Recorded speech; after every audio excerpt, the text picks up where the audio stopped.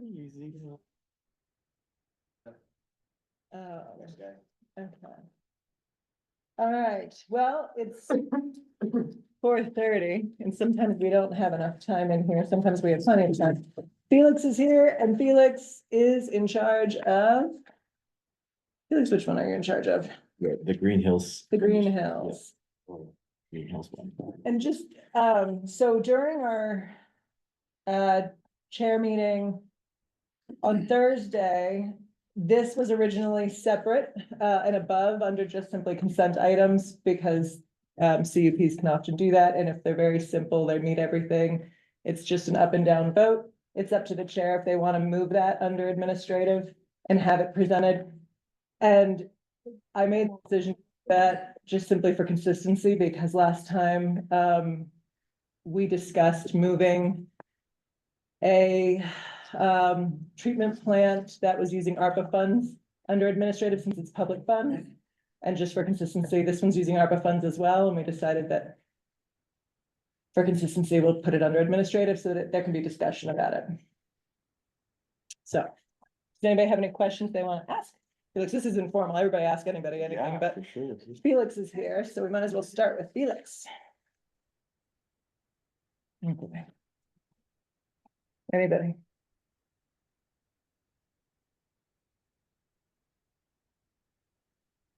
So my view from that meeting on Thursday, looking at this one was, this is different than any of the other ones I've been involved with, because this is on a private street Yeah. that nobody drives on unless they live there, where they're allowed to, and that has a big, strong HOA that already approved this, right? That's right. So my look on this is, you go, they private road, private place, Mhm. HOA likes it. It's kind of subterranean. Yeah. Meets the county requirements, so for me, anyway. Yeah. Seems good. Great, thank you. I had a question that I just was out of my own curiosity. How many residents does this affect? How many residents are on that Are in this Yeah. development? or in that water district? Yeah. I was just Yeah, curious since it's private. Good question. I can find that pretty quickly. I think there are something there. Is that right? That's more than.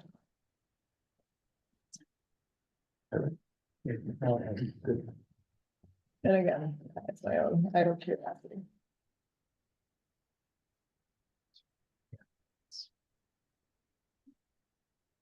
Not sure if I'm.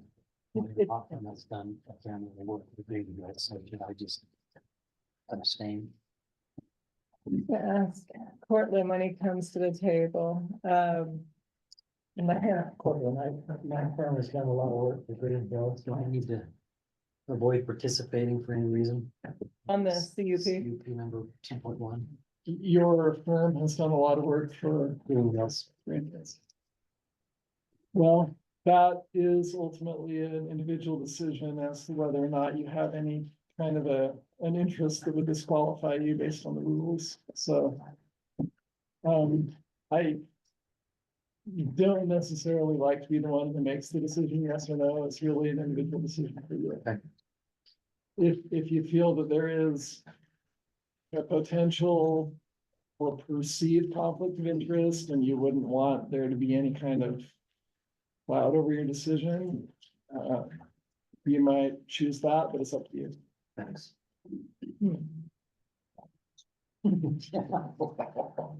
All right. Any other questions about? the Water. Facility in Green Hills? That's just an update on what they have existing on it. Yeah, it's kind of roughly 100. Yeah. It seems they were efficient. Right, got caught by the state not being up to par on their Potential. operations. Yeah, Health issues. yeah, the requirements for the specifications for these systems is pretty extensive. And from what I can see, this company that's put together these engineer plans are following it by the book. From what I could see. I had another question that I marked in the packet, and that is, whenever we have one of these, we always end up having to have a discussion on the materials that are used. Yeah. I didn't see. Maybe I missed it. I didn't see it listed in here. Do we need to specify again about the, Yeah, it's concrete. is, okay, and that is specified in our thing, because in the past we've had to specify specific. Yeah, and I think if they were going with something like that was pure white, or maybe, you know, the earth tones are obviously favorable. Who's in color? Tammy, And what's some of the, those are- we, every time we have one of these, Could it be we have to material? discuss it was a material. CPU? No. CMU. There we go, that'll work. That was close. Concrete Hmm. masonry units. But But this is mostly buried, isn't it?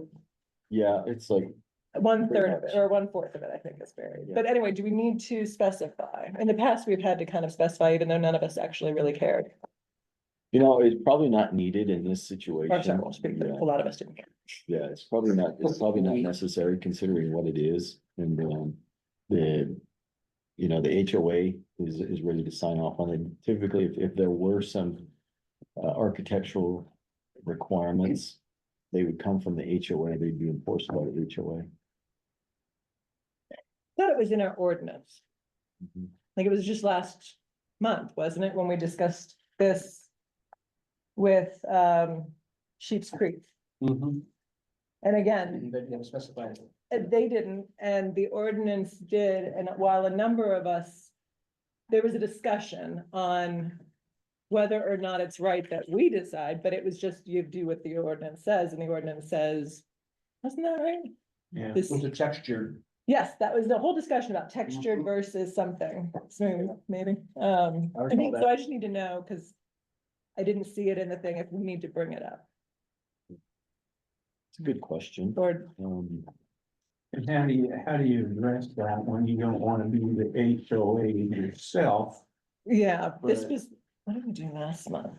Because this was a whole discussion Yeah, it's a HOA override. where, Italian. I don't, no, not the county. I'm good, with whatever the HOA wants to do, as long as it meets county. Well, and that's how Right. a number of people spoke last month saying, it doesn't, we don't care, but But they meet your requirements, right? Yes. they, okay, as long as they, Yeah. all right. Throw it out in the HOA. Okay. All right. Yeah, I'll look that up. So, yes, okay, so we don't need to specify them. No, I They may mean, not even have an HOA. yeah, they did, Greenhouse? No, I they think did provide the materials. They do. That the structure's made from. you know, Okay. Built up concrete, from what I understand. Which, you know, perfectly reasonable, you know, Okay. it doesn't exceed the max height requirements and. Meets the setbacks. Okay, doke. Anyone?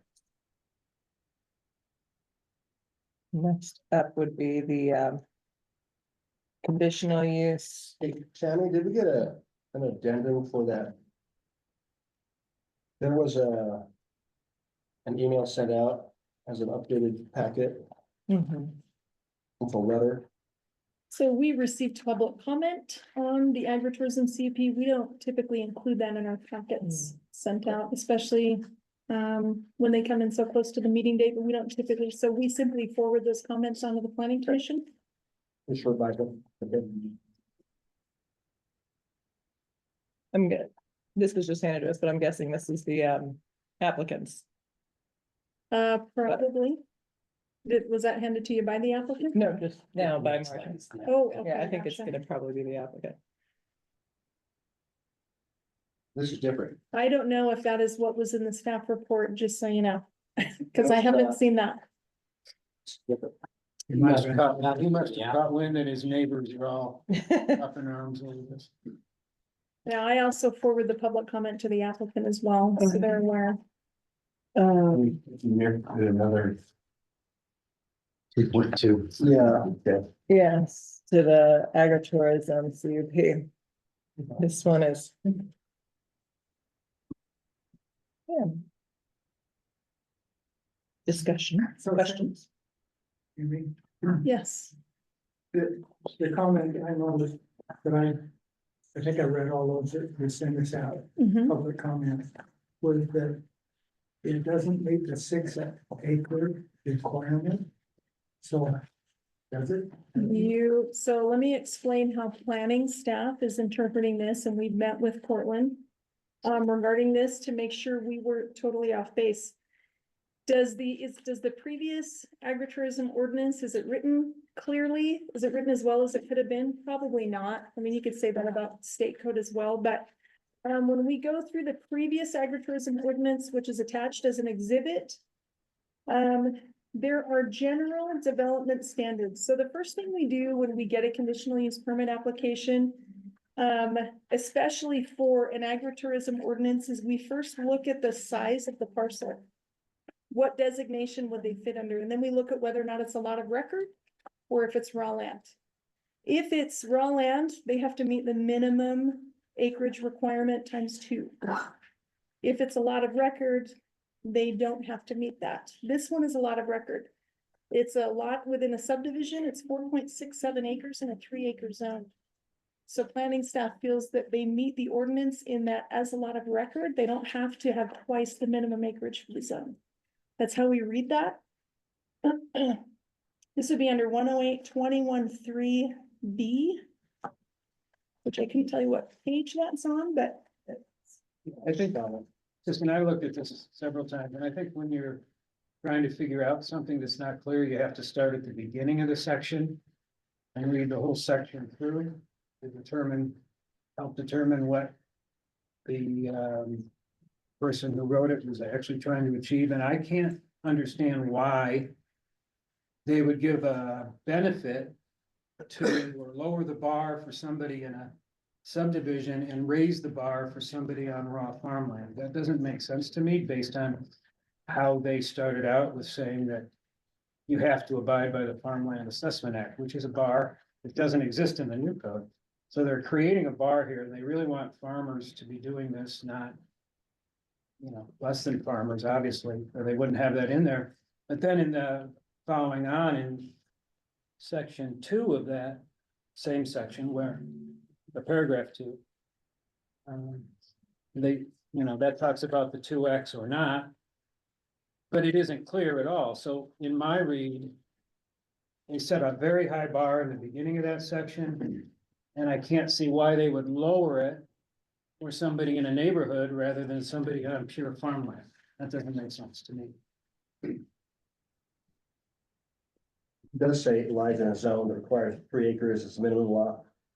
Area shall be required to have at least 6-acre farm stand. Right, and he's 4 point something, 6.7. 4.61. My point, when I was reading it, I guess I read all of the public comments.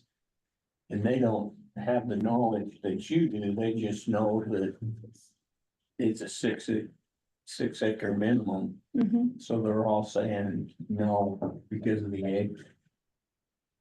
So it's 3 acres per lot, 6 acres for farm, Well, in that neighborhood, it's a 3-acre. and that's zone F. FV3.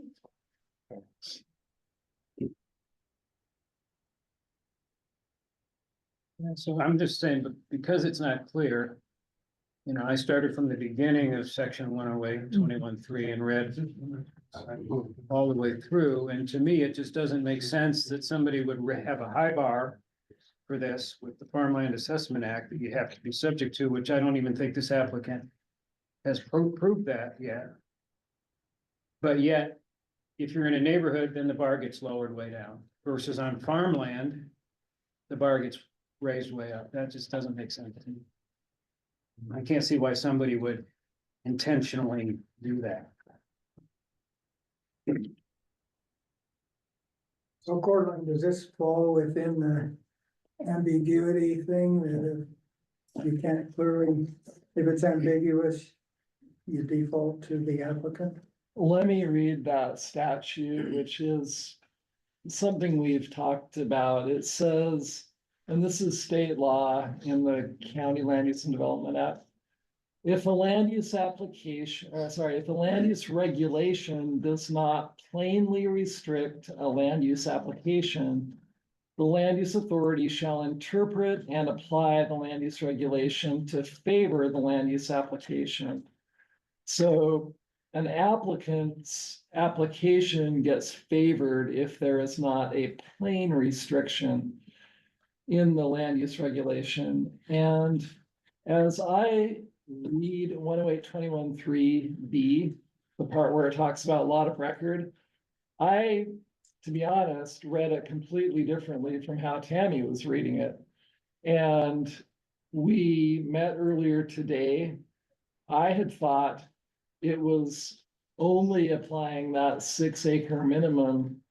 Well, the twice the acreage minimum, to lots of record, but then that didn't make any sense to me because of what it says after that.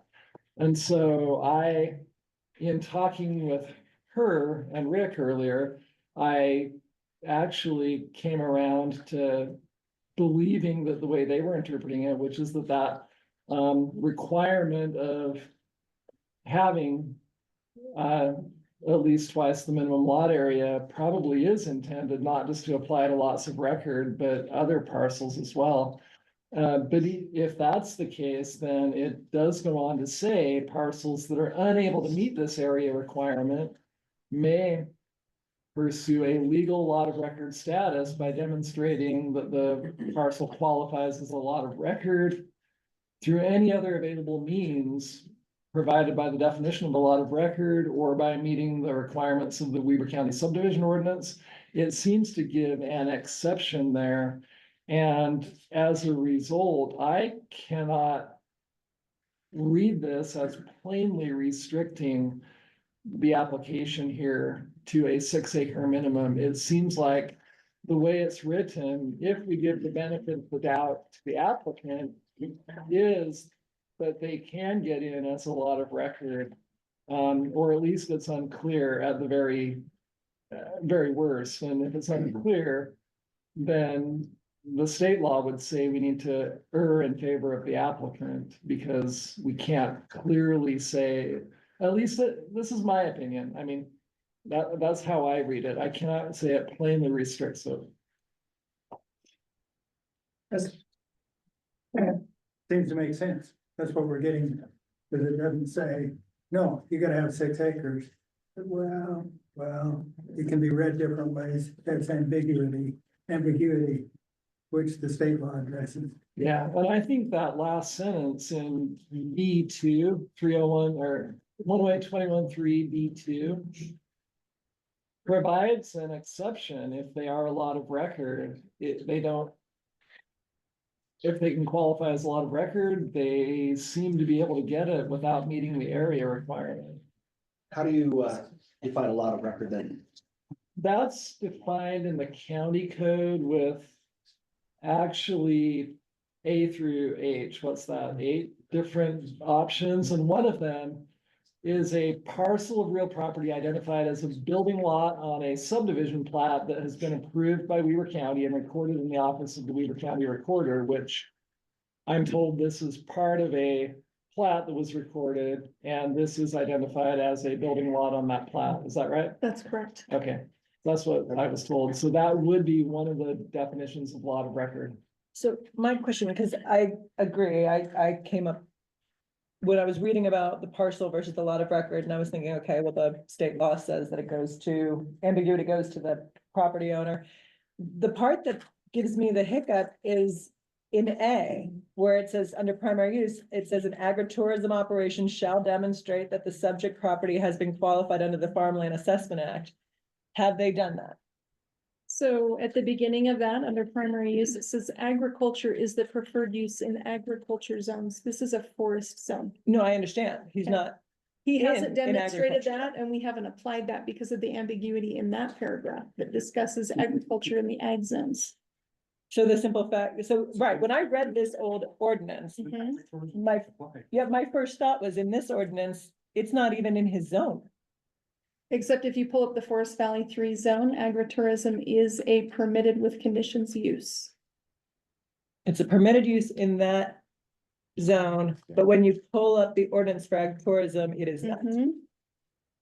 It doesn't say that it's not. Okay, got it. Yeah. It only says it's to be an And where odd. there's ambiguity, when we Gotcha. get into that, Okay, we have to err in favor of the applicant, interesting. or else we put ourselves into legal issues. And It's interesting, yeah. I totally agree that this ordinance in my mind, Mhm. there's a lot of problems with it. Mhm. But unfortunately, that's what we have to review this Right. under. And so that's why, as we looked at it, we're like, well, we gotta talk to Cortland. Yeah. And just make sure, and that's where, Yeah, If that first phrase were not part of A, where it says in agricultural zones, right, then that would probably be a standalone requirement that it meets the Farmland Assessment Act, but Right. it's not 100% clear, and okay, yeah, So that kicks it down to, okay, it's a CUP. And now are there harmful consequences? Is there harm there that can't be mitigated? That's what we've got to address. and that in addition to the other standards that were in the ordinance, such as setbacks and things like that, but yes, if it meets all those standards, then yes, you look at the conditional use permit. so in my outlook, and I think what's this, the third time we've seen this, right? Hmm. Come through. Probably, yeah. With pulled, At least. the third time, and then last Thursday's conversation, to me. It is a public safety issue because Patio Springs has lots of neighborhood aspects, just a neighborhood. And adding traffic to that, for this type of thing is just something that. Even though whatever he says in his letter or whatever, it's gonna bring more traffic into a neighborhood. That, by my observation, would be unsafe. And not, something that would. That he could talk his way around by whatever he's saying, people will come at certain times and not others, but the reality is. More traffic in a neighborhood like that is not safe. Lots of kids in that neighborhood, and Patio Springs has kind of sprawled out a little bit, so there's lots of feeder streets that come through there. Or come by this particular address, so. To me, it's unsafe. So does that kick it to the county engineer? Facility, road design, this capacity of on the roads, anything above this capacity is unsafe? Engineering will typically require a traffic study when they see an impact that can be measured. What the applicants indicated with 2 or 3 cars to engineering hasn't constituted an impact that they could necessarily quantify through a traffic study, so they haven't required one. Okay. So how do we?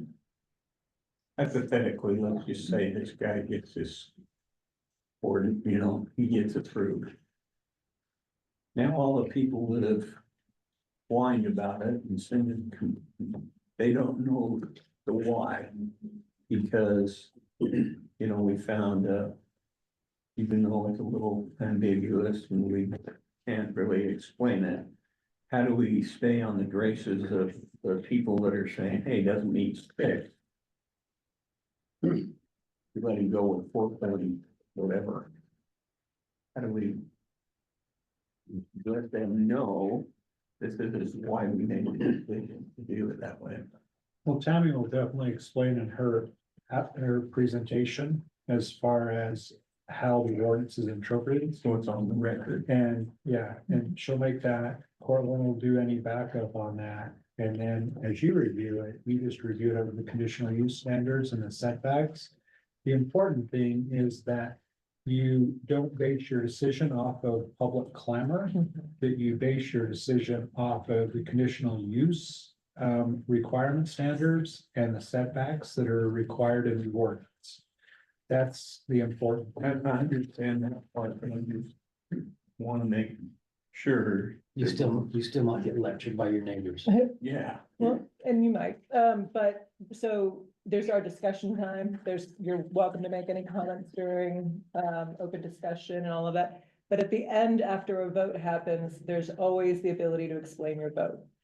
And specifically, if, usually, if there's a split vote, it's very helpful to the office to have people explain their vote so that when, or if it comes to, I almost said advisory, wrong group. What is it called when you go see variances and people, it's the, thank you, adjustment, not advisory. if it goes to them, then they have on the record the reasons behind why people vote a certain way. So there is an opportunity to do that as well. So I guess when we talk about this, we say, well, any inconsistency, it goes to the applicant, right?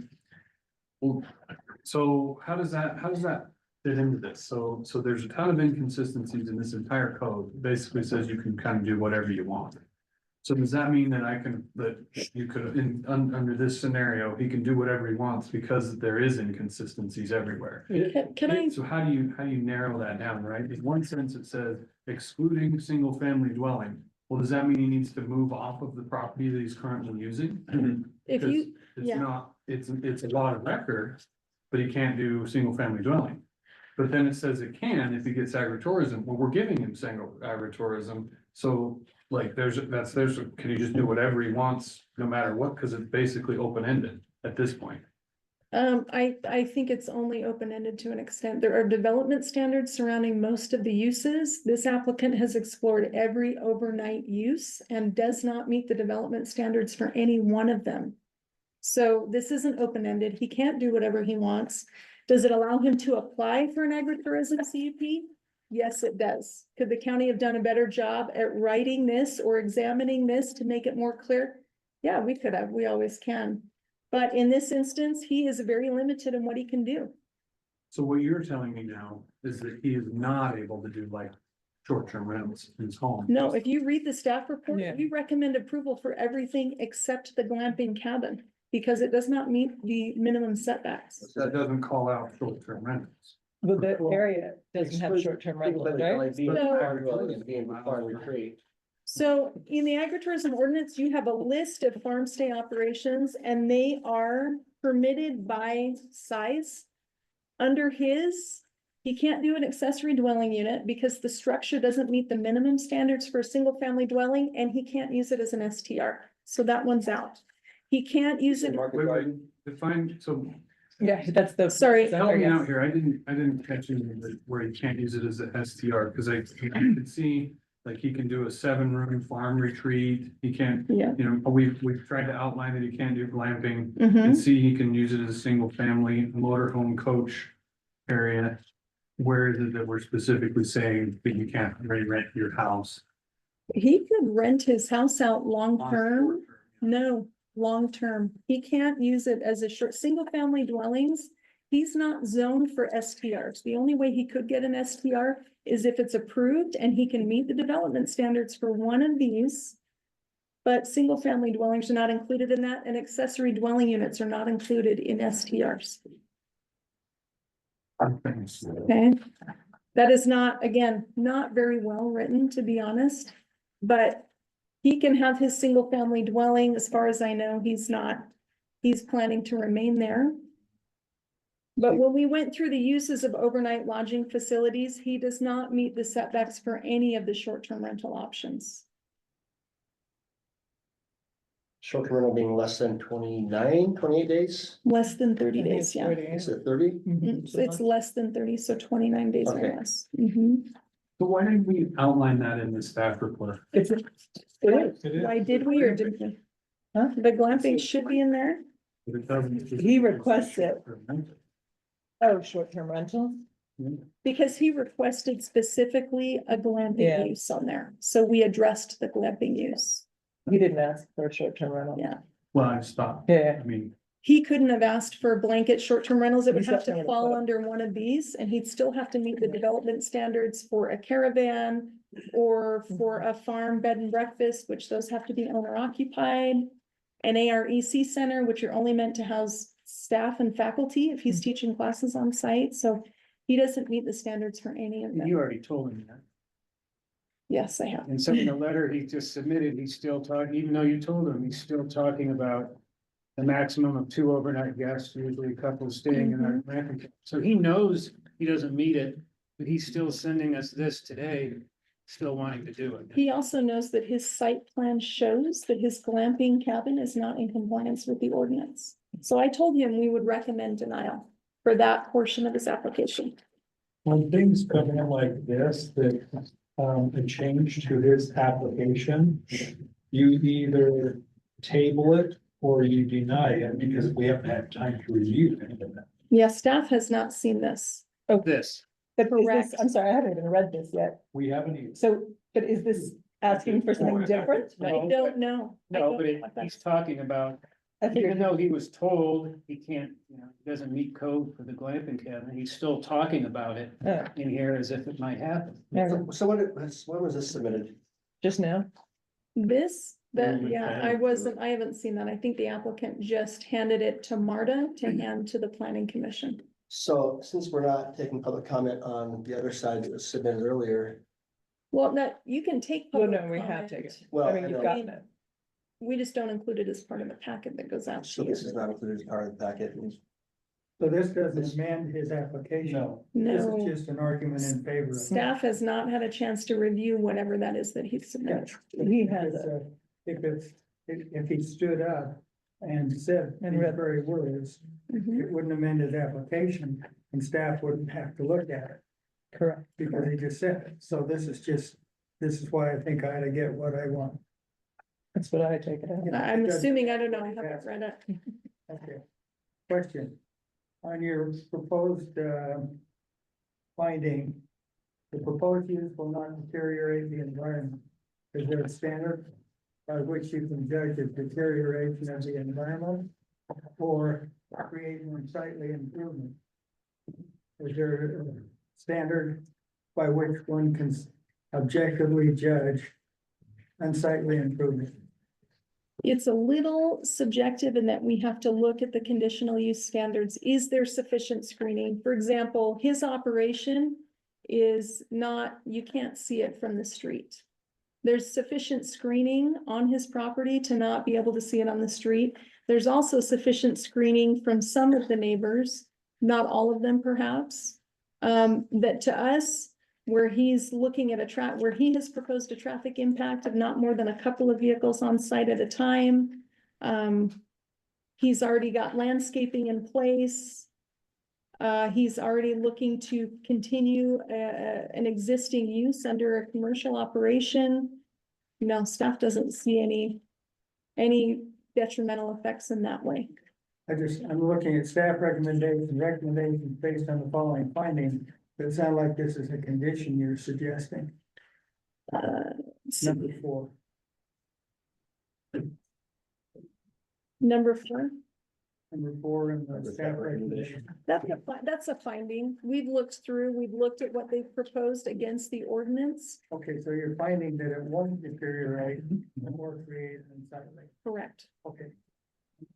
right, you're good. So I have one real quick point. Yeah. Now that we've had this discussion, Mhm.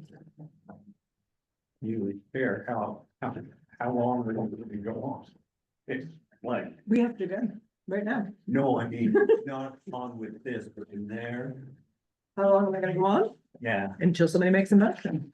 Yeah. We're gonna discuss it, present it, okay. and then I'll open it for public comment because I have time to do that, and then we'll make a motion. so is this, so how do you,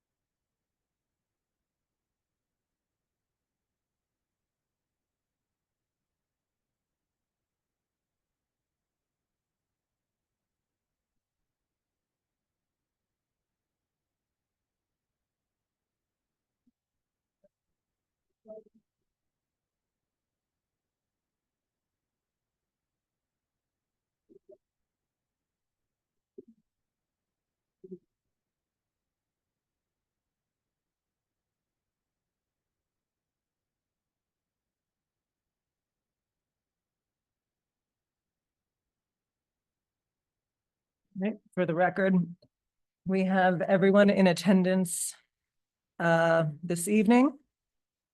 All of our commissioners are in attendance. Commissioner Schweppe has stepped away for one moment. We'll be right back. Let's see. We have minutes. All right, I have a number of corrections to the minutes. Does anyone else have anything before I get started? All right. Okay, for the record. We have, find them here. All right.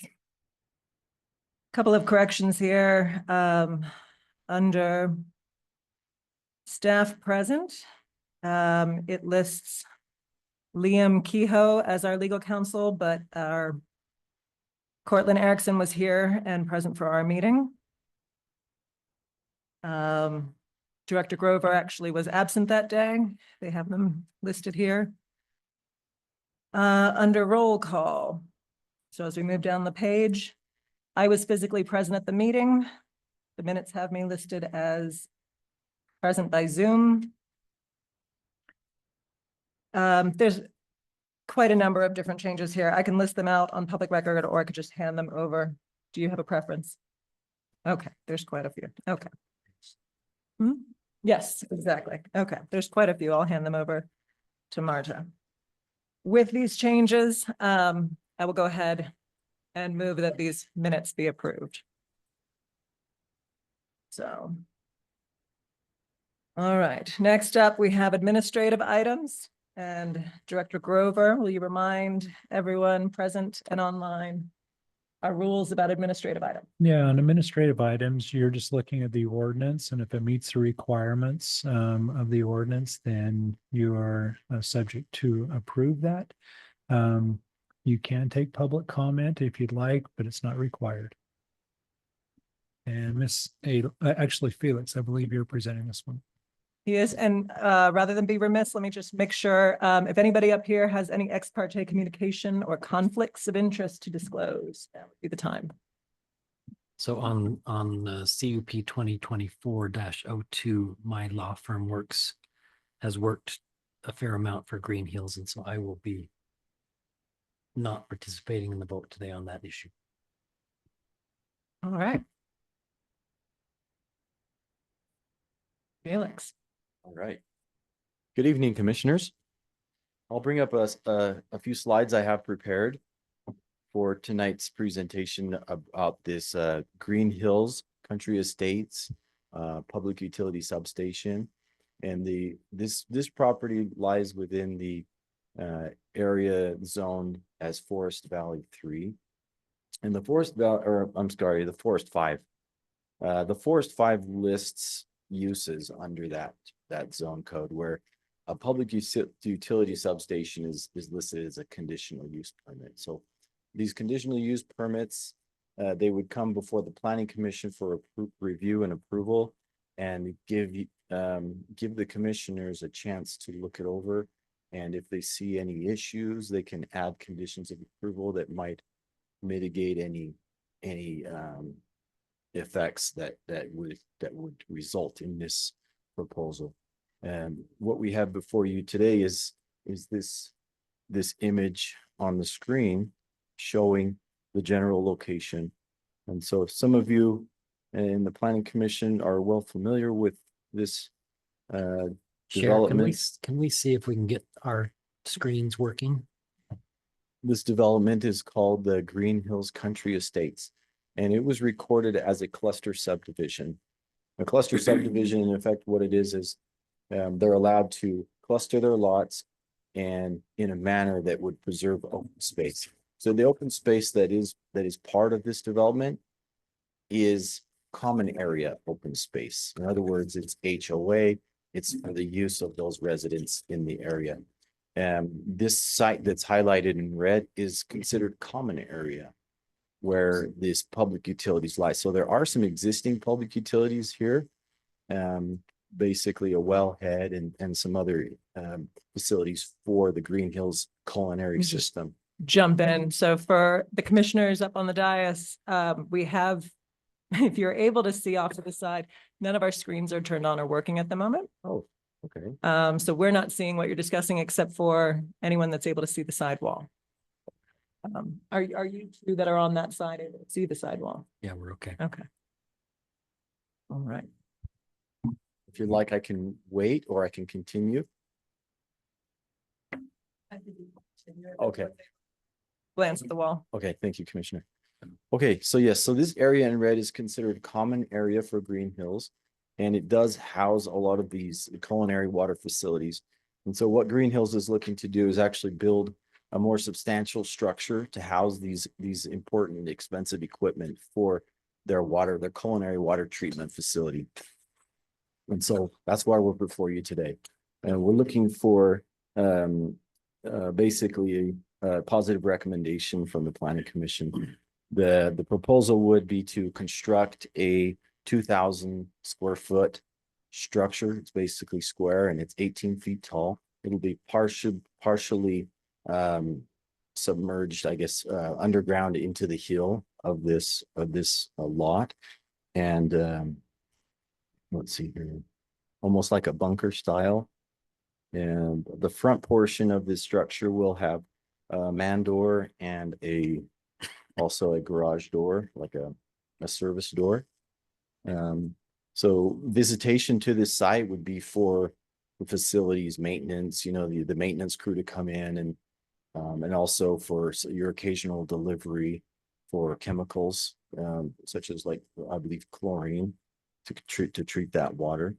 And I'm going to go to this next slide here. Here's the site plan that shows where the structure is located within the lot. And so you can see that what they're showing is those yard setbacks, the front and side, front and rear of 20, and the sides of 8. And see here, going to the next. So some of the standards that the Planning Commission can consider is the safety for persons, standards related to infrastructure and amenities, standards related to environment, standards related to the current qualities and characteristics of the surroundings and area that is compliance with the intent of the general plan, standards related to the performance, standards generally, and voluntary contributions. And so the design review standards that would apply as well are things like traffic and safety congestion, outdoor advertising, landscaping, building and site layout, utility easements, drainage, and other engineering questions, or prior development concept plan approval associated with this rezone agreement. And so in the report, I do provide some context into each of these topics, just to give you an idea how this proposal does comply with each of these topics. And moving on to staff's recommendation, which would be for approval with the conditions stated in the staff report and here on the screen. And so I did invite the engineer, Mr. Brad Rasmussen, if you would raise your hand, please, if you're in the audience. So welcome to ask staff or Brad any questions. And that concludes what I'd like to say today. Thank you. Do any of the commissioners have any questions for planning staff on this item? Chair, I have a question. Yeah. What are the HOA recommendations for this type of a facility in their space? Yeah, as far as I know, the HOA was definitely integral in getting this, getting the funding and hiring the contractors and the engineering company to design this. And so I would imagine they've taken a part in this process. Would the applicant like to speak?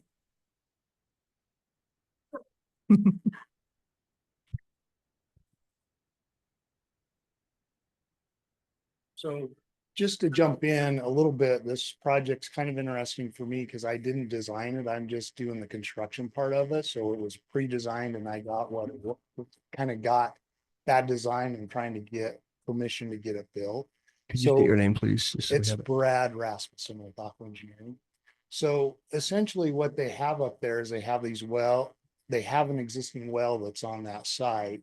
And that well has high iron and manganese and some radionuclides. So they designed this treatment plant to remove the iron and manganese, and they're currently taking care of the radionuclides with the blending. And so this site is right next to the existing well. So I think that's why they picked it. And so we're just trying to get a belt built to help protect that community so they have basically better drinking water in their system.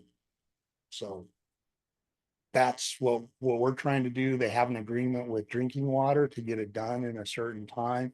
All that's kind of in place and taken care of. That's part of where the funding came from for the project. So they're kind of a little bit in, in trouble with them, and the point they have a compliance schedule to get it done. So we're just trying to get it done so we can protect the water source.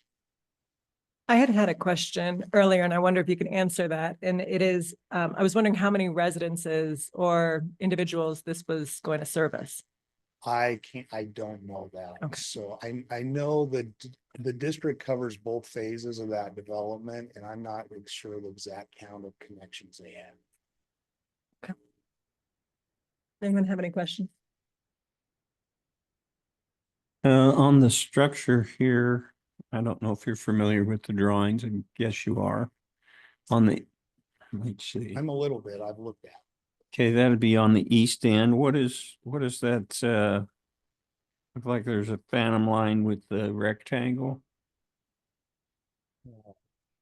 Is that septic? What is that? Oh, out in front. So the way the process works, it's got some filters in it that backwash. So that rectangle is basically a septic tank, but what it's for is equalization. So when they backwash the filters, it goes into that tank just so it doesn't overwhelm their wastewater fields. Thank you.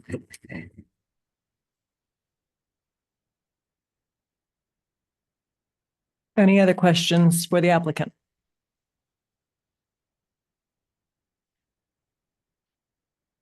Thank you very much. Thank you.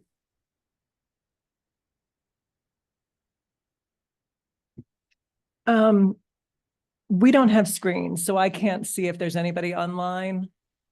The way administrative items work, it's really up to the chair whether or not to accept public comment. It's been my choice to allow people to speak on items, provided they are clear with the instructions, which we try to make sure they are. The audience is instructed by the director that the commission cannot take public comment into account when making their decision on conditional use permits. We are bound by the ordinances. If things meet the requirements, then they are to either be affirmed. If they don't, they are denied. But public comment is not allowed to weigh in on that decision. So it can be a little sticky taking it, but I always kind of feel it's better to hear from people if they have something to say. This particular item would normally be separate. We moved it into administrative because it's using ARPA funds, public funding. And last month we did this. We brought an ARPA item into administrative where we accepted public comment on it. So I'm going to ask now if anyone in the audience or online, which I cannot see, but our staff hopefully will let us know if anybody would like to comment on this particular item.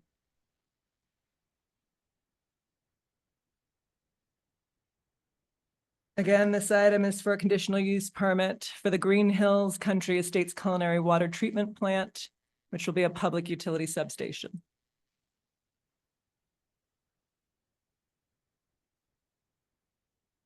And in the room, I see nobody with an interest in this that I can see. Marta, do we have anybody online? Okay. Any other discussion? Or I'll close public comments. Any other discussion by the commission? Okay, I'll entertain a motion. A motion to approve CUP 2024-02 based on staff recommendations based on staff conditions of approval 1 through 3, and based on staff findings 1 and 2. Do we have a second? Second. Right? Any discussion on the motion? And I'll call for a vote. All in favor? Aye. Aye. Any opposed? The vote was unanimous to approve CUP 2024-02. Thank you. Thank you very much. All right, next item on the agenda is administrative item 2.2 CUP 2023-07, a consideration and action on a request for a conditional use permit for an agritourism operation located at 4661 Creekview Drive, Eden.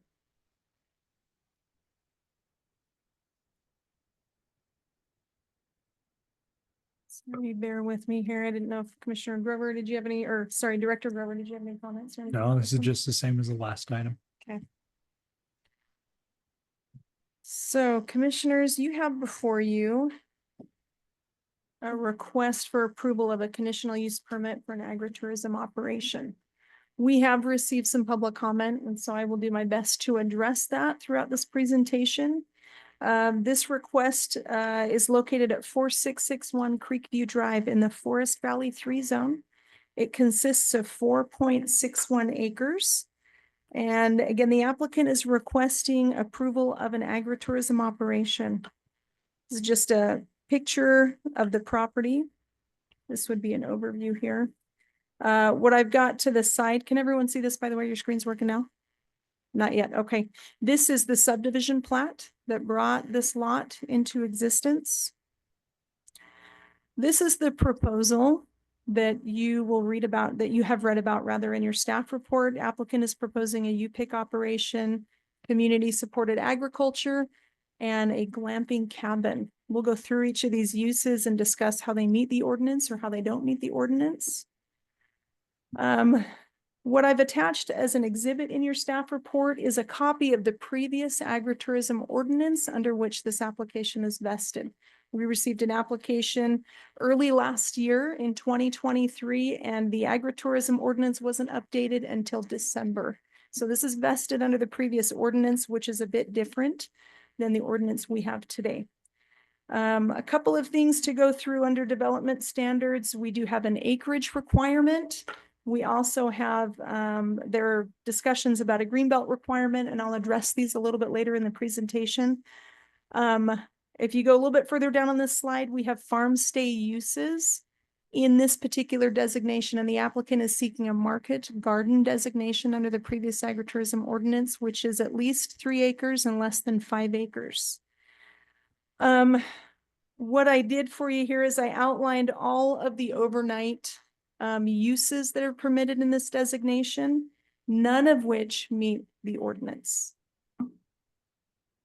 And I've got notes here that talk about use requirements as well as setback standards. When we go through this, this is kind of a screenshot of the previous agritourism ordinance.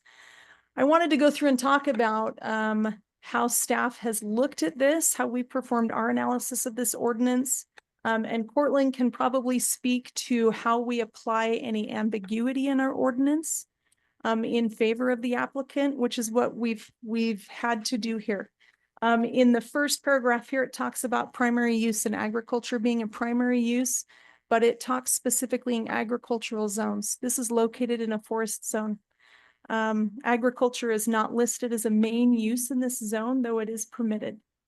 The second development standard would be a lot of record. And this is where we've had quite a bit of feedback from the public. The way the staff reads this, and Cortland is welcome to jump in when I've finished my presentation and address any questions. But the way staff has read this is that it is either a lot of record that meets the minimum zoning requirements. If it is not a lot of record, then the acreage has to be twice the minimum acreage requirements for the zone. Under our definitions of a lot of record, which would be a lot in a subdivision recorded with the county, this meets that. This is a lot of record, and so we haven't applied that double acreage requirement. That is why. These are the requested uses. Specifically under the previous agritourism ordinance, there is a use table. And the ones that are listed here that the applicant is requesting are all permitted uses in there. However, the third use, the glamping use, does not meet minimum development standards under the agritourism ordinance. Just a few other public concerns about this proposal. We've had this application in for quite some time. Our ordinance, while it outlines expiration dates for certain types of land use applications, a conditional use permit application does not have an expiration date until a formal decision has been rendered. Again, the development standards, as we talked about previously, just generally in the agritourism ordinance, talk about needing to meet green belts. Again, staff is not seeing this in an agricultural zone, and so we're not applying that standard when we're analyzing this against the ordinance. Double acreage requirement, we've already gone through that. I can touch on the difference between the terms lot and parcel. These are specifically defined by state code. They continue in our ordinance, and I've got them here as well. And so when you read that previous ordinance, it does specifically address lot versus parcel, especially when it comes to those acreage requirements.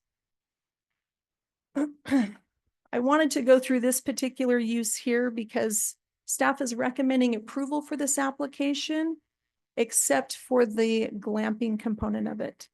As we go down further on under E, it says the glamping areas shall not be located closer than 300 feet to any agritourism operations perimeter boundary line, and in no case located closer than 500 feet to an existing dwelling on an adjacent lot or parcel. These standards may be reduced by up to 1/2 when a substantial natural landscape screen standing at a minimum of 6 feet in height for a majority of its length is used to mitigate the potential visual or audible impacts to neighboring property.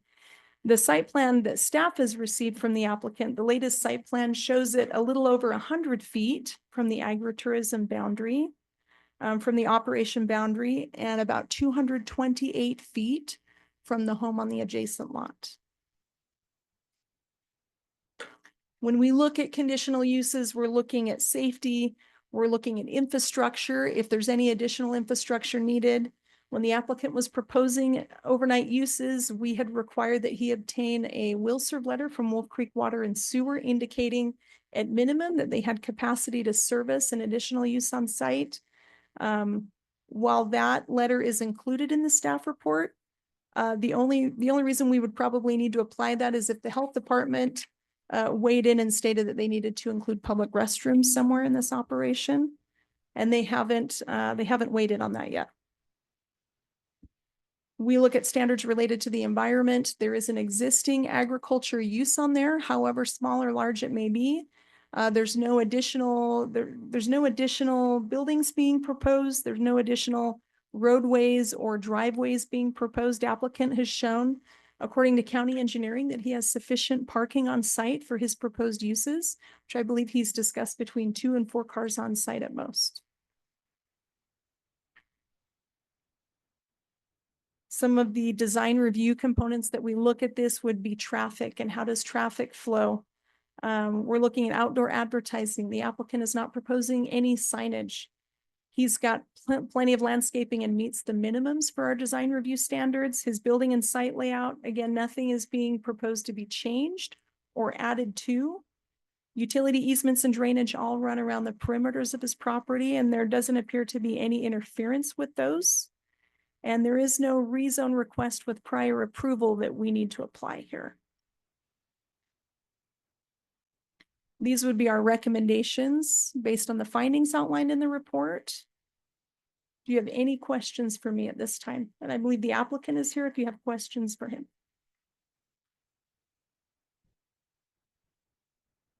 Floor is open for commissioners. If you have any questions for Tammy, before we call up the applicant as well. Mr. Chair.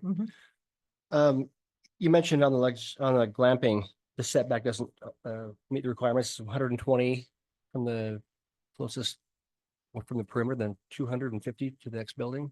So the minimum setbacks, correct, those would be the minimum if he can put up a screen that's at least 6 feet tall along the majority of that operation and boundary between him and the adjacent home.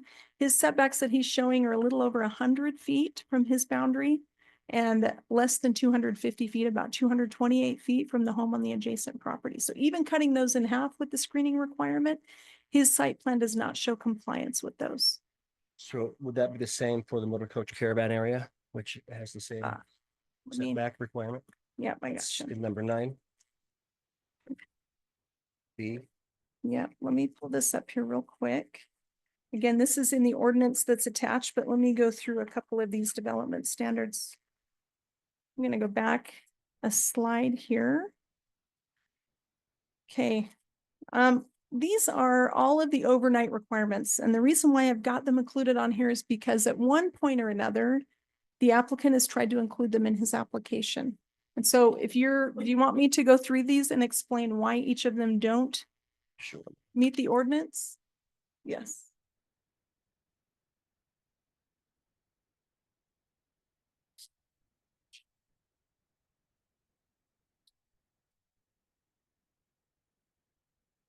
Let me finish this and then I'll let you talk to him if that's okay.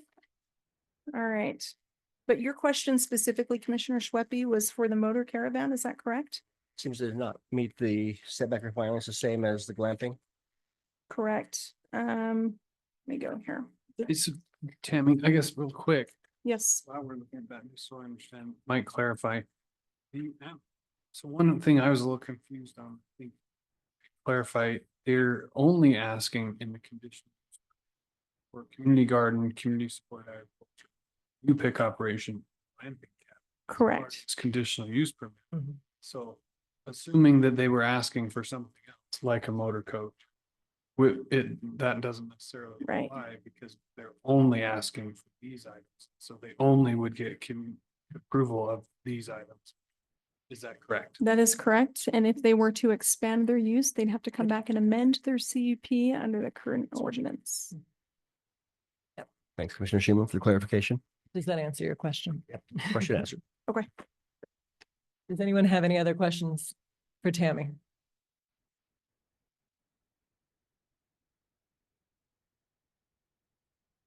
And there'll be another opportunity to talk with her as well. Would the applicant like to come up and speak?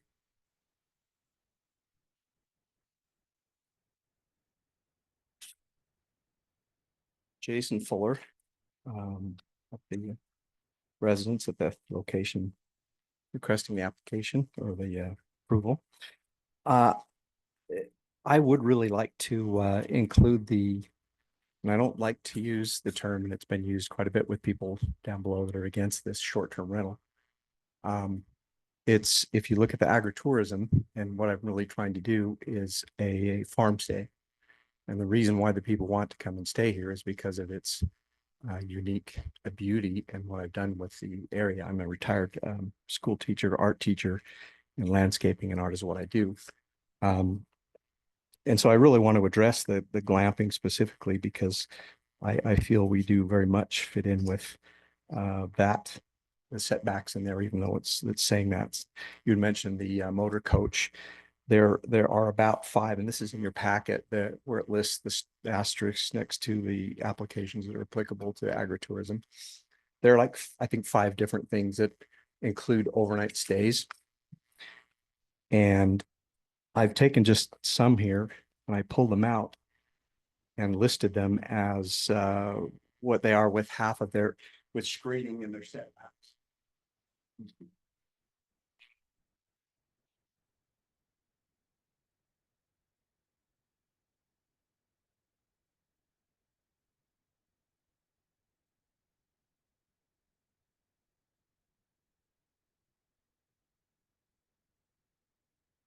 Now I don't have one to look at, but down below it lists them. And glamping, I can understand where the setbacks would be the same as the motor coach. The motor coach, and that isn't on there, and it is 500 feet and quite a bit more.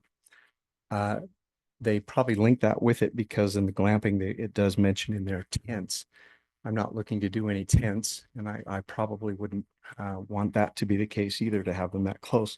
But if you look at some of the others, like B&B, which I'm not really completely understanding a lot of the things that were discussed here, as far as I wasn't aware of the lot and the parcel and all of that information there, but B&B is one of the things that I had looked at, and apparently that has to be attached. But you'll notice under B&B there, it says for a 7-room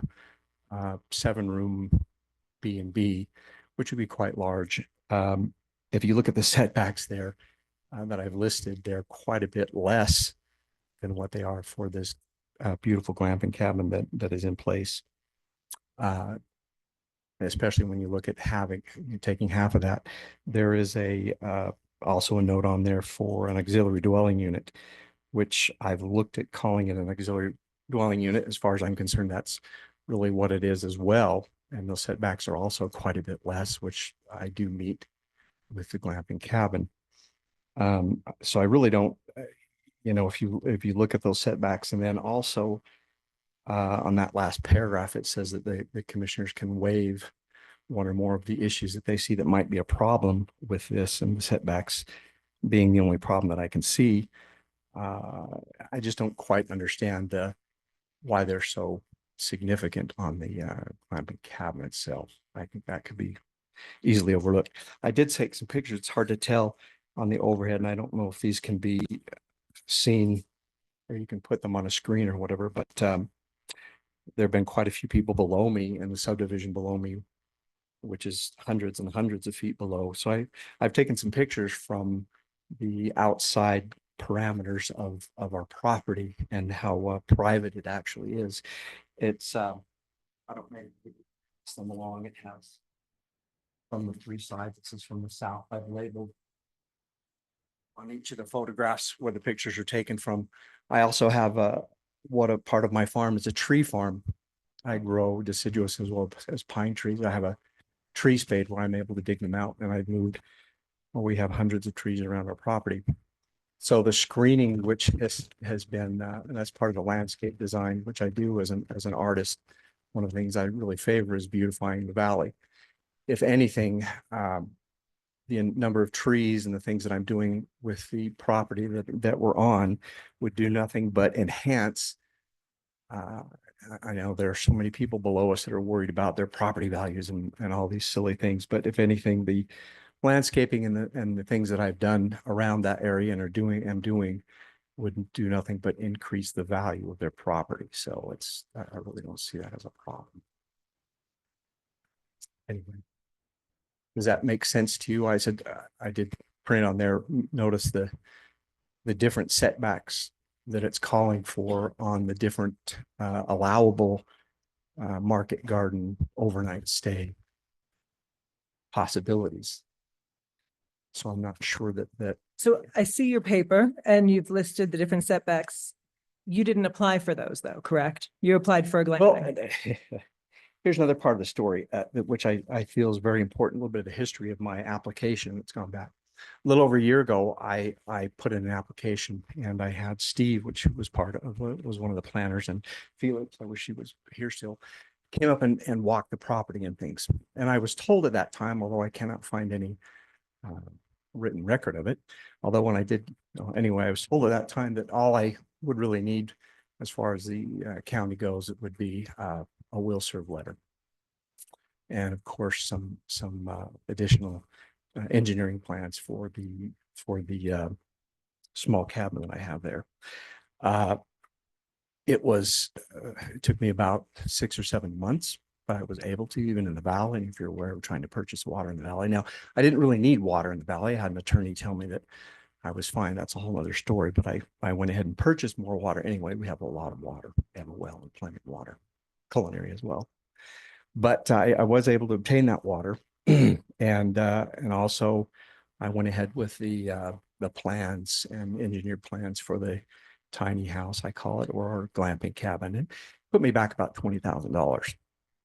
And then after I had secured those things, I came into the county and found that, well, I had known Steve had sent a letter out in December, but in August or so, when I came back, I was hoping to get things underway so I could start getting ready. I needed to do some additional things for some digging for the water and sewer company and things, but we didn't go through the August meeting. There were some little things that were off in September.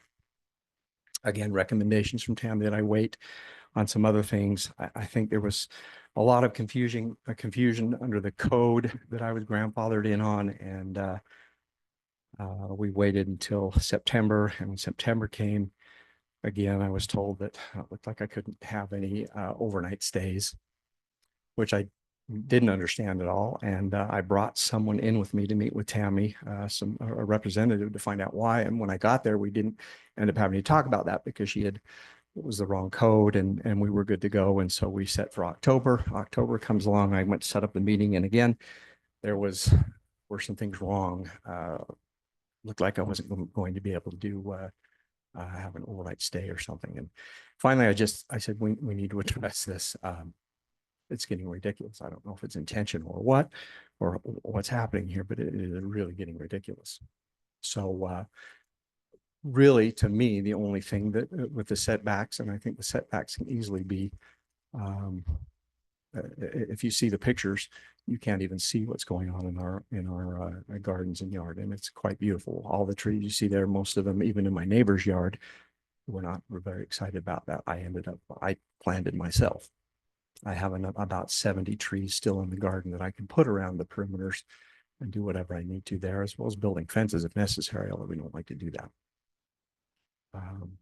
Yeah, so I would ask that it be presented, and again, I don't look at it as a STR. STR has a terrible connotation in the valley. We know that some of the terrible things that have happened up there. This is for couples, no more than two. I'm on premises at all times. It's a very different use. Okay. Anyway. Just for clarification of my question, though, you are applying for a glamping CUP. Yeah, well, That condition. And to me, the only difference I see, I don't know what the auxiliary dwelling unit, Tammy had mentioned that was only done for, but it wasn't meant for STRs. And again, I don't like to say STR, I like to say a farm stay. So I don't know why that would apply any differently. It is the same thing. Call it what you will. It's a tiny house for two. It's set back and well, it's a beautiful area. Okay. Okay. Anybody have any questions for the applicant?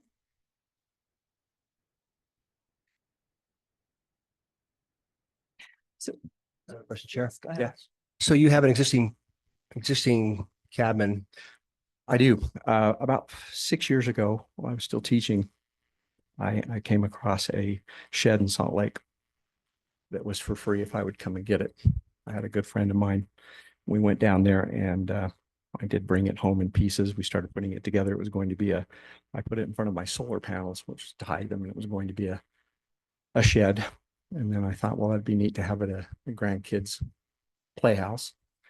I had a friend who redoes houses. He gave me a 6 foot by 6 foot window he was getting rid of in the house. I put it in, and it kind of developed from there. The friend that was building that with me said it would have been a lot, had he known what he was getting into, and that it would have been a lot cheaper to have built it was never intended as, in other words, it has developed at this point, and I paid for that because I had to go back and reverse engineer and do some things like that with it.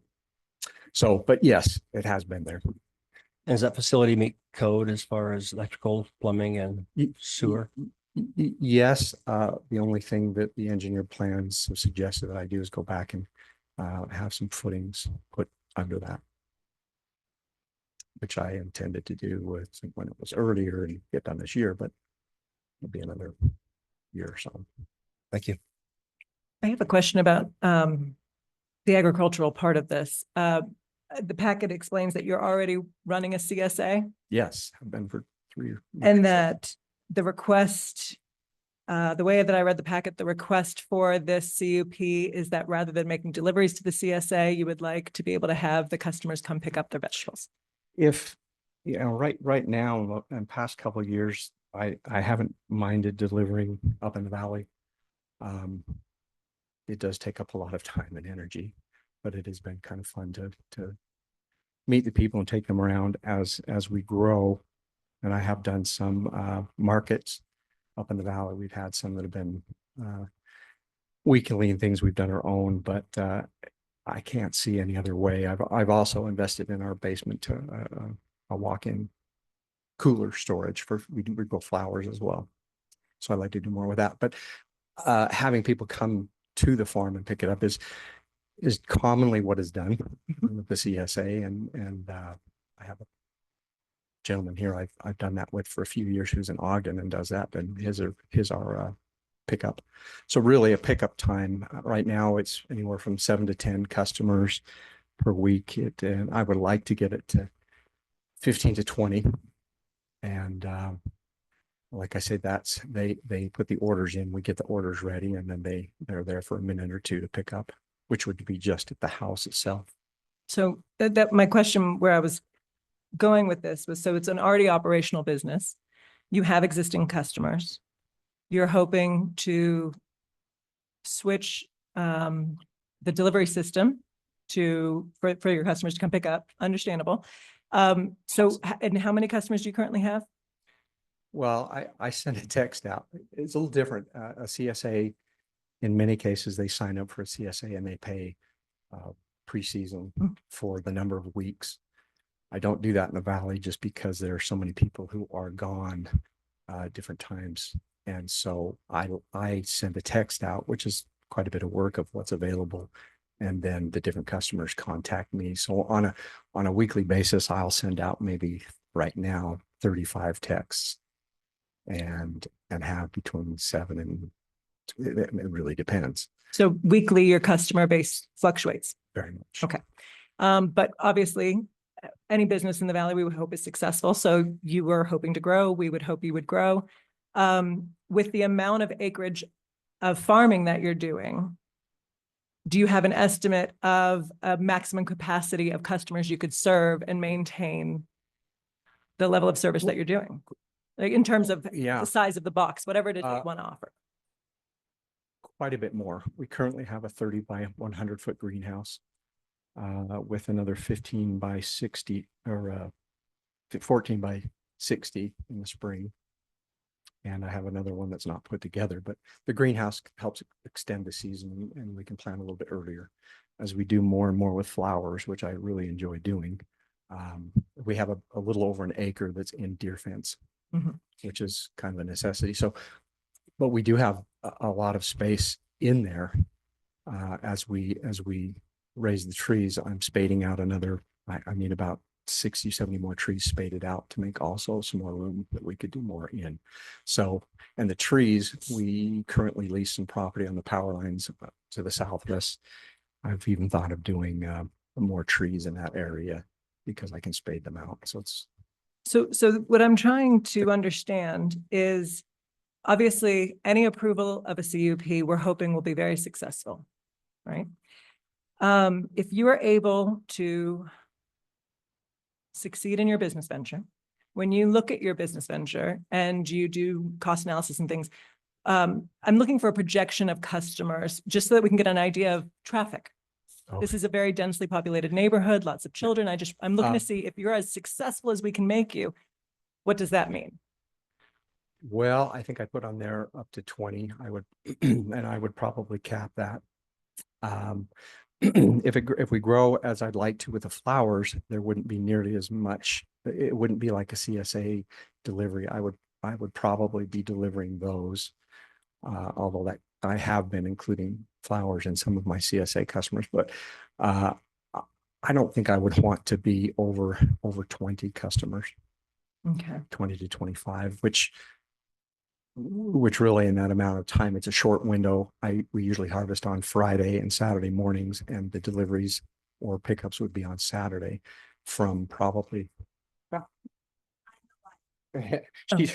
She helps out a lot on some of those customers. But yes. You're asking how many people we think we'll have running through the neighborhood at the same time. More or less. Chris Fuller. Jason's other half, better half, actually. Although I loved him. I don't imagine we'd have 4 or 5 people at one time coming up the driveway, pick up their stuff. It's all bagged and ready to go. And then drive on off. Like, they don't even need to come up the driveway. Like, that is silly to think this little farm is gonna cause any vehicle, what's the word, any traffic at all. It would be Saturday, Sunday, even Friday. 3 or 4 people at one time. So Yeah, we There you have done some, it's if okay. we're really That's flexible, what- if we can't do it on Saturdays, a lot of times we'll do the deliveries on Sunday. Yeah. And we'll have people that are out of town who want to reserve and they'll pick up on Monday. So we're pretty flexible that way. But again, the overnight stays, I don't even know if you have any idea, but the cost of the equipment and the repairs for the equipment and the things that we have to go through right now. I have a skid steer and a mini excavator and a small tractor with implements on that, and just the repairs alone. Well, we were hoping to maybe make a little bit something. I enjoy it very much, but it would help tremendously. Farmers don't make a lot of money.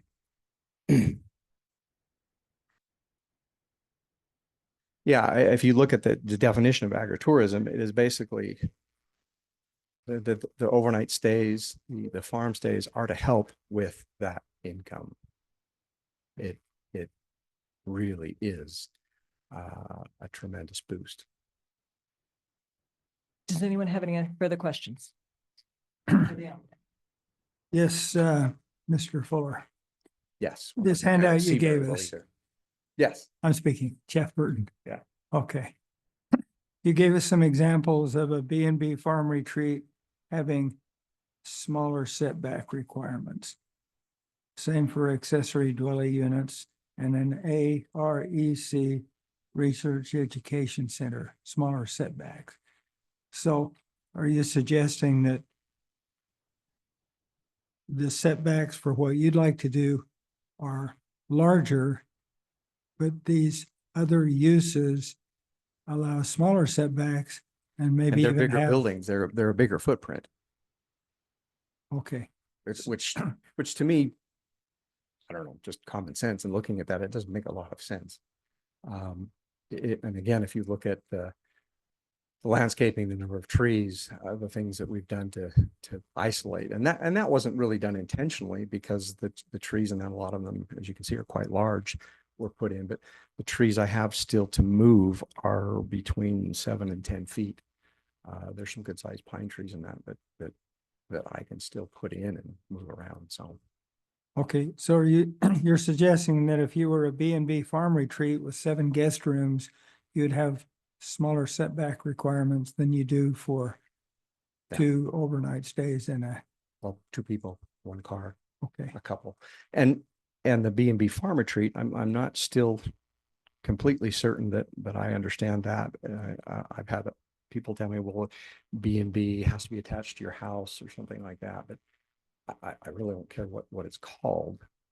There, like I said, I just know there's 4 or 5 things there that are listed as farm stays.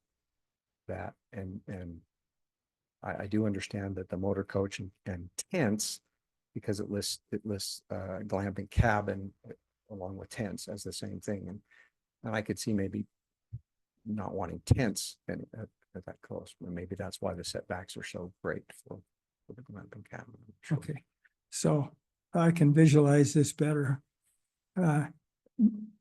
This cabin that you have, that you like people to stay in overnight, is that already constructed? Yes, it was constructed, like I said, as a shed. Right, okay. And developed, yes. Is there a location on your property that if that shed were located at that new location, it could meet the setbacks? I'm not sure complete with the full setbacks because it would have to be kind of in the center, but possibly. Okay, so there is a location on your property where that could be moved and meet the minimum setbacks. Oh, it can't be moved, no.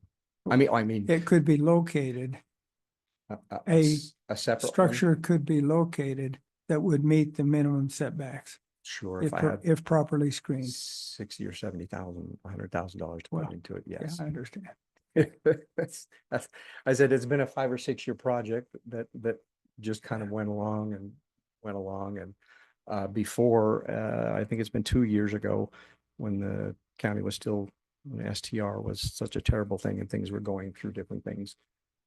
It was suggested at the time that I do put it on Airbnb, which I did to see what was happening. And for 3 months, we did find that we did quite well. We got a notice from the county saying that in the future, it was for the legislature. We took it down in good faith because that's about the time we knew that we could apply for agritourism and things made sense. We wanted to comply as much as possible. Thank So we you. have done nothing with that. Thank you. That's been helpful. Any further questions for the applicant from the commission?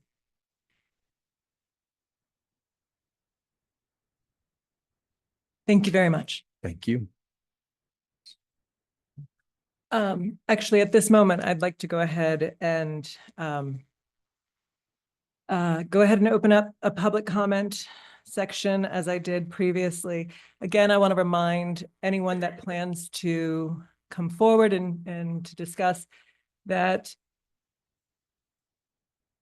I'm inviting public comment somewhat on the against advice because we're not allowed to take it into consideration. So it's a little bit of a sticky wicket for that to happen.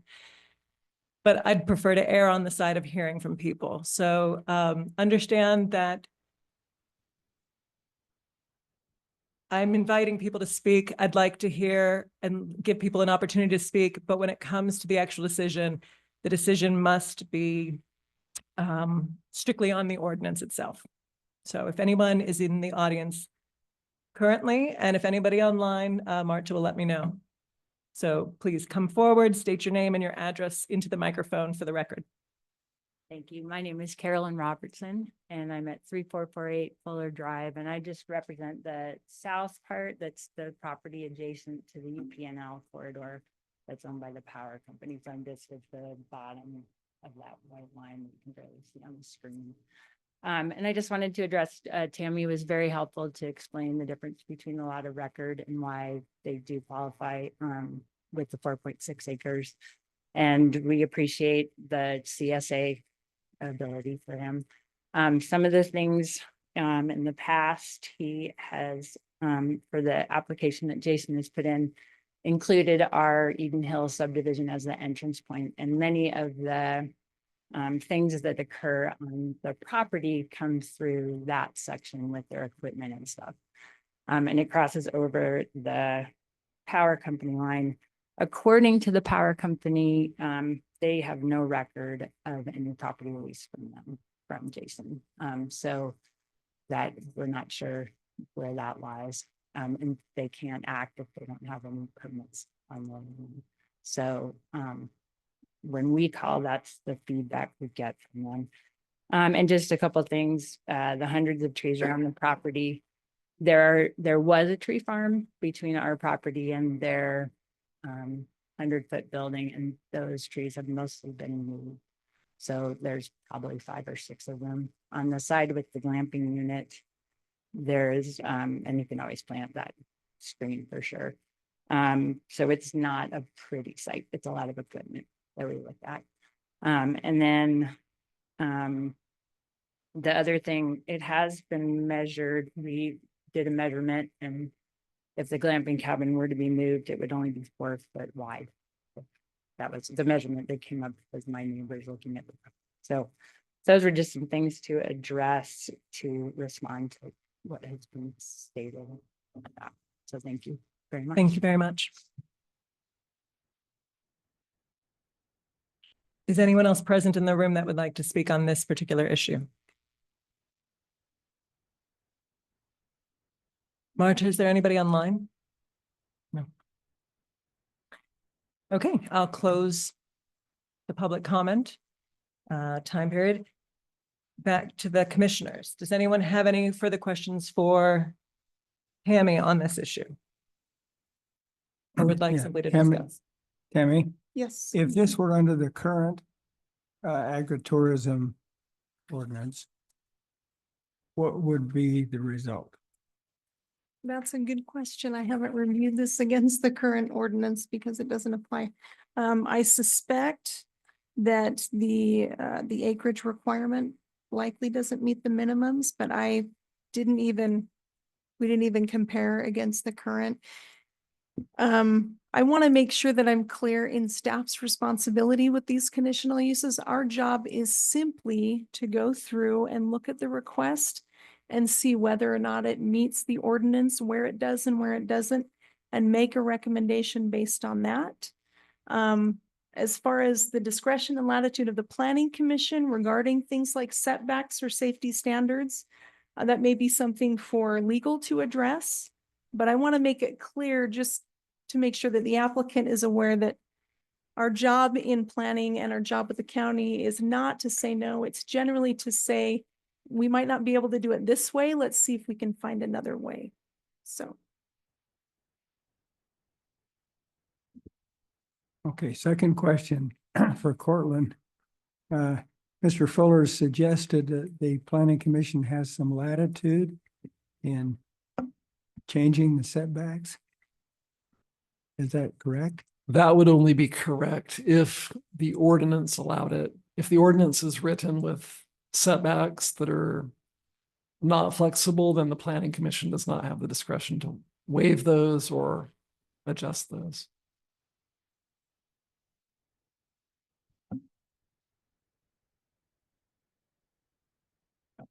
Madam Chair, you may want to have him come up to the mic if you wish to entertain comments, because we need to take these minutes. Sure. Mr. Fuller's coming back to the microphone. Speak, you can speak. Yeah, if you look at that last thing that I put on there, it is word for word. It gives the ordinance number and everything off of that we're grandfathered into. And it basically does say that the commissioners have the ability to waive one or more of the something. I don't have it in front of me.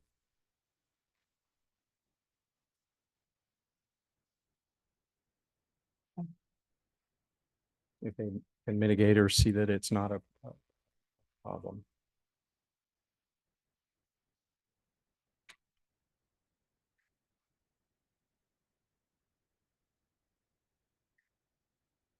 Right. So we can just give Cortland a moment to be able to read it so that he can take a moment to interpret. So while you're at the podium and while he's looking at this, does your property qualify under the Farmland Assessment Act? I'm working with a Cimbria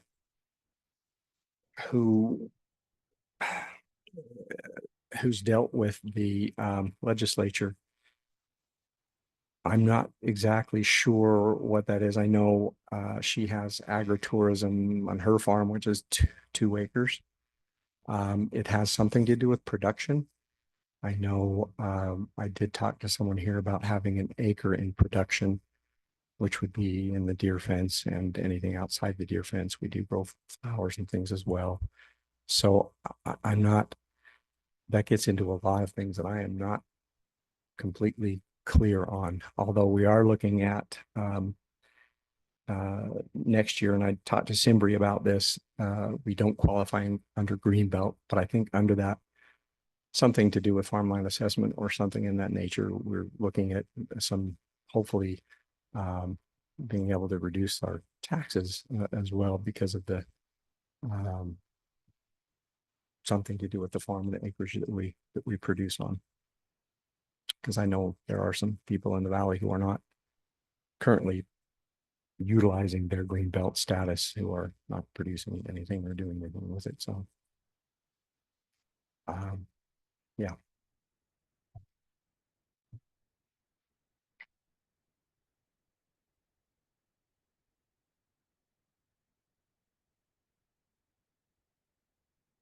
Cortland, would you like another minute or are you I, ready to I can, discuss?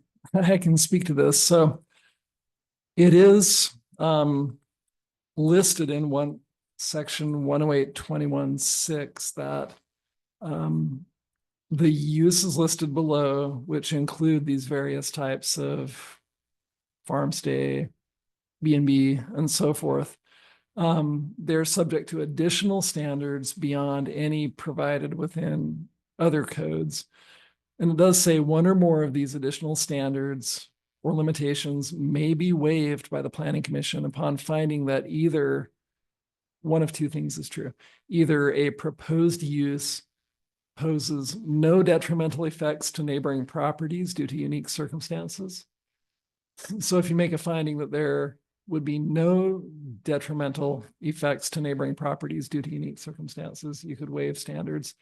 The other one would be that a proposed use can be mitigated to an acceptable level due to the imposition of other more appropriate site-specific conditions that justify the use or activities approval. So this does appear to provide that flexibility if you make one of those two findings. One of the things that someone had mentioned at some point in time, in fact, it was my sister on one side of me, about noise mitigation, light and everything else. We're not, this is a couples retreat, adults, no children, no room for children. And part of, you can ask anyone, even in my neighborhood, about barking dogs or any kind of noise like that. I do not tolerate, and noise and other things like that are not part of what would be allowed at any time during the stay of anyone. So yeah, I know that was a concern of some, and it just cars and number of cars and people and noise are not an issue, which I would, and upon looking at the other limitations or the other setbacks for some of the other uses, I think it's more than reasonable that hopefully you could see that that's not a problem and could be waived. So Cortland, if I can paraphrase what I think you said, these setbacks, these additional setback requirements could be modified or waived by the Planning Commission under certain conditions. Yes, that is how the ordinance reads. And as a hypothetical, if the concern for the setbacks is, okay, we want adequate screening. And then the Planning Commission said, okay, this could be waived if this facility is totally screened, because now it only needs to be partially screened. If it were, for example, totally screened, then any view detriment looking at this from outside the property line would be mitigated, hypothetically. Hypothetically, if you made that finding, you could do that. Okay.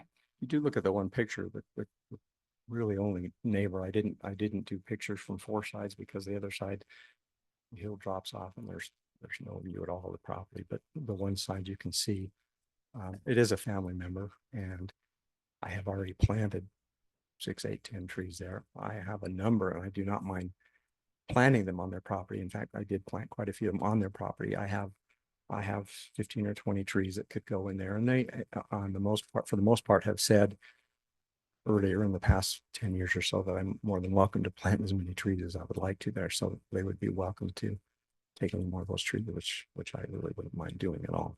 Thank you. Do any of the commissioners have any questions specifically for the applicant? Thank you very much, Mr. Fuller. Any further discussion or anything between the commission, or any questions needed to be asked or answered? Well, I'm intrigued by this idea that's in this statute that it applies here, or the ordinance that has now been superseded, but it applies here. This wording, the concept that if you can mitigate detrimental effects, then you can waive the additional requirements, specifically these specific setbacks. So to do that, to help an applicant try to get the full use of his property, we'd have to identify, okay, what detrimental effects were these setbacks designed to accomplish? It sounds like view might be one of them. If you can see it, that's a detrimental effect. Well, can that be mitigated by screening? Yes. If it's noise. How do you define mitigated by screening? So if they put up a giant tarp, is that screening? No, I'm just. That's the problem we run into. is- Speaking in general terms. Now, there was one of the neighbors suggested there used to be a tree farm there. And a lot of the trees have been removed. You couldn't see things before the trees are removed. Now you can see things. And that is a potential problem. Well, that begs the question, can the trees be put back? I'm sorry, Hey, again. sir, if it's all I'm right, sorry. we're gonna have discussion. Okay, I'm sorry. It's. Is it pertinent to this? Yes. Okay, thank you. We're gonna have discussion. If it's a concern about lighting, you gotta be so far away or the lighting will bother you. Okay, we can mitigate lighting. Everything has to be super shaded or turned off after 10 PM or whatever. But the ordinance we're dealing with gives a safety valve here. It appears that we can help an applicant accomplish what he'd like to do if we can mitigate any detrimental effects that would affect the neighbors. So my counter question with that is, we've heard from quite a few of the neighbors in public comment, what's going to be acceptable to them? How are we going to be the ones to set that? Like, we're going to say, it's okay if he plants a bunch of Austrian pines on the property line that then fall into your yard because it's screening, right? We're going to have to set that. If the latitude that we're taking, we're going to have to define what's okay. And I don't know if I don't know that that's a good place to put ourselves. Well, if the issue is these setbacks are there to provide what? Screening, distance, okay. I don't want to look at my neighbor's shed. Okay, screen the shed. He can have his shed and the neighbors can't see the shed. There's noise, there's barking dogs or something. He wants to put a big kennel in there. 500 feet away to the nearest dwelling. Yeah, that protects from some of the noise. Okay. It's got to be, barking dogs got to be enclosed in a structure with soundproof walls or something. If we can mitigate things, that's great. It's a win-win. So the neighbors get what they setbacks were need. set to mitigate though, right? So when those were put in place, they were set as mitigation. And that was done by a legislative process at the time. Now we're looking at administratively removing those setbacks. The ordinance puts in this safety valve. It The does, ordinance but- was done legislatively, and it provides for an opportunity for the planning commission to look at something and drill down on what are the potential detrimental effects of this use. Can those detrimental effects be mitigated? If they can, this is a conditional use permit. I think we're required to look at that, and if there's something there, because we have the power to I don't want to use the word ignore, but modify the setbacks. We can do that Say if, we're required to do that. And when you're talking about things that are just so subjective, you're not going to come up with a right or wrong answer. If you want to give it to them, fine, but you're not going to come up with a subjective mitigation on this when it comes to like things, line of sight and things like that. That's my point. That's the question. So we define screening, setback. Is it trees? Well, what trees?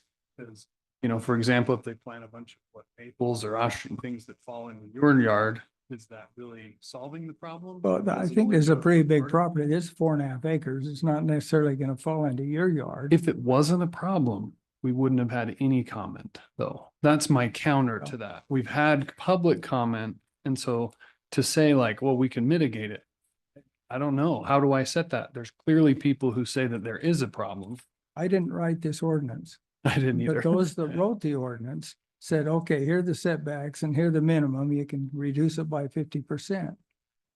But you can reduce it even further if you can figure out how to mitigate any detrimental effects from this use. That's what the ordinance says. So So how we're do we not- mitigate it?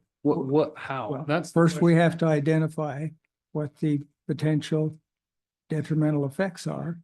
And then we have to decide, is there a way to mitigate those detrimental effects? So I think one thing I would like to be clear on is, do you feel comfortable doing that in this setting tonight? Or would you be more interested in tabling to then work on and get clear on those things? Because in that case, we could potentially move to a motion situation, whichever way it goes, but I think it's appropriate to table this. This wasn't, the applicant brought up a part of this ordinance that was not addressed in the staff report, but now we have it before us. Okay, I suggest we table it and then we look into, okay, what are the detrimental effects and can they be mitigated? Then we're acting in concert with this ordinance that we didn't write, but the same ordinance says 500 feet or potentially 250, but you can change it if you can figure out how to mitigate detrimental effects. So I suggest we table it and figure out what these detrimental effects are and then how they could be mitigated. That's consistent with the ordinance and it's consistent with being fair to the applicant and the neighbors.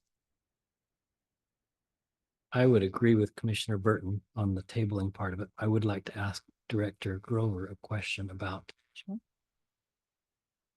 who decides what mitigation is acceptable. I mean, that shouldn't be us that decide that, I don't think. Well, we could give a recommendation, but ultimately it would be you as a planning So, commission. so staff would meet and say, you plant these kind of trees and they have to be this, is that what you're talking about? Yeah, well, we would have the applicant work up some type of plan that's going to address those concerns. And then we would bring that before you. Okay. So if Commissioner Burton is making a motion to table it, I would second that, but So- that's, he hasn't yet. Is there any further discussion before I call for a motion? Okay, I will. The hard part about this is we know that it's against the new code. We know that it doesn't fit that. And I mean, I didn't hear anybody in here when we were writing that code, trying to help us talk about setback requirements. We didn't have any public input that really gave us guidance. And so to kind of, and some of the problems with this code, as we've talked about pre-meetings, it's so contradictory that we don't have good direction. And so, and part of my heartburn in this, okay, so which parts of these are we going to say is okay and which ones are we not? It's the whole code is not accurate. Well, it's ambiguous. It's clear to me that these setbacks are arbitrary. That's debatable because they set them at a certain level and they could say, well, 5 feet is acceptable, right? When they No, said, it. Don't no, know. I'm We're saying suggesting- cutting by 100 feet could be a lot. I'm suggesting that 500 feet, when they put that in there, that was arbitrary. They just, okay, why not 500 feet? Okay. Nobody did scientific studies on whether 499 would work. It's all arbitrary. But and it doesn't matter what the current code is because we're dealing with this code. And this code says equally, these are the setbacks, but you can waive them if you can figure out how to mitigate any detrimental effects. Same code. And they Does it carry say how equal we, weight. how we guide it? Because we just have to make that up. No, you don't have to make guys are it. deciding. For We have to example, just make up with our own, like. I have to say, Arbitrary. The tree is a good way to mitigate view, right? you know, I have to somehow come up with that and make that up. My I own. think there are standards for screening, for example. Now, I But think this back, code, there's not, right? I think back to, as an example of mitigation. There was an event center planned up by the county sheds, back on a real narrow road. I don't know if any of you were on the commission then. It was Which part of the valley? up by where Commissioner Barber, his neighborhood. Yeah, it was a long, narrow road, and they were talking about having 300 or 400 guests at a time back in there. It was a conditional use permit. And I think the result was the planning commission said, there is no way to mitigate this huge traffic burden on this tiny road. There's no place to park 30 cars, let alone 200. And so we looked at mitigating by having the parking somewhere else, and people come in vans or bus. I don't remember exactly what it was, but that was an example of identifying a detrimental effect and then trying to craft some way to mitigate that so the use could go forward. I think the use was denied, but that's an example. You say, this is harmful. Therefore, is there any way to make it not harmful? We have a duty to look at that. So I'd suggest tabling this, letting staff look further into it, would be consistent with the ordinance and fairness to the applicant and the neighbors. So We this gotta has follow been the going law. on for a year. We not looked at this as staff at all? Changing setbacks and that kind of thing? Staff's job is not to modify setbacks. That falls upon the planning commission. So no, we haven't looked into it. I will say that typically when you've got a commercial use adjacent to a residential use, staff has required screening of some kind. The ordinance does call for that. And in the Ogden Valley especially, we have had a lot of proposals for natural screening.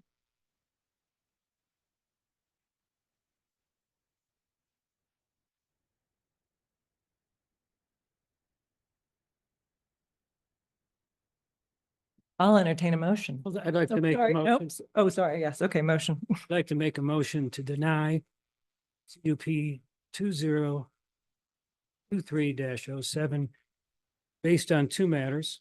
The first one is that after well over a year of this being in play, the applicant has totally ignored the primary predicate or primary premise of this code, which is to comply with the Farmland Assessment Act.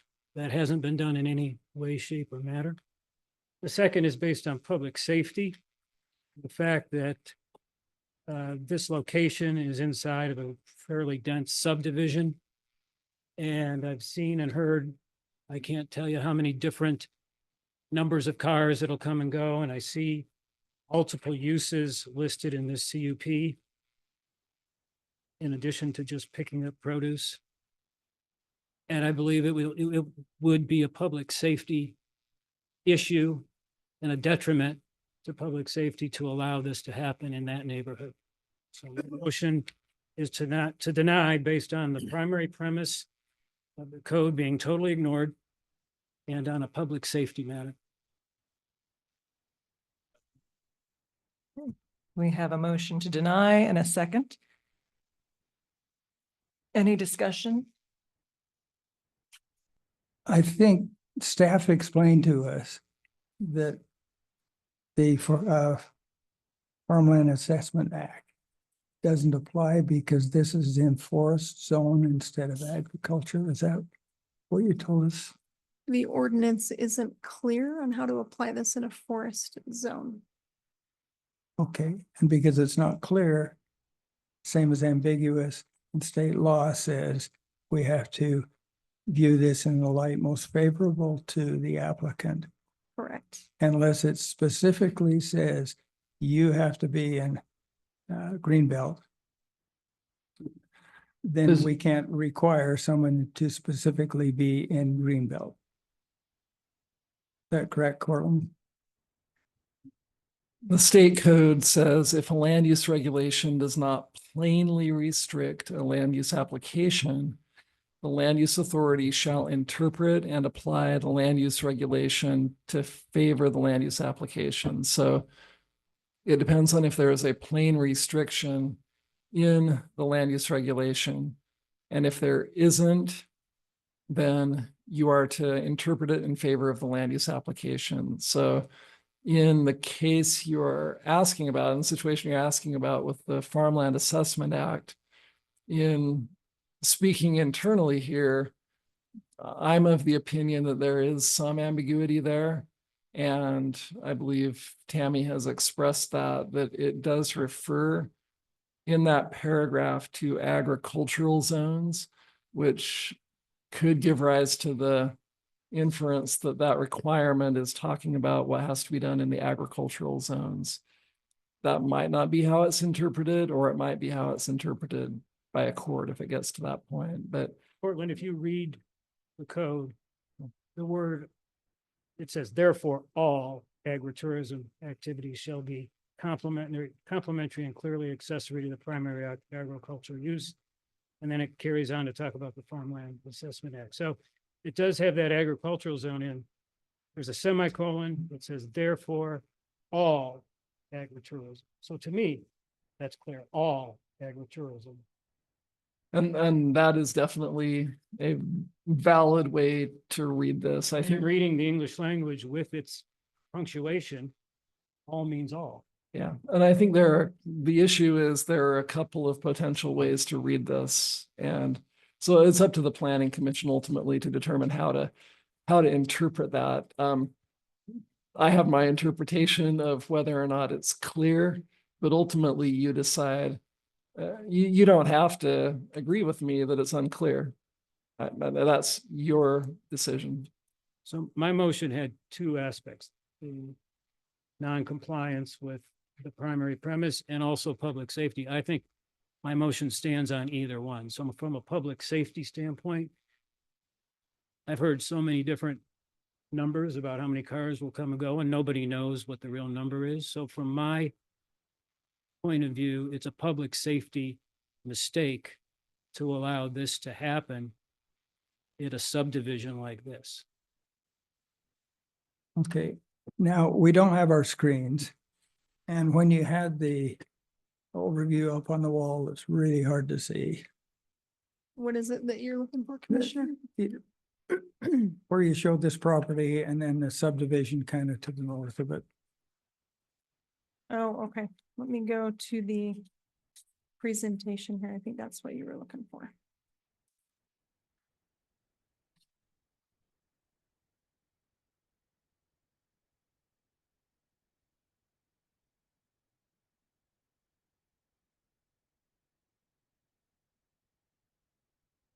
So for my fellow commissioners, while she's looking that up, just to give you an awareness of where my mind is at. There is a current query on the table, and I'm interested in hearing the end of that. And if there isn't anything right away that needs to be answered, I'd be of the mind to call for a vote and see where it nets out. So if there is, after this explanation, anything anyone would really like to know before they feel comfortable voting on the motion on the table, It looks like then please let me know. we've got that picture up. If I could just finish Yes. my No, comment. no, yours absolutely. I was saying, I was just giving the rest of the commission a heads up. Okay, Unless there's something like really important, I'd like to then move after this. okay. We've heard testimony to the effect that two or three cars are there for 2 or 3 minutes at a time. I can think of Halloween with trick or treaters, probably more traffic than they're experiencing here. Commissioner Barber has suggested this is in the middle of a subdivision. It's not appropriate to have such a use in the middle of a subdivision. As I look at the map, I don't see any density around this property. I see clusters. You have to Little- look beyond just this little square. Little- Dave Springs goes back a long way. Little clusters there. Now, this is a subdivision lot that is 4.5 acres. Approximately 4.5 acres. What I see where these homes are built, that's not 4.5 acres. I don't know if those are half-acre lots or what they are. But the density isn't here where the applicant's legal lot is. With regard to the Farmland Assessment Act, yeah, clearly ambiguous in the ordinance, but under the what they call urban greenbelt, urban farmland assessment act, you can have you can be in greenbelt down to an acre or maybe even less. So just because somebody specifically isn't in there, even if this were an unambiguous requirement, doesn't mean it couldn't be. So I suggest tabling is the right thing and get us more information. So just to comment further on Patio Springs, this address is sort of towards the front end, which means all the vehicles coming from all the other feeder streets behind it on small lots pass by that location. So increasing cars coming in and out of that particular location, by my observation, is far more unsafe than if this was at the far end of Patio Springs that wouldn't have all the traffic flowing by.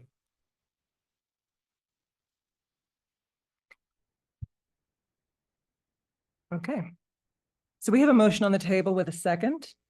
I'm going to go ahead and call for a vote. The motion on the table is to deny administrative item 2.2, which is CUP 2023-07. All in favor of denial? Yeah. Yes. All in favor of denying the motion? No.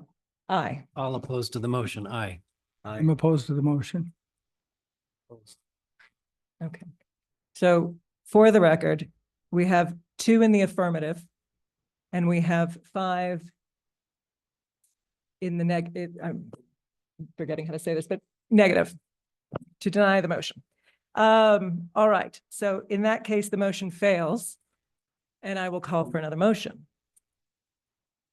I move that this item number is be tabled and the staff requested to look further into the potential detrimental effects on the property that would occur if the setbacks were waived or reduced as provided in section 108-21-6 of the ordinance. And I would second that motion. Okay, we have a motion on the table with a second. Is there any discussion or comment before I call for a vote? I will call for a vote. All those in favor of tabling CUP 2023-07? Aye. Say aye. Aye. Aye. All those opposed? Aye. Opposed. Opposed. For public record, we have 3 in the affirmative and 4 opposed to the tabling of the item. I will call for a motion.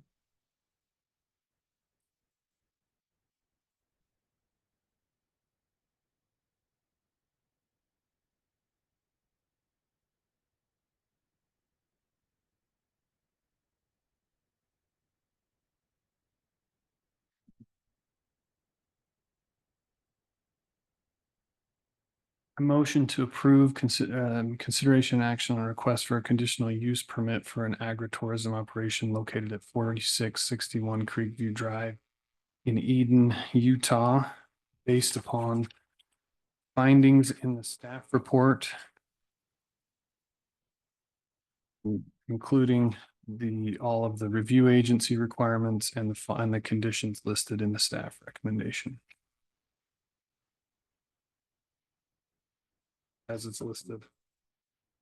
Okay. So the motion on the table is to approve as the staff recommendation is listed, which to clarify is to deny the glamping component and to approve of the agricultural component. Is there a second of the motion?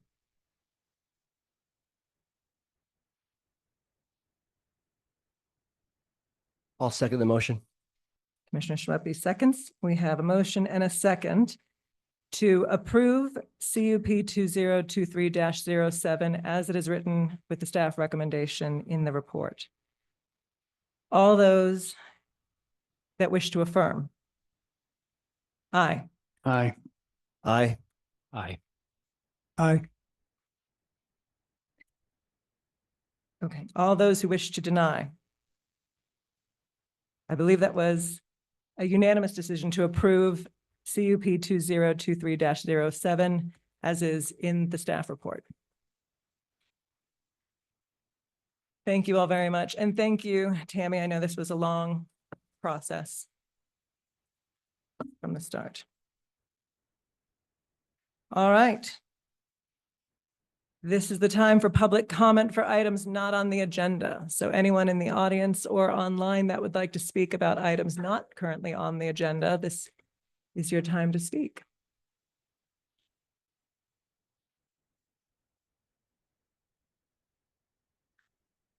And we have nobody getting up in the auditorium. Marta, do we have anybody online?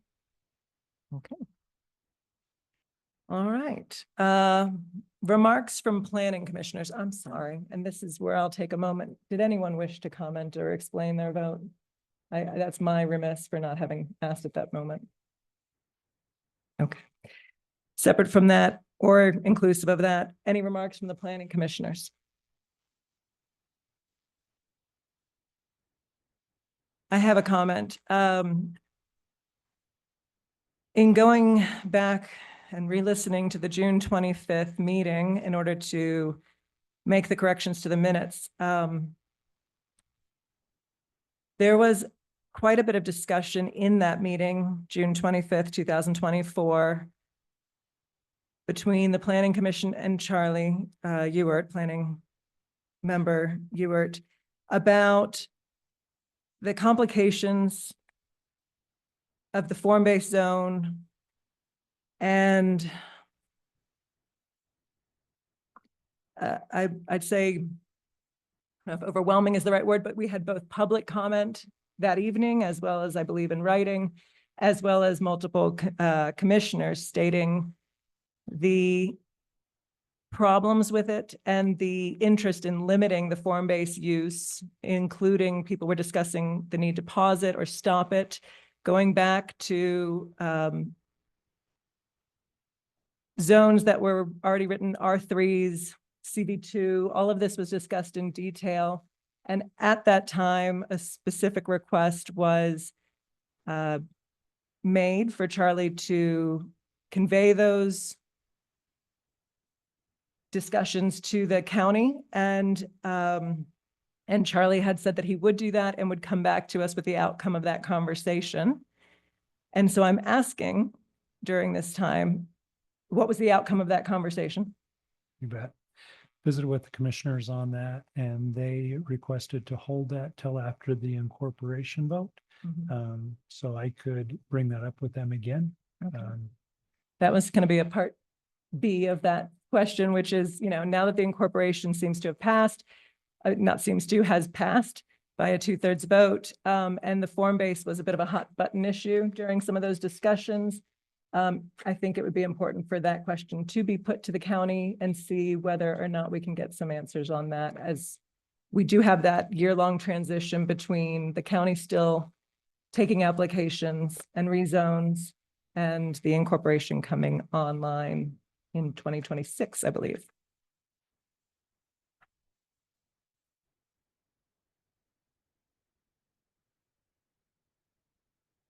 Okay. So if there are no other remarks from planning commissioners? I just have a question.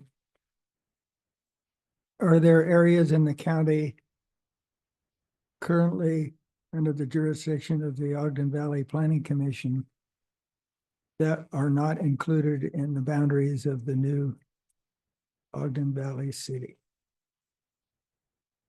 Yes. Snow Basin, Powder Mountain are not included in that area. Okay. So potentially the Ogden Valley Planning Commission will continue to exist after the new city becomes a city. That is a possibility. But you would have to reside in those areas. You couldn't reside in areas outside of those. Good point. That is interesting. And that reminded me, I'm going to ask as I do each month, has there been any forward motion or further discussion on either Cowboy Partners or CW Basin? Those things were still left dangling last time.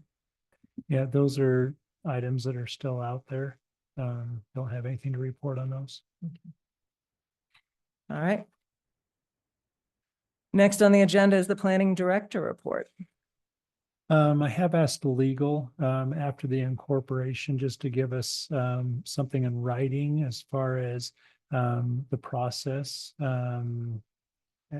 as far as development goes. And they're still working on that, but they've given us verbal information that basically is just business as usual until the incorporation election and those type of things happen. So it'd be about a year from now. So they just be going under the existing ordinance. And Cortland, you're up next on here. So if you have stuff you want to add, that's all I have. All right. Up next is remarks from Legal Counsel. I think Rick said it. Do you have any questions about that? I may not have answers right now, but I don't. okay. For now, we do proceed as usual. The county still has jurisdiction over the unincorporated areas, and that has not changed because of the outcome of the election as of now. So Precedents to.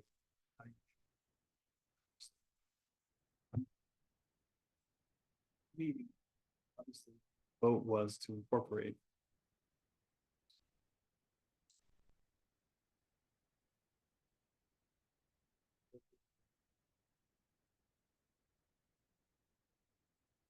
Guideline. So the question as to whether there are any legal guidelines or legal precedent as to how you should look at any legislative items in the meantime, I'm not aware of any.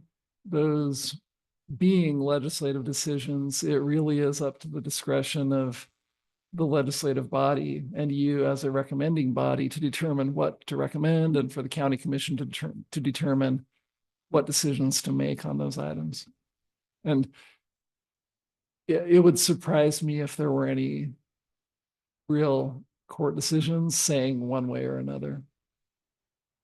And just because I did just listen to the entire June 25th meeting, in that meeting was brought up the new rules that were put in place over the summer. And one of those is that if we table an item, after about 2 months, it can be taken up by the county commission. So just something to keep in mind. Okay. At this point, I will adjourn the meeting. We've got work session items. Oh, I get better at that. I gotta get better. And would you like us to have that in here, the work session, or go back into the other room? All right.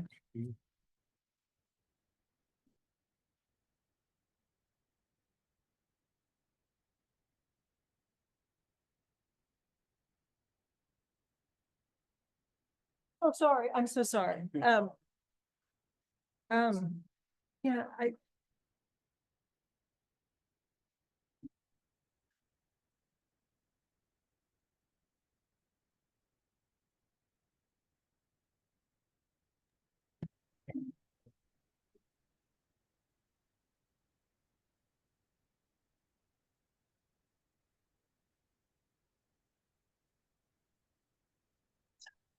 On each side.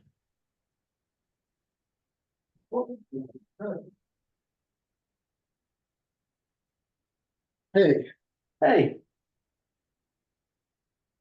I figured you'd be taking a nap. yeah. Oh, I feel like I knew that. I was crawling around on the floor earlier and I thought, oh, I should probably take it out. It's actually turned out really nice. Oh, you got it too. You got it too. Yep. Yeah, that's- Okay, so the I'll have green, that today. the green is, Green is new, red is on the old plan. So red is essentially changing out, brings out. You get all the same. I think this stuff is. So, sorry,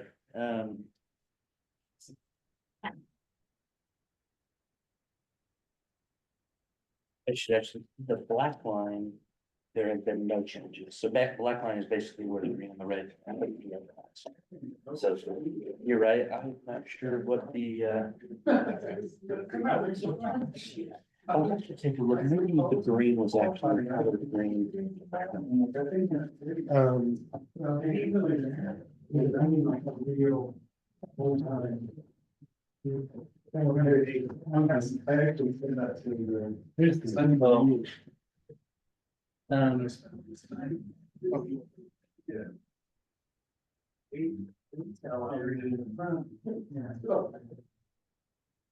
It's funny because the green conflicts with the other green.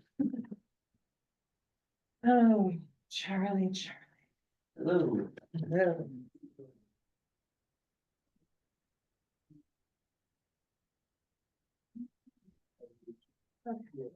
I am. You don't want to like push your buttons. I do, because we see things from different sides, I love it. I was. I think it's- Now you're gonna have to. I think all these are these. So you can. Oh, we can go. So those green ones. Can I get it out again? Yes, Alex, still here. Yeah.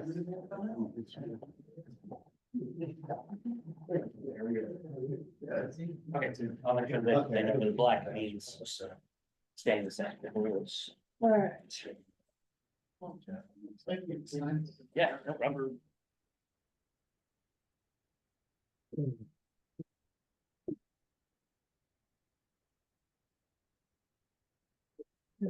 Good. So as soon as they, Basically means the mayor's gonna get a vote, and they just get to take a chair. Exactly, you get to cut bread and you go kiss babies.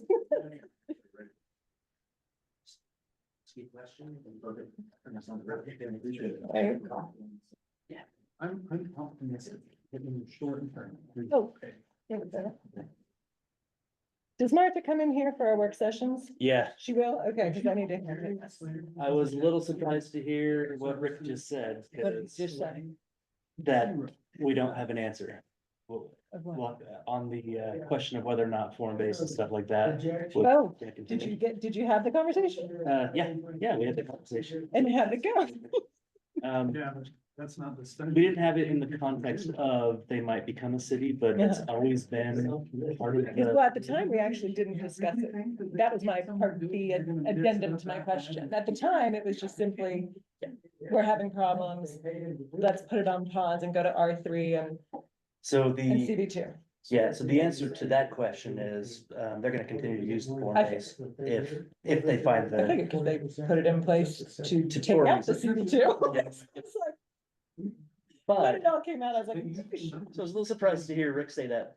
But Cortland's comments on business as usual is intended to convey that the county commissioners are gonna continue to be the county commissioners and make Well, they are. decisions that they, The. similar to what they've been making. In other words, is the county commission going to basically defer new decisions And we're to, gonna pay the the new county to city? do it anyway, so if we say. well, there is no new city. right, so are they gonna wait on anything They new? say $2 million, I'm gonna So- say. I imagine, The answer is no. you know, unless a request for moratorium came through, I don't even know that you could if you wanted to, because you owe people So state a code, timely. state code allows moratorium, but they don't use the word moratorium, they use the term temporary zoning ordinance. And that's only allowed to be in effect for 6 months, Okay. and then it expires. People. Is there a limit to how many you can put on? I didn't see that. I don't think so. But anyone who applies within that 6 month period, their application would automatically be valid. So like if you renewed it immediately, Well, that's also. my guess is that people could sue and probably would win. Saying, hey, you just did 2 back-to-back moratoriums Right. and you can only do it for 6 months. But city could argue, or the county commission, whoever it is, could argue potentially, well, we just renewed it. Everyone who applied up to this point, their applications are now vested. Anyone who applies from now until 6 months from now, they're not until 6 months. So there's a way to make that argument. Yeah, But- well, this isn't the first time this has happened. I'm sure No. There's history and, Now, I'd be very surprised if the Precedent. commissioners do a moratorium. I would be very surprised if the new city doesn't. As soon as the, but who would even ask for it? We don't have an elected official. well, as soon as the city is created. The sponsors, until we get elected officials, are the elected, not elected, are they officials They act as. as the body?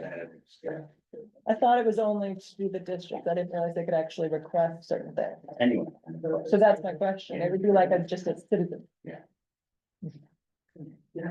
Yes. Oh. That's an hour fast. Oh, yeah, let's do it. Listen, it's a short session. We're just there's nothing. All right, well, I don't want that. Let's go. All right, so. Work session. I'm gonna have a sandwich in the work session. I didn't see the order. What's first? All right, first up, we've got a discussion regarding a development agreement proposal for future phases 2 through 22 of the Gateway Estates Subdivision. Applicant representative is Matt Lowe. Atlas, back behind you. All right, So their request, I'll just give you a brief overview Oh, and then right. give the time over to them. this was in our packet. Sorry, I was having a moment where I forgot where we were. They've got preliminary subdivision that it was reviewed and approved a little while back. They would like to continue to phase under that preliminary subdivision application. They've got a number of different phases, as you can see, 1 through 22. And so basically they want the county to consider giving them a development agreement to allow those phases to happen. Right now, if you don't plat within a certain period of time of the last phase, then your preliminary plat decision is expired. And so basically they have to continue to plat a new plat or file a new plat. I think it's once a year, it might be once every 6 months. It's not, that's right. What they want is, no, we don't have Sorry. anything in the packet on Right. this. We don't have anything to give you guys. And so it's really just an informal conversation. Yes, sorry, I was confusing it with the next one. Go Yeah, ahead. good. What the applicant is requesting at this time is a development agreement that essentially vests them in current laws and gives them the opportunity to continue to plat, even if it's not one plat every, whatever it is, 6 months or a year or whatever it is. So in order to do a development agreement with the county or a contract with the county, any contract requires consideration. And so the developer is here to talk to you guys about what is it that you guys would like in response or in return for a potential development agreement that vests them in today's laws. One of the things that we suggested to them is pathways seem to be really important in the Ogden Valley, so maybe there's a donation that could be applied to to a pathway committee, or maybe there's a donation that could be provided to a Parks District, or I can't think of a lot of other things that the Ogden Valley City might want, because I don't know exactly what their priorities are. I imagine impact fees or something, huh? So fee in lieu or donation, it couldn't be a fee, but donation in lieu might be a good conversation to have. So this is separate from what you were just saying, but we have had this come in front of us at least once, because I believe now, and we have a number of new commissioners that probably weren't there at the time of this, but I believe the first phase was approved just under the planning director because it was under 10 or Under something 10 like that. lots, yeah. And then it came to us as a phase 2.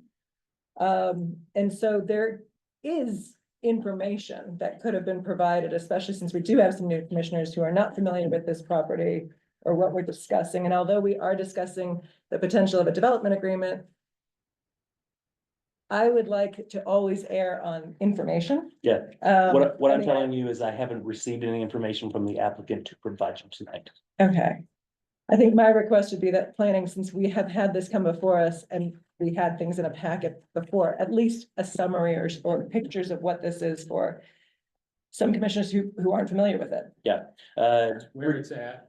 regardless of where it is, regardless of what exactly it is, that's not part of the question tonight. Part of the question Okay. tonight is whether or not you guys are comfortable entering into, well, the county is comfortable entering into a contract with the developer to allow them to continue to develop under existing laws. Now, if the proximity or the location of it does weigh in on whether or not you guys are comfortable passing that recommendation on to the county commissioners, then certainly we can pull that up. My laptop seems to be dead, not battery dead, like I think I kicked the bucket. So we can pull it up on the screen if you would like to have a look at that. Remind me, will this property be inside or outside of the new incorporation? Inside. Inside. Just barely? It's close to the boundary. It's, I think it's squarely inside. I don't think it's right on the boundary, but it's close.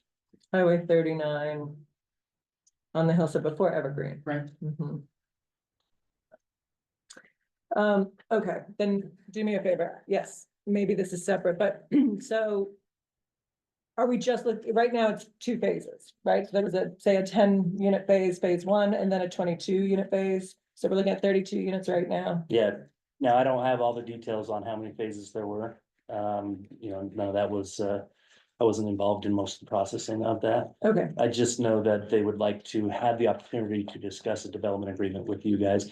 The inputs of that development agreement and the outcomes of that development agreement are very up to discussion. That's the reason we're having discussion. so they have approval, my point is, they have approvals for two phases that don't involve a development agreement.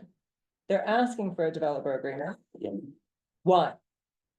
Why not proceed as they currently have it? Great question for the applicant. Okay. Why?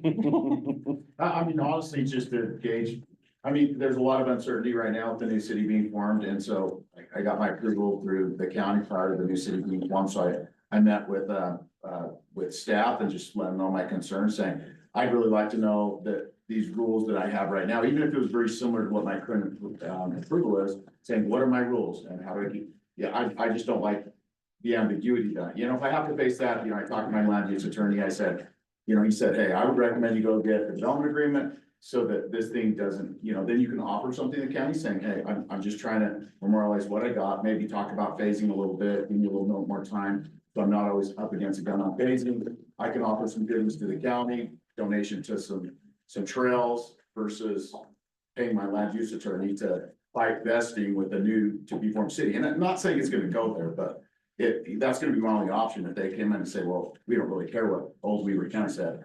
We're gonna do X, Y, Z, and we're gonna run over your town. I'm like, well, I just said, hey, this is a good option for just laying my cards on the table. Hey, I just wanna get my deal memorialized and saying, this is what I'm doing.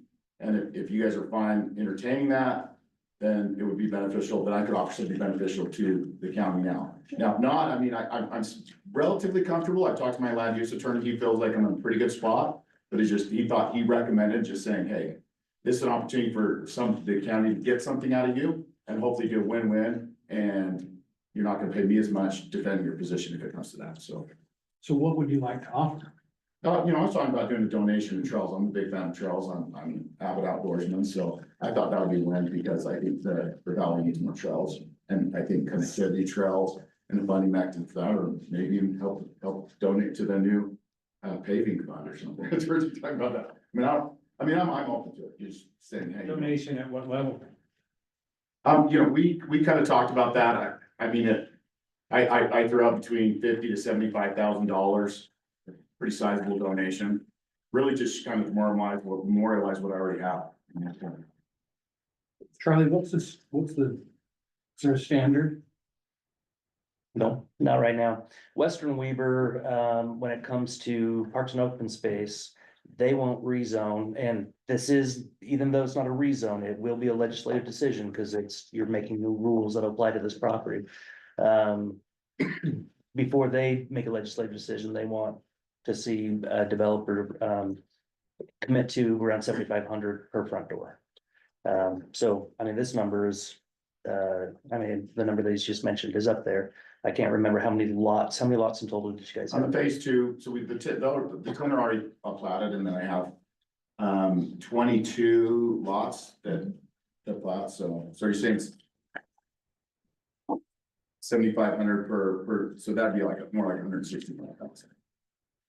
That's what that's what's happening in Western Weaver. And they just said, we're gonna lay this down as a baseline expectation. They can't require it. It has to be volunteered through the rezone process, but also there's no obligation for them to approve a rezone. So I mean, it's a negotiation and the developers are sweetening up the deal. And when a developer comes in and says, what's the standard? We've been telling them 7,500 or as otherwise may be negotiated. And in your entire plot of land, we're talking about, is there land or acreage that you're not going to develop? Yes, well, yeah, I mean, a huge chunk of land will not, so we're just developing according to zoning, so some of my zoning is one unit per 40 acres. Right. And so, and that's largely due because a lot of it would be very difficult to develop anyway, so, we have it all laid out, some of it's very low density. The rest is the lowest density zoning I do have is, one lot per 5 acres. Okay. So all your lots, all your land will be put into various lots. Yeah, it's how we phased it right now, it's completely kind of planned out. Shirley, how much does the trail cost? Do you know? Well, the 7,500 per lot out west was based on how much it costs to build parks and recreation to the standard that they want. Now, the standard that Western Weaver wants for parks and recreation is about 10 acres of park space, with about 40% of that being developed park space, the other 40% being natural park space. It's 10 acres per 1,000 feet. So there is metrics that we can apply. What, do you have any idea how much it costs to build any of the, like the pathways that's up there? Right now, our development agreement, well, let's see if we can get some real numbers. Get some real numbers, but just so you know, our impact fee facilities plan suggests that we've been putting in about $110 per linear feet. And that's a 10-foot wide asphalt pathway. What are you guys putting down? Dirt Trails, Eden Valley Trails Foundation is doing it with our crew at $7 a foot. And when I've hired private to do mountain bike trails, it's been closer to 17 a foot. So those are soft trails. And how many feet? Like, what's an average? We're talking I miles. mean, right, yeah, so I'm like, I mean, Legacy, we put 10 miles in. So. okay. The Wolf Creek to Eden pathway put in how many years ago? 5-10 years ago? That resulted in about $75 per linear foot. So That's the one that just went from Wolf Creek to the 4-way? With the asphalt. Yeah. 10-foot wide asphalt. Shirley, when you're talking 7,500 in West Weaver, are these great big subdivisions? Some of them. I mean, like hundreds of lots? We've got one, well, yeah, we've got one coming in that has 14,000 dwelling units proposed. Wow. And the other one that is coming in has 1,000 dwelling units proposed. And the third one coming in has 3,000 dwelling units proposed. Now, if you do 7,500 per lot, that's a lot of money. The other thing that we're asking developers to do is if they have enough acreage on these big acreage, really big acreage subdivisions, build them. And if they build them, they could actually save a little bit of money that way because they'll already have their equipment out there mobilized, building the rest of their subdivision. I guess I would say the only difference here is I'm not asking for a rezone. I'm just asking for development agreement. So I'm not saying I want more density and not, I'm saying, I just kind of want to know what the deals are going to be. And I'm just really kind of gauging everybody's appetite because like I said, if you're uncomfortable in this information, kind of entering into it, then I think I'm in a pretty good spot with the new city. I just felt like it's, for me, just wrong to worry. And I've been assured that all this new city, you're not going to take away land rights or blah, blah, blah. And you never know. Legally, can the new city rescind development rights that are in existence? I'm not prepared to answer that. I mean, it sounds like that's what you were asking your own attorney, right? That's what you asked. The U.S. attorney said, yeah, he's done really well in fighting things like this in other situations, but he said, yeah, it's always better to DA's the gold standard. Question is vesting, and when does vesting happen? Yeah. Most of the time, vesting happens either with a development agreement that has an expiration period on it, with a land use application, which has an expiration period on it. And with a land use decision, which has an expiration period on it. Now, a land use decision and a land use application, land use decision is actually backed up by that land use application. Because the state of Utah is an early vesting state. So if you submit an application for a subdivision, you are entitled to approval under all of those laws that are in existence at that time. And that would carry forward. That carries forward until your expiration. If your expiration lapses, then you've got to come back in and reapply for that subdivision. Well, a typical, Under the new rules, if any new rules were made. and a typical expiration date. So the county code, sorry, I don't have my laptop at my fingertips and I feel naked without it. Preliminary subdivision application, I believe, is good for 1 year. Within 1 year of receiving preliminary subdivision application, you have to submit for final plat. At least one phase of your preliminary plan has to be submitted for final plat. That final plat, once it's approved, I believe it's 6 months. It's good for 6 months before another plat has to be submitted to the county under the preliminary plan in order for that preliminary plan to not expire. So you wanting to change anything from your original approval, like everything you have? So right now, Charlie, mine says I got 18 months for my approval to do my final plan, and I can ask for 18-month extension.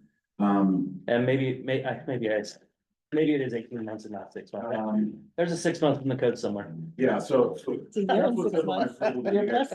So I would like to be, if I'm gonna do development agreement, I'd like that little, I'm not in a big hurry. This is kind of a legacy piece that I did with my friend, and now my brother brought my friend out, so we were planning to do slow tracking. So I mean, if I don't have the plat over 12 months, I prefer to be given some leniency on that on the development agreement. That's one ask, that it's just saying, hey, I'd like to take longer than the 12 months. How I did it, I did because I saw this coming. So in my second phase, I did each lot's its own phase. So we approved it. So it'd be one lot, one phase. So I'd have 22 years essentially to do the subdivision as is. And I might want a little more than that. Why so long? Because honestly, we don't want to be forced to develop. We just kind of, when we're not, I mean, we just kind of want to enjoy the property, and, honestly, like, I have kids, my son's here, he's gonna have kids, and I want to have the ability to have them having a place in the valley. And so if I can preserve that entitlement, if something changes, then I have a place to just kind of create a legacy state. My brother and I can provide lots for kids and grandkids and things down the road. And so if we don't have to create those, I just assume we don't, and we can recreate on the property and enjoy it without having to be forced to plow. Matt, can you give me an idea of where the property is located? Do you know where the Eagles kind of, if you go up, Highway 39, there's the Eagles kind of on the right hand side. We're just on the uphill side of the Eagles there, that campground. All right, thanks. So this development agreement just fits right into there, right? But the development agreement would have a longer deadline. That's right. Yeah, just saying if I could take a little more time on my phasing to plow. Are you planning to have in this case, the county maintain the roads? There's a little bit that we just worked that out on my approval. I have a private road that's pretty big in there, and then I have a little bit of public, and it was basically based on what the county wanted for connectivity, because I stubbed into my neighbors, and they wanted that to be a public so that they could have access to it. So not a big public section. We try to minimize it, a pretty good part. And on the first 10 lots front the main road, the Highway 39, we don't have to show driveway. So the reason I ask is basically, let's say worst case scenario, like you're afraid of, that the new council says, we want to fight all the legal battles, we're gonna do whatever, we're gonna nix all this. If we were to say, us to do this development agreement to help to put this in place is not a major impact. Am I saying that correctly? So basically, it's not, that's an easy sell to be like, you don't have to take care of the roads. This isn't something that we're really burdening some future elected body, is what I'm trying to get at is here. The burden to the future elected body, if there is a burden, is that you can't change the rules. They have to do that anyway, within that but time assuming this makes it harder for them to do it, right? Well, I think it That's makes the whole it point. almost impossible to do it, right? Yeah, that's the whole point, and that's why I'm saying like, okay, so if we're willing to do that, what exactly are we doing, right? And what are we doing that for? Yep. Are we doing it for a donation that, you know, that makes it more trails, makes it a little nicer? And it's not a huge financial burden to have to do roads across the, I don't know, how big is it? It's over 400 acres. 400 acres, yeah, we had to do it over 500 acres, a whole bunch of new roads that we were planning on. Didn't have, I don't know, exactly for that, I don't know how that goes. That's my question is, are there any roads put in right now? We've escrowed, yeah, our 10 lots all front, Highway 39. And then we've escrowed about 100 feet that has to be built. So that's gonna go in this summer. And then for our next phase, we'll probably put in another 200, and that'll be done most likely this next year during this next building So season. you're not looking to, you're looking at you want longer than 22 years to build this out, but you're gonna put the roads in within a year. As we develop, so just. Oh, that need to be maintained by the new city. Right, so where I'm going with this is one of the, I mean, like, so it sounds to me like you want to develop an agreement as a defensive measure. Yeah. And to have a little breathing room because you want it to take the next 3 decades to do your pet project. However, well, let's just put this out there. Okay, but since you're not gonna build very quickly,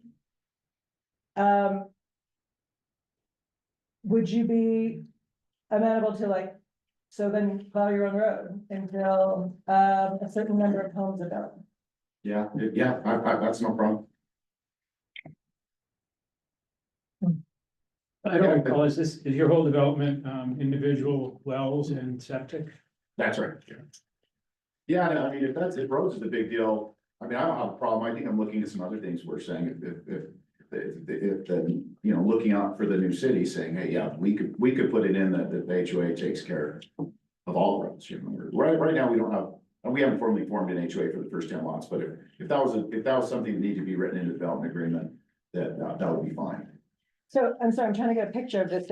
You had mentioned that you wanted it as a legacy property and family and grandchildren and all these things.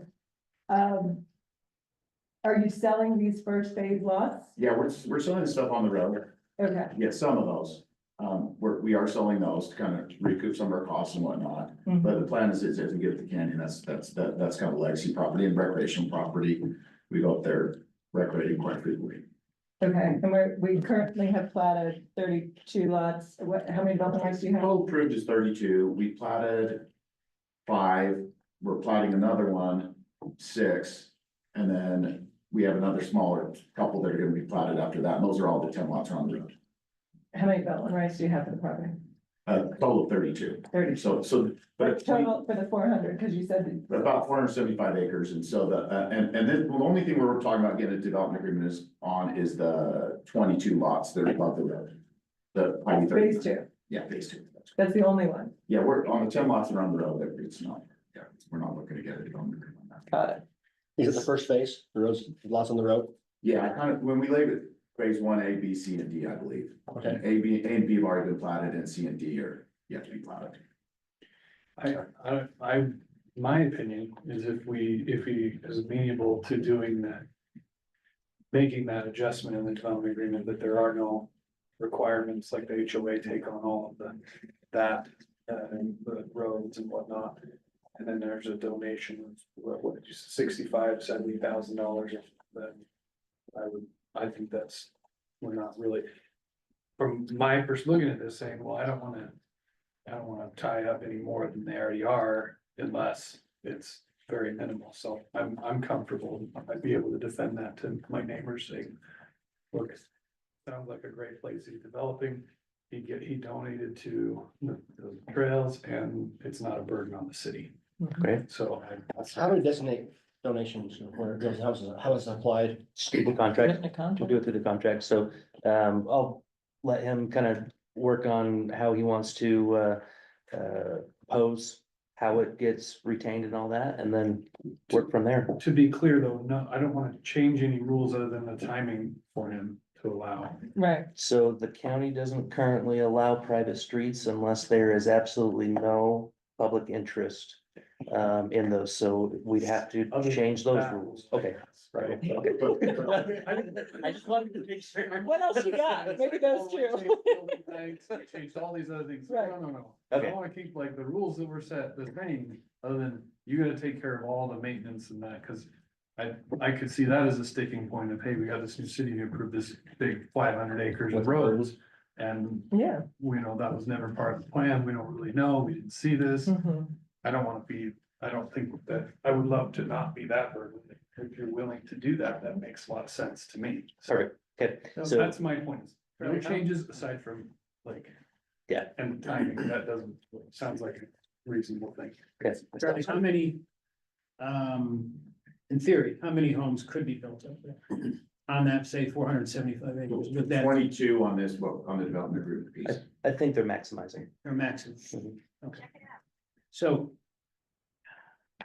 And I know there's a lot of nuance within development rights and transferring development rights and. As it's written now, if I have a. So you're saying there would be no transfer rights available off that land for anyone to ever sell or trade in the future? We'd have to write that into the development agreement. I give up that right too, so if there's some things that were important to you guys, then that'd be fine. Yeah. Have you thought about, have you, just a separate curiosity, have you considered selling? I mean, you obviously considered keeping it for your family, but you thought, raise some money. Have you considered just selling your development rights? No, we really like we want to keep the property and. My brother and I kind of just, he goes to climbing up there, we just kind of want to keep it for that and be able to really slow track it. And like I said, the only exception to that is the 10 lots on the road. Then we'll probably keep a couple of those, but we are gonna sell some of those on the road. What drainage is that? Looks like there's water in it. We're right by South Fork. So you got Highway 39 going up and then you got South Fork. We're on the other side of the river. I'm looking at Eagles right now, looking across the street. Cross 39 up on the north Slope. side, And so we're on In the valley, we're on the north side of the road. south facing slope.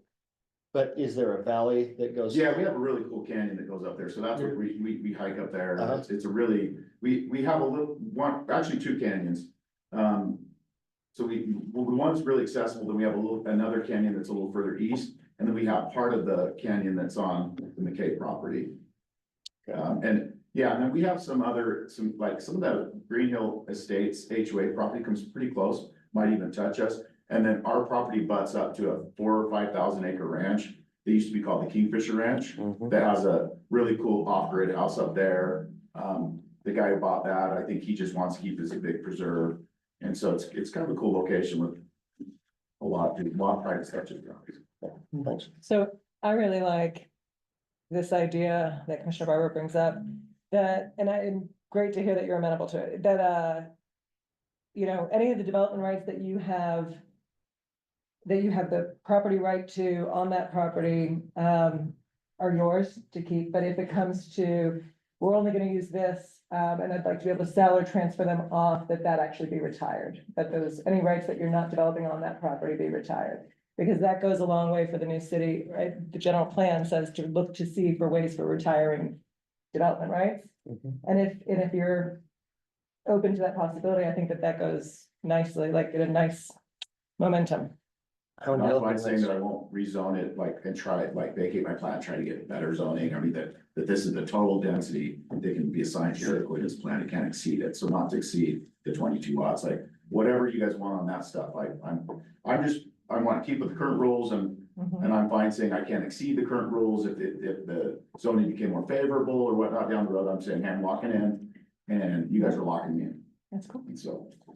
So how could you have a more ideal developer? I don't know.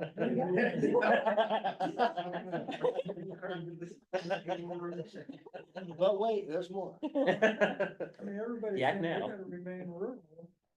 We don't like these developers coming in and doing all this stuff in 1 year.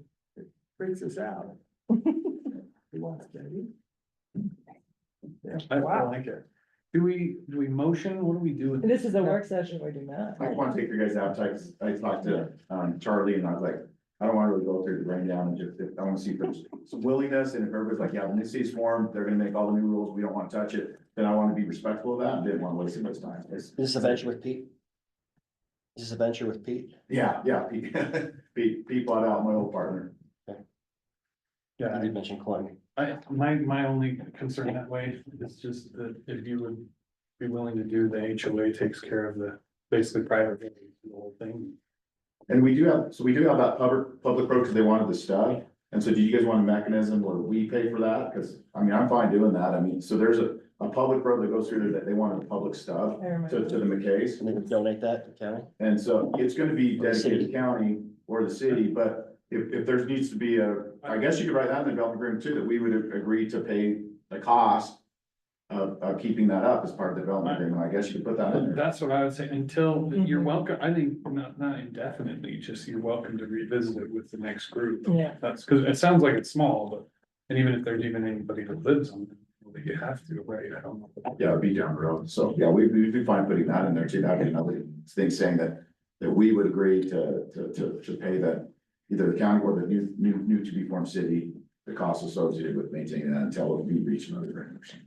That is something we just did a change in the development code, only applicable to the residential zones, but it's something I think could work really well here. Developer said, we want to do some private streets where our HOA owns and operates those streets. Your code doesn't allow us to do it.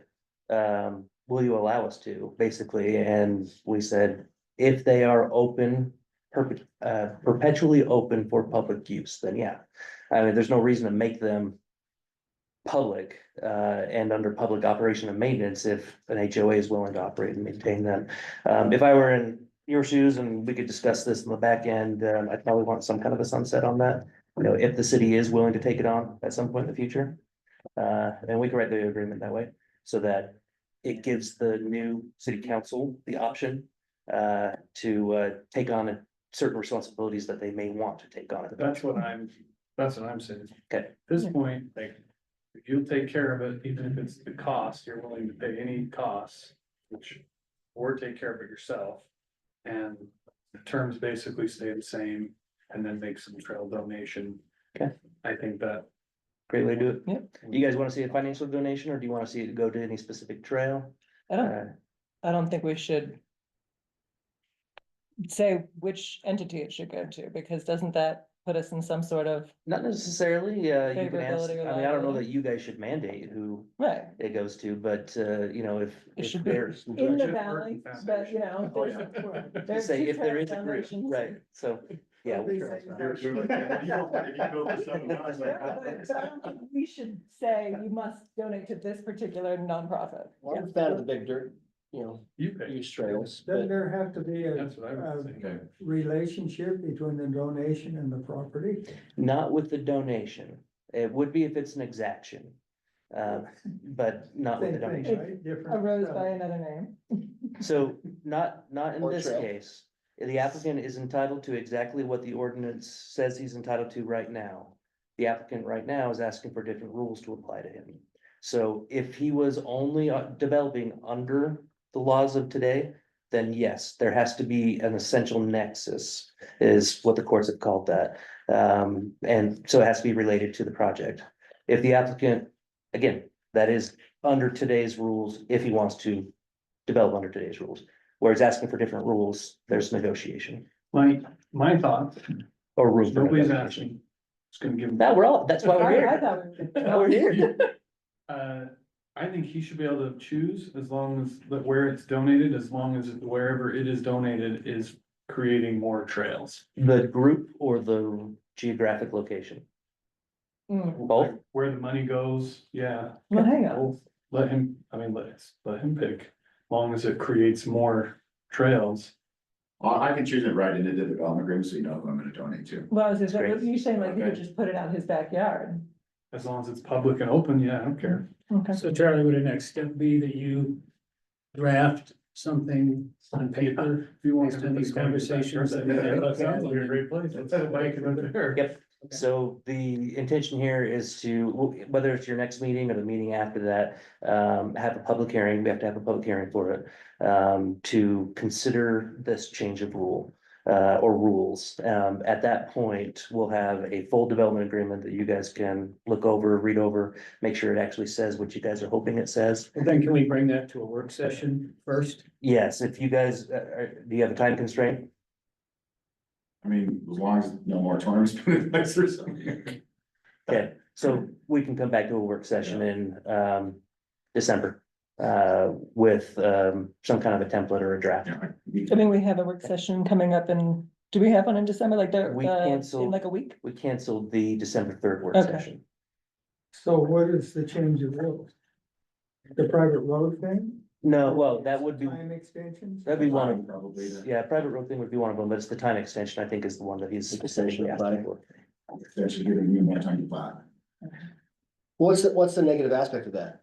With the new city, what would they? If he sells it and then Well, I'm sure they don't want to be tied to it's something 20 years and then it just all of a sudden. that they didn't decide on. And all of a sudden it's not. I normally won't recommend a development agreement that's longer than 10 years unless it is a really good reason. So if we're doing a 20-year development agreement on this one, then it's additional things for us to discuss and consider. Reason for that is because I do believe that a development agreement does interrupt the legislative authority's ability to be a legislative authority.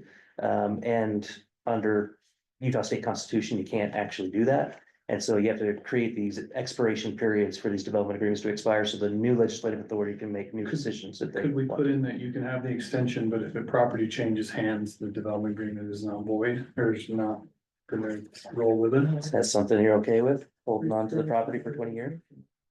Well, I mean, if I deed it to a family member or something like that, then, you know, to their house, then we'd have to do some deeds on stuff like that, so. So the math is, he's got 22 years now, But he has to do one every year. one every year for 22 years. But if he determines he doesn't want to do it and just wants to keep the And property. specifically, you want the development agreement to say one every 2 years or what? Yeah, give me more latitude, especially on the front end as we're getting going, just, I would like more time, you know, like that. I could come up with some ideas with. We're gonna get it back in front of us again in a work session, so we can pick it apart then. Well. I say this because you're the one The that whole told new me. city is because we don't want development crushing us. The whole new city idea is we don't want development crushing us. Uh-huh. And here's somebody that says, I don't wanna crush anybody with new development, I wanna spread it out over 30 years. No, I understand. But I feel positively towards him. Yeah. Yeah. If it's with the general plan, why not? So what I'm hearing is it may be worthwhile to consider longer than 10 years on the agreement. I've done 50-year agreements, like, in Summit County. Yeah, I don't know that I would, we'll see what it looks like, but I don't know that I would do that. okay. Yeah, no, we could, I mean, 20 probably wouldn't give me a whole lot more time, because I'd have 22 years right now if I did it once every year, so. But I mean, I could, at least that buys me, if we could do 25 years or something like that, and I can go slow at the front, and then if I have to hurry at the end, if I'm worried about it, or at least that point, I could probably get at least a flavor on what the new city's gonna be, so it would definitely give me time to figure out what the rules are gonna be. Great. That would be nice. I think we got it unless you guys have any other thoughts on it. So can we get some parameters on what the West Valley is requiring as far as price per door for donations versus what Ogden Valley has maybe required in the past? Seems like there's a big disparity. Oh, to my knowledge and understanding, the Ogden Valley has not asked for any kind of funding or provision for parks and recreation. Part of that is because the Ogden Valley doesn't have any leverage to ask. Western Weaver is rezoning and upzoning. So there's a lot of leverage to ask a developer to offer a lot, and developers are doing 7,500, not gladly. If you look at the state's farm assessment from this last year, agricultural land in Western Weaver has gone up 15%, the single greatest increase in the state over the last several years. And that's directly proportional or directly related, I should say, to the general plan that was adopted a couple of years ago saying we're going to consider upzoning. What developers are doing is they're speculating based on that new general plan without considering all of the expenses. And so we have some developers who really are blindsided by the $7,500 request because they offered a lot more money to buy the land than they probably should have. But the developers who are paying attention and who are working with the county, they're buying the farmland fairly low and not blinking at a $7,500 per door donation. So as a side note, did I see a notice for 4 openings for Ogden Valley Park Commission? Mhm. Did everyone Couldn't quit or tell did we you. not have one? No idea. I don't know. Just put Outside of my purview. 4 seats are open. Yeah, so. Okay, You looking to switch ships? no, I'm just wondering why, or, if we involve them in maybe direction for, We can invite them to our work session. We're gonna have another work session on this, it sounds like. there's no one to invite yet. So it's really easy to throw around this exaction that we call donation. How hard is it to figure out why 34% of the cost of a new home is regulation? Yes. But our next topic for today is discussion concerning 66.51 acres on Powder Mountain Road. So let's discuss that. Matt, I do have some stuff to hand out on this one. Take one down, pass it around. Same Oh, comment? dear. Goodness gracious. if that money is. Oh, wait, this is for the. Is set aside, how is that held in escrow, and does that just roll to the new city, or? It's gonna be all part of the negotiation. If the applicant has, excuse me, if the applicant has a proposal on how to do it, we'll definitely take that into consideration when we work with them to write the development agreement. For example, you got one developer who said, I will provide $1 million to the Taylor West Weaver Park District. I'm gonna provide that by means of in-kind work on developing their park. Okay. And actually, providing that $1 million for him, he's only gonna have to send $750. Because he's already working on the subdivision across the street, he's already mobilized, right there. So he's got some savings, but he's doing $1 million, what would otherwise be $1 million worth of work. Sure. So they can come up with something that specific, or, if they haven't had, in discussing with these other groups that they may want to donate to, if they don't have anything specific, we're gonna probably want to bring them in and see if there's anything specific that they want. I just wanted to just verify if any chance that it would stay in the county and not to the new city. All right. Oh. So you answered one question, but I want to make sure that we, if we set aside money, that it actually does transfer to the new city when, if. Oh, I see what you're saying, that it does go to the new city. You wanna make sure it doesn't stay, okay. Unless it's utilized prior to. So the way I'm thinking this agreement could go, again, assuming the applicant's comfortable with it, is they agree to donate X number of dollars to Eden, what is it? Ogden Valley Trails, Eden Trail Eden Foundation, Trail, yeah. whatever that is, to be spent however Eden Trail Foundation desires. If we do that, we don't have to write anything more than that. Eden Trail Foundation has full control. We won't plat until we receive that donation Okay. to send to them. So basically, we're just the middleman. Now, if it's the city who's making the approval, because the city is the new land use authority, they'd be the ones who would have to honor that agreement. But right now, the county could just stipulate to an organization now, which might just be easier because they're already in the new city and they would be independent of the city council. Yep. Okay. Yep. That's good. That gives them the opportunity to spend them in North Fork Park or down at some other place if they wanted to. So, and we had, in our meeting, we had engineering come in and join, and it came up about impact fees. And they stipulated that impact fees from the Upper Valley developments are kept in the Upper Valley. Now they get to, so the county would get to decide how they would use them. These are not specific impact fees. Like I grant the roundabout this amount of money. It was, I had to pay X dollars to be able to have something approved. And like, so they're doing the sewer drainage over by Eden Park right now. That's what they decided to do with the money that's there. But so my understanding was that money from impact fees of the Upper Valley stay in the Upper Valley. The county just gets to decide how to use them. The only potential caveat to that is trail impact fees. So every What was impact. that, the trail one? Trail impact fees. Okay. So every other type of impact fee that we have is divided, Ogden Valley, Western Weaver. But the trail impact fees are consolidated into one fund.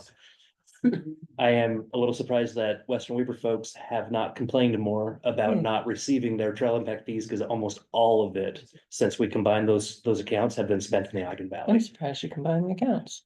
That was a few years back. Interesting. And so we're looking at those numbers, trying to figure out how to be equitable. Now that Western Weaver is actually developing, there's a lot of trail opportunities and need.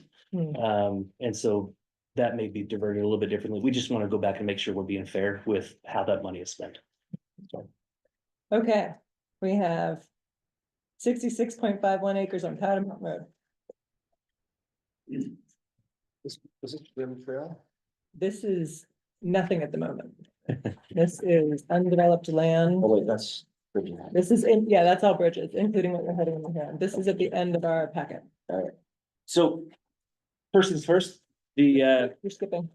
That's number 3. That's bridges. sorry, We're talking about 66.51 acres on Powder Mountain Road. We were online earlier, but they disappeared again. Yep. what staffer brought this one? It's a work session item. For a work session. Applicant is Samuel Orm. He's not here, according to Marta. Are you not familiar with this item? No.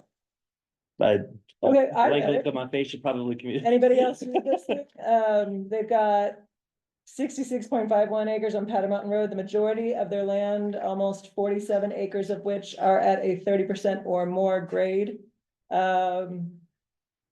Whoever wrote this, like Stephen McCutcheon, did an excellent job. I thought I really enjoyed reading this report. Steve McCutcheon, okay. Okay, you're familiar? Okay, It didn't come to me, so I have not even seen it, but I did have a good discussion with Steve McCutcheon. okay. Anybody else read this and want to discuss things in it? So I read it, and I drove up and looked at that area. And my first impression, as I said on Thursday, when I read it, not knowing anything about it, was that whoever wrote it was trying to build a case against building homes on that property. Starts that way. It starts that way because there's all sorts of issues and complications, not the least of which is potential flooding and changing and mitigating Wolf Creek, which runs, when you drive up there, I mean, it's right there, you can see it, it's running today. And anything you do up there on every single lot, you're gonna have to manipulate Wolf Creek and hope that whatever you do will maintain the water, so. Yeah. That was my first observation, was that, this guy did a good job of describing why it's a tough place to build. Steve's a good planner. Most of the land is on that 30% slope or more, so they're not gonna build on it. Over 70% of them. So they're gonna be developing just on the flatter area, which isn't completely flat. Isn't this the one, this isn't the one that came, this is a different one. This is a different one, so this is a little bit downhill from that. So, having driven that road in the winter countless times, coming down, that's not the steepest Powder Mountain Road, but it's still steep. It can be slipped, and if you go up there right now, that's right where they're stopping traffic to build the runaway truck ramp is just a ways beyond that, so the red light, I had to go through the red light to get up there. Mhm. But anyway, so putting 1, 2, 3, 4, 13. 6, 7, there'd be 9 driveways sticking out onto Powder Mountain Road in that slick area. I mean, to me, seems pretty risky. For cars backing out as vehicle traffic mounts coming down that road every single day. My bottom line is, it's probably one of the crazier places to want to build in the valley. And so what I also did was took a look on GeoGizmo, and there's 2 plots just to see, what the value is. I was curious. And one of the plots, there's absolutely no information, 0 information available. And the other one, they only taxed it at $500 for this year, so. So the tax assessor's probably thinking it's not very buildable either. Sorry, I'm just trying to pull this up on my Is that tiny Wolf Creek screen. drainage that comes down right behind it? Yeah, Yeah. right there, right through the middle of those There. lots. There's a lot. that I'm not favorable in here too. It doesn't mean that it can't happen, but it's just, it doesn't make me happy in terms of, I mean, because, so they acknowledge that under normal circumstances, they don't have much developable land and therefore with their zone, that many development rights. However, there is this overlay option. Be aware that we don't have a slope restriction, so. I know, I remember They're our not proposing to conversations. build on the slope. They're not. Okay. And I know because we've had this discussion where it just doesn't change my opinion. I have to approve things, but Sorry, I thought I heard you doesn't change say, my opinion. I'm not favorable to the fact that, you know, we took land that regardless of being more than 30-degree slope or wetland or whatever, and we just said, okay, and divide that by 3, and that's how many development rights there are. But it is what's in the books, and so there you go. I work with it. It just doesn't make me happy. So I misunderstood you. acknowledging, Sorry. I yes, misunderstood you. acknowledging that 70% of their property is above what an engineer would want to build on. The idea that they can still take development rights off of that is frustrating to me, but it is what it is at the moment. Also, they talk in here about how there's this, and they brought you up, Charlie. I'm surprised you didn't get to read that. Your name is fully written in here. That Charlie, you would let them know about this lesser known, this is on page 4, lesser known transportation restriction. I found this one really interesting. From the terminal streets. That, yes, that they're not allowed, that's written in the books, you can't have more than 15 homes, which of course they already do have, and we're already gonna build 100 more. So that's just more annoyance for me that we have these rules we're not even paying attention to, which I understand legally gives them the right to then. Hold on, let's Go not ahead, say Jim. we're not paying attention to them. These are new regulations that have been put in place because we've learned some lessons. So we are paying attention. We've put new regulations in place. We just approved these 100 or so condos up at Powder, like, so how new is this regulation? The top of the mountain has some vested rights that we can't interrupt. So how many? I'm not talking about Summit, I'm talking about those condos over by Sundown. My understanding is they But have, that was the end of the stub road. So how many, Charlie, if that's new legislation, you must have looked at how many existing homes up there fall under it already. you mean are entitled? No, not entitled, then. What did it say, 15?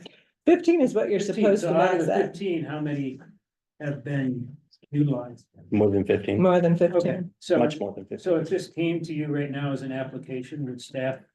Recommend it deny now. Based on that? We would recommend it now. And I can't speak to the condos that are outside of Summit. My understanding is that they had previous permits that led us to believe Mhm. that they're still entitled to ask for what they're asking for. Okay. So if you I don't would, have all the I details. don't know, but we granted them, so. if you would, based on that new regulation, recommend denial, you're asking us to come up with reasons why it shouldn't be denied? Like, why is it up for discussion? I'm not asking. No, I you. know you're not, but the purpose of this discussion, if county staff would say deny it based on the code. So our purpose of discussion is to come up with reasons why it should not be denied. I think that would be what the applicant would ask of you if they were here, Okay. but I'm not the applicant, so I can't say for sure. You're saying you can't develop any more on Powder Mountain Road because of all the units are already developed in a max of. Oh, I don't think he said that. Is that what you said? Ask the question again. I didn't quite Any hear it. additional development along Powder Mountain Road would be denied because you can't have more than 15 units on a terminal road. On a dead end road. And Now, there's already hundreds of them. that doesn't mean that the ones that are already vested with a development agreement or a previous I vesting understand that. don't get to be approved. Okay. They How does st- they that can apply be. to Wolf Creek, where you got that terminal road?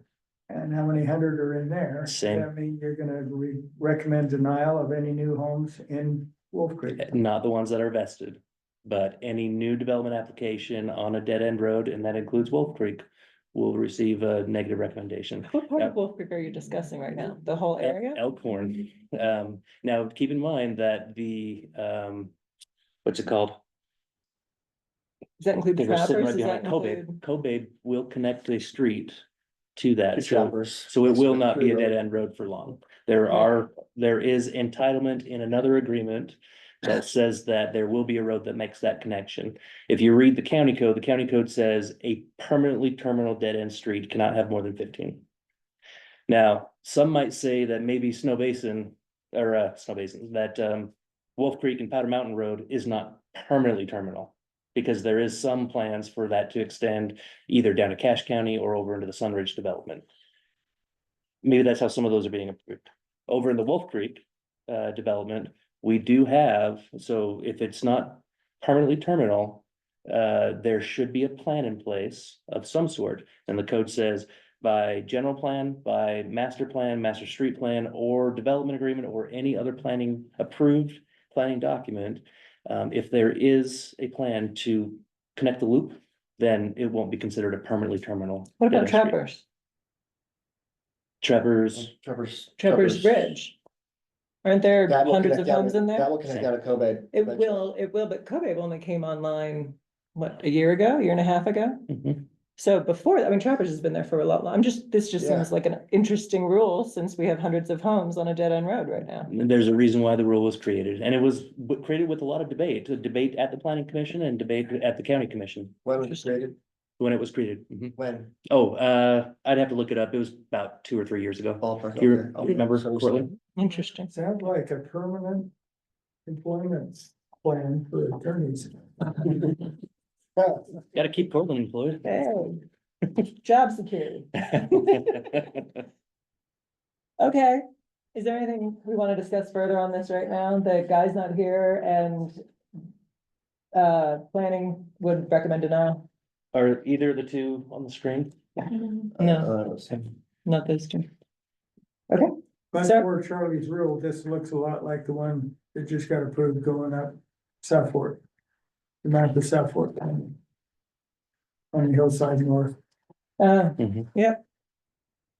Okay, number 3, bridges. I know something about this one. All All right, right, Sorry about that last one. and not a dead end road. sir, Yeah, I was out of the office all last week and wasn't in yesterday, so I didn't get to see the this looks agenda. very hefty for Yeah. a last minute type up. So definitely not a last minute type up. It is And when something I- that we received about a week ago. However, like I said, I Mhm. wasn't here last week and there is no expectation for you to know what's in the document right now. I'm giving it to you in advance of your next meeting so that you have a lot of time to read it. This is coming to us again. Yes, yeah, this is just work session, so this will come to you in a public It's hearing on an agenda already. in your next meeting. Okay. It's tentatively scheduled for the next meeting, yes. For the next meeting for a legislative session. Legislative, yep, in December. Okay, I'm going to put this out there again. I would really appreciate something that we can read to learn about. So when we come to these work sessions, we have some basis of information to work off of. I would really appreciate that. I did send an email specifically asking that you give us something, some heads up of what in the world we will be discussing, and I got crickets. And there's a lot here you could have forwarded, so, Sorry, I didn't have that information to give you. okay. Come on, Charlie. Seriously, the bridges are out there. I was gone last week. I'm not gonna defend myself on this one, guys. What I'm telling you is that I didn't have the information. I'm giving it to you now Okay, because this is a work session for us to discuss it. all right, Okay, let's discuss. totally understand the concern if this was a public hearing and you guys didn't have the information. Sure. Okay, We like to do this, though. We've done this many. Many times, and this is why I wanted to, Nothing, and here you go. yes, and every time I ask to get information ahead of time. So let's go for it. so what you have in front of you is a request to amend the bridges development. Mhm. What you see in green, not the green shading, just the green lines, that's new. Potentially new, proposal. What you see. Wait, what do you mean green shading? Yeah. You said not the green shade. Sorry, ignore so just the green lines on this document here, These skinny green lines. skinny green lines, Okay. yeah, so don't look at the green polygons, I don't know. Trails? Yep, some of those are trails, yep. You got trails, you got lots, you've got some of those small cabin developments. Wait, Oh, they're in green? they're overlaid in green also. Okay, They're green and green. got it. So any black line you see on this map is exactly the same, like exactly the same as the previous approval of the bridges development. I'm having a hard time seeing the difference. Yes. I see a road connecting south and then no, on the left side of the page and then down on the bottom part, okay. So, Okay, Eagle Ridge, Yeah. okay. so the green, I'm seeing it. the outline green lots, all of those are new proposed lots. The outline green streets, So those lots don't exist right now. correct. Mhm. They're overlaid over existing plots of cabins? Is that what I'm seeing? I don't know, this is hard to read. So show me what you're looking at right there. So I'm seeing these are green cabins here. Yeah, so let's just But then say, there's red cabins and there's black cabins. And there's Yeah. black cabins with green lining around them. so you got the green cabins, that's either moved or new cabin. Red cabin is a moved or removed cabin, Okay. They're no longer there. either So no that's longer there asking or for them moved. to no longer be there. Yep. There's some bigger flats if you want to see it before. But they're not colored. That's okay. Well, we can't figure out these colors. The color's not really helping. Okay, That's revised and then black is existing. so they want to take the red away Black is the same, Black and is same. green is adding. green is adding, Okay. red is removing. Okay, are we adding just so we don't have to count? Are we moving and Eric, not same. adding additional? Are we taking the exact same number of red as our green? Not necessarily, so there may be more. So we're adding as well. We're moving and adding. Mhm. Is that fair to say? Maybe Eric can clarify. Sure, the density was always there, but not designated where it's going to go. Now we're Yeah. designating where it's gonna go. We're not bringing in any more density. And that's, Wait, so that's accurate. so then the number of red match the number of green. You're just moving them. No, No. Yeah. So how are Can you? I open this? Okay. slow Uh-huh. down. You know, and just a little history here, so. We're not doing anything different, but the numbers are not the same. The original PRUD was approved in 16. And there was an amendment in 18, so this is basically what's in play today. This is today. This is what's approved today Okay, under a conditional use permit. okay. Okay. So We approved this not long ago. The bridges? It was a few You years ago. you approved the phase, yeah, you approved the phase, I think about half a year ago. yeah, we reported some of the problems at the beginning of this year. I think Charlie, what he was trying to do is he had these two maps and he was trying to overlay them and Hard to see. but in his Okay. defense, he didn't have much. Okay, So essentially, So this is connecting now, this is today. This Here. is what you're asking. connecting up This- through here Okay, and down to here. There's better Well, connection, just, actually, better ingress egress. back up just a little Yeah, bit. hang So on. now there's, property's been acquired, they kind of changed the layout. So this was 40 acres was owned by Summit. And so I guess we've had it probably 4 or 5 years at this point. okay. And then also part of Eagle Crest, which clips this corner here, gives you that connection, not connects it to Nice. in there. So you're annexing some of that in here. For lack of better Correct. words, okay. It's better flow too. But all the entitlements are coming from the bridges. There's an agreement, 2016, the clarifying agreement of the entitlement. So the bridges, these properties right here Mhm. were entitled to 413 units. Okay, So the 40 acres here, you can go back to the 2002 agreement, 40 acres, there's 13 units here. So it's FV3, 3 units per acre, and that's how it became the 13. Okay. So the intent is to, maximize, allocate the maximum density that we have by right, by Mhm. other zoning development agreements. Mhm. So that's what we wanted to bring in front of the commission. And hopefully in December, as Charlie we alluded to. Yeah, the request is that this be on for a public hearing in December. They actually wanted it to be on a public hearing tonight, but we didn't have the information in time. yeah. And so we got you guys the information as quickly as we can get it. And then next month, hopefully it won't be cold turkey. So how much of this development, is this what we're approving now? Potentially. So the development agreement, right now, let's go back and talk about a little bit of history. Is there a developer agreement right now? No. Okay, Well, There's a conditional use that Boy. governs this whole. it gets a little complicated. even more so. Let's just talk about history. Let's go back in time. Okay, Back in 2002, there was a development agreement for the entire Wolf Creek development. okay, At some point between 2002 and now, that development was broken up amongst various different developers. 7 different ways is what I understand. okay. Post bankruptcy. Yes. There have been a variety of amendments to the Wolf Creek Development Agreement. That was the, 2002 agreement was the Wolf Creek Development Agreement. There have been a variety of amendments to the Wolf Creek Development Agreement, some that apply only to some developers, portions of the Wolf Creek. Others that apply only to other developers. for Other example. developers, people, not developments. Right, people or entities. Yeah, I guess Mitt Romney says, and Yeah, corporations I are got people too. mhm. So that said, there is a baseline development agreement that says Wolf Creek is entitled to X number of dwelling units. Right, What they're showing you here does not disrupt anything that's already entitled. mhm, So what I'm here to make sure you guys understand is when you go to make a decision on this, the decision you're making is not whether or not these dwelling units belong here or Mhm. these lots belong here. It's what configuration does it take? That's all. what do you mean, what configuration, it, like, Just how they're laid, how they're planned. on the plat? Mhm. Okay, That's the only latitude we have in negotiating on this one, because they are already vested in all the development rights that they're asking for. I like the flow better too, and I mean, just considering emergency services with all of the dead ends would be really troublesome, and there's better flow through for ingress, egress. Like, I don't know how Shane felt about it, but I know John wasn't super happy that we asked for several different connections. We asked for connections south, connections to the west, yeah, so connections what to do the we north. have? But these are What are all these? new hypotheticals, they aren't connections? even, Right now, you Yeah, just right. enter from that road, Over here. right?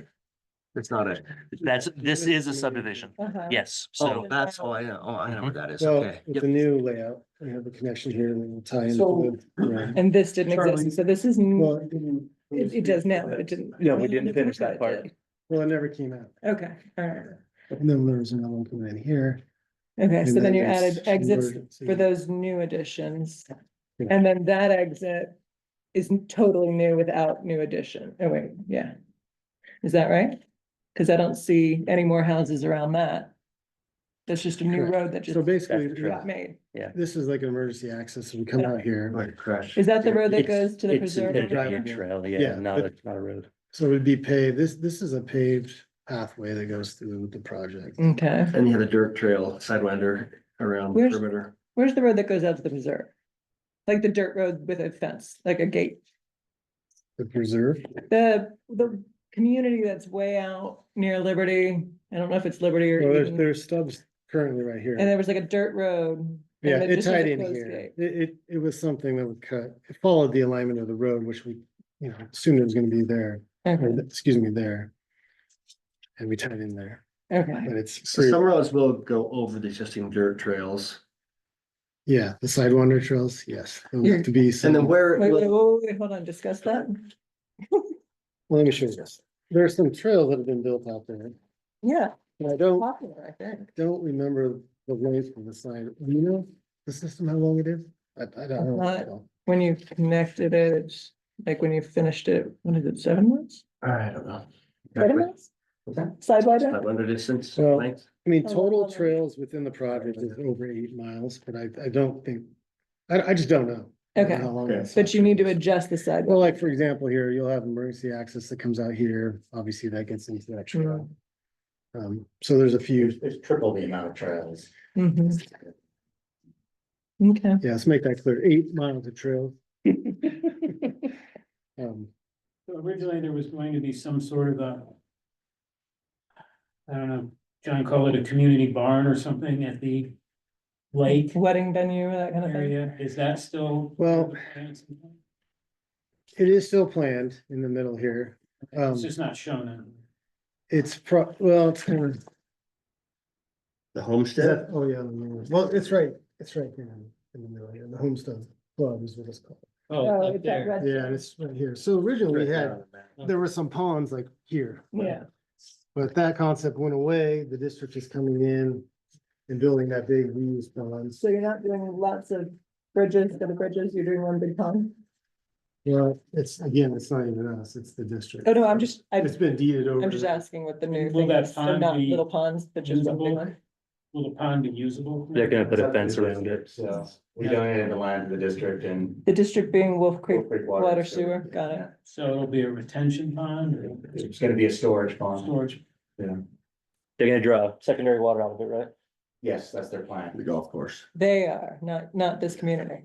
Wolf Creek will. The community is, yeah, it's for the entire, You know, and it's up high, so. and this is Yeah. almost 15 acres, and that wasn't. until Is it really? recently, You know, define what that boundary was gonna be, so now we know. So, Where does the sewage go? it's serviced by Wolf Creek, so it'll work its way back down to the plant. All shit runs downhill from there. Originally, there was. Or uphill with a nice pump. Well, yeah. No, there wasn't gonna be anything Yeah. up there. Powder Mountain has a plant. Yeah, Powder Mountains, their stuff's right up here. Yamagata. Yes. That's, we're not connected to that at all. So the county came and said we needed new roads and exits and entrances? Yeah, How they, did this come about? Well, we made our proposal, it was Yeah. some discussion. we had. So is this the same thing where you're looking for a defensive strategy of a developer agreement, and with that came this whole thing? sort of. So going back to the history, and why we're looking at a development agreement.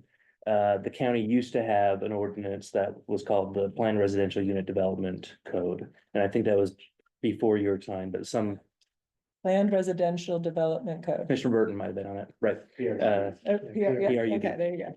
The county repealed that, so PRUDs are no longer a thing in Weber County. There was a little provision that said if it was a previously approved PRUD, you could make de minimis changes, and so all the little changes that the planning commission has been making over the last few years on the bridges, I think there were 2 or 3 of them, were just de minimis under that.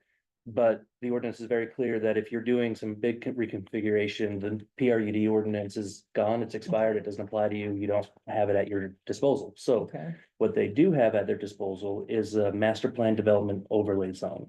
So they're asking for the overlay zone. That overlay zone was intended to replace the PRUD code. Problem with the PRUD code was there was a lot of flexibility written in there. It read like it was a legislative decision. mhm. And every time it got to the county commissioners, when there was a big crowd, county commissioners, because it wasn't legislative, it was administrative, had to say yes, even if it wasn't a great proposal. And that's not this, that we're talking about Western Weber specifically. So it was repealed so that we can make room for it to become a legislative decision. Now, this will come to you guys as a legislative decision, as a master plan development overlay zone. With the caveat that they're not increasing the density from the 2002 agreement. Of Wolf Creek, like the whole pot. Right, But they're still. but they still are asking for a rezone. Wait, what's the We don't have any reason? choice. There's no. Master other way plan to do it. development overlay zone. It's gotta change. That's the Overlay zone change? What, was it a PRUD? I thought that was What just is an it? overlay. PRUD. It overlay is a zone. It was a PRED excluding the additional I problem. thought the master plan overlay zone was the specific thing that lets you cluster your development rights. You can do Choice that. could. you're talking about that you There's don't other have. stuff The only involved in reason that then? You could do what's been approved. The only choice you're saying is if you want this, you have no choice. That's what you're saying, just to be clear. Yeah, that is correct. And when we finally acquired that additional 40 acres that we ended up donating part of it to the district. It makes for a lot better flow, a lot better connectivity, and just makes the development better. So we wanted to include that. We couldn't do that in the PRUD code because it was gone. So in order to bring that in, this is our only way to do it, our only way forward. But we could leave it as it is, that's true. But then we'd have to find places for that additional density that we haven't located yet. So this, Step that out, knowing that we were going to get that parcel eventually. It just took a lot longer than expected. That original development agreement, it has development pieces or places, so this area gets to have this many units, this area gets this many units. That area gets that many units, and then it has just a unassigned pot that could go somewhere within the Wolf Creek development. Some of that is being requested here, but also the rest of the units that were already assigned to this property. They're showing us how they're gonna configure it. so how many, But wait, just to we be clear. No, go ahead and ask the question. It's probably a good question. No, I was gonna make the argument that 2016 was the right number of development units. I think that was the argument that I've heard many times, not 2002. So, like I say, it was probably not appropriate. It's the same number. Yeah, it is the same number. So yeah, history again, started in 2002, but the county did rememorialize what this land and this property got in 2016. I think we even updated it in, was it 2018 or 2019? Again, As a PRUD. But what you're saying is. the not as a PRUD, just as a development Is that agreement correct? that Right. assigns So- rights. But again, The the PRUD came after that. unit shown here PRUD was the administrative mechanism to it's assigned. execute. We want to that development agreement. maximize. And then that's Your- changed now from master plan over In this to. area. over We're not the taking development. from that. That's right. agreement here. It's- Overlay, is that what it is? Council I had think I might know with the the answer, addition of but 13 of this. What's in if I'm remembering, the This is whole, already 15. the whole parcel here is like 300 acres plus or minus. So somebody in a public hearing is gonna ask, Mhm. how do you get 400 and some units? 273 acres. How do you get 400 and some units in parcel that small, given what the, surrounding zoning is? Someone will ask that. Yeah, and that's a really great question. I think that's kind of where maybe Trevor, part of your question is coming from. And that is the vesting that previous development agreements that are not expired gave the property. So the zone may be what it is. Changes. Both don't necessarily apply. It's also what you're saying. If You're trying to say, if I understand you correctly, you're trying to on one hand say, it's already there. But they have to go to a new thing because that doesn't actually exist anymore if they want to make any changes. So we should just give them what's already there because that's what's already there, but they can't do what they want to do and add more. Because they'd have to change to what doesn't exist. So I'm hearing how you're making that conclusion, and it's really important distinction, so it's a good question to ask. The agreements that are in place already have a unit number assigned to the property. That's not a choice. We don't get to choose whether or not those units go here. Or if we do, subject to Cortland getting a big pay raise. Boy, I'm confused. The unit, when I heard unit number, I was looking at this. So is this what you're talking about? Or are you talking about the number of density points? The density. Okay, got it. The density points assigned to this property Right. has already been assigned. They've got to go somewhere, whether this is a city in the future. I mean, if let's say the city council decides let's say we're a year and a half ahead of ourselves right now, and it's the city council making a decision. That city council will not have the opportunity or option to say those units don't exist. So asking ourselves that question as well, the units are there, how do they get configured? That's the question that we need to And what be you're asking saying is, ourselves. no, that when they're you, not there unless they go to the new zone. No, they are there right now with or without the new zone, because there is a development They agreement. can't add more things. They'd have to build straight up, which would also be a change too, right? What do you mean? So what did you call it? Insignificant changes? De minimis? De minimis. So what's approved is there, but all this extra green is not. And so, okay, so if they have to add, that's not a de minimis change, right? So they have to go to something, which then creates a new agreement. And we don't necessarily have to go back to what was said in 2002 because it's a new agreement and not even the new city got rid of the PRUD, the old county did. Right. So I guess that's the disconnect that I'm having. And to be just kind of somewhat honest about this, I think that the main reason that we are even looking at incorporation is partially because of the way the county managed some of the past developments. Mhm. And this is gonna have a lot of spotlights on it, I think. Yeah. And so For we're good gonna reason. sit here and say like, we should make some new changes and, as you put it, make it ironclad when it maybe isn't now. That might be tying somebody's hands in the Well. wrong direction. And not to mention, last time when that same project came up, they did a master development agreement that actually made it worse for the community and adding 50 feet when it was 40, if you remember. Mhm. And that was just like slud under the table. I get it. I get the public sentiment that might go along with it. I don't expect the public to just take it, roll over and take it, right? I expect them to have some concerns, and this is why the planning commission is important. The planning commission is very clear on this point.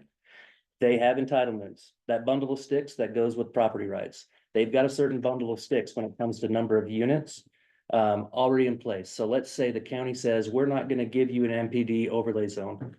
What recourse does the developer have to get the rest of those rights? Other than court action? Wait, But I don't Charlotte, do they understand. have these entitlements? Or do they have these bundle of sticks? Because what you're telling me is two different things. They have, But the density was already here, wasn't it? Well, the density is assigned to the land, even though it wasn't laid out Specified. and configured. So the only difference is it's specified here. The only difference is you're telling the developer No, how they're you're, specified there first. no. They're not? Mm-mm. So there's Only- only PRUD specified right now that says this is how it should be laid out. Why make the change? I see what you're saying. Only a portion of their development, the unit points. How do we, what term do we want to use? Unit points? density points? Only a portion of the density points that is in that development agreement is configured on the original. Right. Right, But the only a problem portion. is when Yeah, they go and to they have change more. it, as you They have said, more. and They wanna I could be put more. totally wrong, as you said, de minimis changes. Yep. So if they're like, okay, we don't like that this doesn't have enough, we want to add more. Mhm. That's not a de minimis, it's bigger. So let's Right. play that out all the Am I way. wrong? No, I agree with you. It is bigger and that's why they're doing the overlay zone. But let's play what you're thinking all the way forward into legal action. Okay, If the county is saying we are not going to give you any option to get the remainder of your development rights, the county is taking those development rights. wait, why, Why okay, are we not what, giving them any option? yeah, why aren't we, I There don't is- understand that part either. Development They rights have this without- total. Without this, Designated for the. There is no tool or mechanism for them to do it unless they do like a cluster subdivision or something like Is that. where it's designated. Because the They county said this is changed- what we're. Because the gonna do. county changed the rule. And then when they said, well, because the county. but weren't they changed the rules- vested under the old rules? Can't they still use the old rules since that's how they obtained their approval at this? They can't change, they can't use the old rules for new development configuration. Those But rules are that- so gone. that- I don't that doesn't- understand. That doesn't make, so that same argument, Charlie, I could say, well. In 2002, my house was 1 acre minimum. And now you're changing it to 3, and so you took away those. That's kind of the same argument that you're trying to make, that the county would be sued for taking that away. They already have it laid out. With one exception to that. What you're talking about is a legislative decision, Same with getting rid of PRUD. Is a legislative decision. right? So because they got rid of a PRUD, doesn't mean that when they go to a new thing, that we have to give them more. The caveat that you may not be seeing is this document, while being a legislative decision, this is the 2002 agreement, while being a legislative decision is also a contract. That's the difference. And that's why, so if it was just a legislative decision that was applied before, the county comes in and says, we're gonna downzone you, they could be downzoned. But there is a development agreement.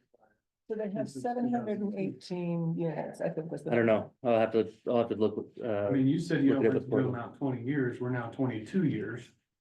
I don't know when it expires. I almost don't want to look because I've found contracts that the county has entered into with developers that don't have an expiration period on them. Okay, well, not knowing doesn't help us. So Charlie, I haven't obviously had a chance. It's been to look at this. actively developed. When the public. Right, there's homes there. sees this, I assume this will be part of the public disclosure. It will be. What else is in here that people might have a problem with? I don't know. I wasn't here last week and I got it the week before. Oh, it was submitted the Who week wrote before. this? Bruce Baird, the applicant's attorney. So you haven't read it yet? I've This breezed isn't the it, standard but I haven't gone all the way that through The it. county uses then, is what you're telling me. So when you do read it, Charlie, just to help things Mhm. along, if you could maybe identify things that might stand out Absolutely. and that the public will scrutinize, because it will. Right. Just so you know, when I do go through it, I am going to point out anything that isn't an existing rule. Okay. If it's already an existing rule, I'm not gonna spend time pointing that out. How come you didn't do that? I'm sorry. Because we didn't have a development agreement to talk about at that time. But why didn't you say, we just passed the new ordinance that covers the 50 feet? I did. Was I there? No, this wasn't you. This was the county commission that changed it. I know that's when that meeting, when Harvey started saying that, it's like, Harvey, just don't say it. He said nice hotels have to be tall. Poor guy. So just so you know, there's a lot of discussions that don't get recorded. And the commissioners were aware that you guys did not want to see anything taller than 40 feet there. I'm still confused. It sounds, That too, by the way. They, like 2 months earlier, that's the worst part. okay, so, pencil on. So it looks like they have 798 total Wolf Creek density points. Mhm. What I'm confused by is it sounds like you're saying if we don't approve them having 413 at the bridges, that we are denying them the ability to use them anywhere, and I don't understand how that becomes real. No, so If they have them, they have just them. parcel one, and Yes. when I do my staff report and I do my full analysis, I will have all this information. Parcel one, there is a map that shows parcel one. That's in the Wolf Creek Development Agreement. Okay, Okay. I will show you that map. That map has 413 things entitled to it. Meaning that if they come in and they have a legal means to go about platting those 413 things, the county has no right to withhold that. Do they have that? Yes, they do. There's 413 on the original. The original layout. phase one. So the original layout didn't plat all 413. It only platted a certain number. So any addition would be more than de minimis, correct? Correct. That's why they're going through a rezone process, not going through the previous PRUD process. So to restate, make sure that we're on the same page, because you're telling me that we have to. But yet what I'm hearing is that they have it outlined under the PRUD. So I'm still not getting this, I guess. They laid it out and it was 300. Mhm. And that's what it was set under the PRUD. Yeah, they had 400, but they only platted 300. Now they're coming and saying 400 because we have it. And we're going, you have it, but we don't, like, we can, yeah, you can say you have it, but we don't have to assume that you have it because you don't have to use that. Like, you don't have to, you can use Gotcha. your original that was set up in 2002. Yep. Not this new one, and you can sell them. Cause that's what you can do.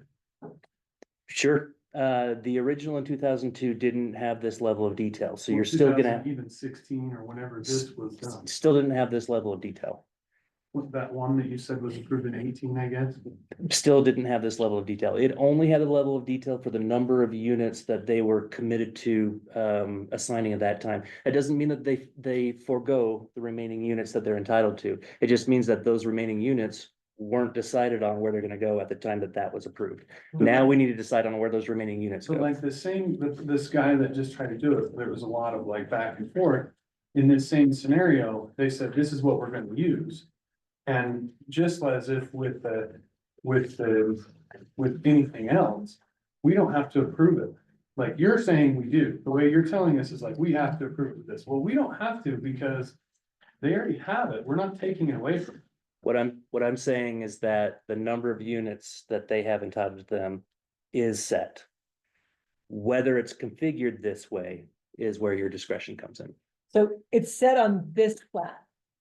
The bridge's piece of property, Yeah. this plat is the 413, and we're Yes. you're saying we should just discuss how those 413 will be done. Where I get confused is because Wolf Creek is this umbrella Mhm. thing, and the umbrella has 798, of which 413 is a part of. It gets confusing because it's like, they have it, they could put it somewhere in Kobe, they could put some here or some new property that it's theirs, we're not taking them. Again, the development agreement does specify where Where each it of those units go, And with so the exception of, 413 are specific. I thought Wolf Creek only had a pot, and that's why they didn't used to own Kobe property. And then they did, and they moved some, I wasn't a part of it, but I remember there being discussion of moving Mhm. density points to that land, more density than what that land was zoned for. It caused a whole kerfuffle. so that decision. Wasn't that out of a pot, or you're saying that was a separate parcel that had a designation and they moved only those designated? Is that what you're saying? No, so what happened in that case, that was a development agreement amendment. And what that did is it said, okay, all these numbers are assigned to all these parcels. Mm-hmm, We, the developer, them, mm-hmm, are asking to move units from this parcel, that parcel, and that parcel mm-hmm. down to a new parcel. Right. That was, So they're interchangeable, that was a purely legislative decision at that time right? that you guys could have said, we don't recommend approval of this. Yeah, I think you might have actually. I can't I don't remember. remember. I wasn't. Pretty much anything that was done, it was reversed. But the county commissioners, they did approve it. That doesn't, so that does change the rules So as you it can't move applies. them around is my point, but you're saying that there have to be 413 because that's what's on the But, case. yeah, and maybe it's better to say they can move them around. The Okay, question is, that's valid. If we Okay. say no, what happens? Or they can ask to move them So around. that's, I know, what we say, and the county says, Middle yes. child, really. If the county. let's say the county, yeah, let's say the county commission says no. Funky in the middle. Well, maybe you wouldn't. Maybe And I'm not saying this is, Come with us, I I like think. the way, like this flows better. No, but the I just principle, wanna make sure, because in the principle's past, important. you've really pushed the developer side of it, and we didn't really understand how it works. And I don't think the community did either, and it also hurt, because, I mean, here we are now incorporating because of, I Yeah. think, because of some of the things that we decided. I'm eager to see some of the decisions the new council has to make. And how some of those go. That said, what we're doing here, you're asking good questions and it needs to be clear in your mind. I want you to be comfortable with this. I don't want to just push it. I want you to be comfortable. I forgot where I So was if going. denied. Oh, thank you, deny. I don't want to give the applicant their legal argument. I wish that we could not have it at our very next meeting. We didn't have anything to read ahead of time. Now we have a lot to go home and read, but we don't have time to get together and ask more questions. And I would like to see this come back and get a full grasp on this before we're gonna meet at a public hearing in front of everybody, where you're gonna have pitchforks and whatever, and we're gonna wanna help explain to people Why it is the way it is. why we're gonna, but we don't even understand it ourselves. I would really like to have one more meeting on this before we go in front of the public. That's my request. I think that's a great request for the applicant and they can consider it. I don't control it. Yeah, and Wolf Creek's confusing. There's a lot of history here and how these units came to be. I mean, like Gertson Canyon, all that was, set aside to cluster in the resort. And that's where these numbers come from. How many times have I asked Eric you to consider separating them all and creating separate agreements? Well, and So we can actually get some clarity on this. we're moving toward that. Yeah. Right now, so How many remaining development rights are there in the Wolf Creek area in your? That you haven't That you developed. have, that is not stipulated on this map, this. It's not Well, shown. this is the bridges. Not just This for is just the bridges, bridges. but, yeah, So- I mean, it's interchangeable within their organization anywhere, I guess. So It's only interchangeable Yeah. after going through rule change process. Yeah, The he you have to said. change the rules. Okay, all right. So. and there's some information I could probably share that would probably paint a better picture. How these entitlements, where they go, where they were assigned. I mean, this is Wolf Creek parcel 3, this little piece, Mhm. high density, it was FR3. And that's totally taken off. I mean, that's toward the core now, and that's where we get. The density there, we have 164 in the. So you moved the density from this to Eden Crossing? Is it the No, core? No, the core. the exchange, just like Oh, where the okay. gym, Yeah. offices and all that. Two questions. There's 500 and something lots here, right? 413, I think. No, I see some. 420. For 26 or 7. Because that doesn't Green or red. include the. Yeah, got it. These lots are numbered 500 and something. Well, they're numbered by community, so they start at different places. Oh, so like 1 community, 2 community, 3 community. Okay, so second question. If I buy all this land from you, what if I buy the vested development rights? How many? If you bought all this and nothing was recorded, No, if I buy it, just. If you buy the development rights, 460. So Right, if I so buy it's equal this for front door. property, it comes with it, I think Charlie's saying, there's 400 and something development rights vested here.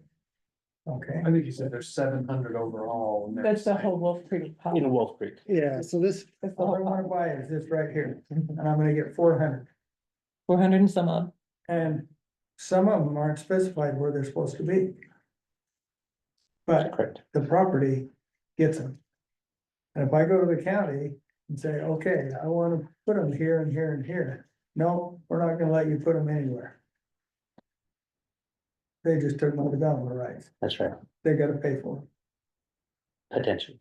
Yeah.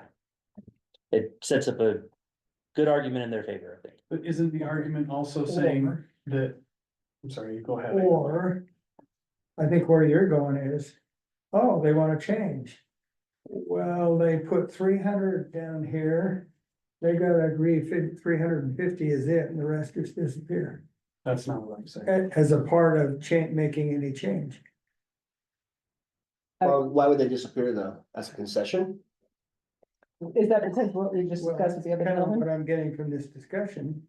That, oh, they wanna make a change here, so everything's up for grabs, we can have them make a donation of those development rights. If we're gonna let them. Put any of these undesignated ones in any specific location. Isn't that what you said? I mean, technically, that's true. We could ask for. It wasn't where I was going. I was under the impression that Wolf You Creek can. has a pot and they can There's use their pot. there's I was not talking about retiring anyway, Has there ever but, been- I mean, I might be No, wrong. it but- used to be so easy. like that. When it had one owner of the whole. Threatened to sue a lot How do you more do than that? somebody else. No, when- nobody's threatened to Yeah, sue. Yeah, but I thought it was basically John and his. Taking or not, He just threatened to sue. mean- technically, I guess that's Yeah. accurate. All right, I thought it was Yeah. John. Yeah, no, there's a few Basic concept here. Okay. Either they have 400 things and everybody thought 300 and we put somewhere, we're gonna put another 100 and something specifically somewhere else when we get to that level of detail.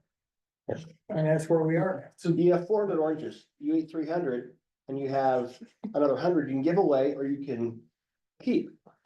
So But they'll this- disappear. No, I just Isn't brought this this seven property, I don't hundred, know but the rest across of Wolf much Creek. bigger ground, and they're just saying this is where we wanna put it. They've already said this is where they wanna put it, but now they're coming back and saying, well, no, we wanna put more there. Whether that's a good idea or not, I just wanna be clear No, that I would imagine they're gonna if you're trying to maximize. say, like, we talked about this, we can ask for donations, we can ask for all this stuff, right? Not saying we should, but this is an asking of more, right? it's not asking more units.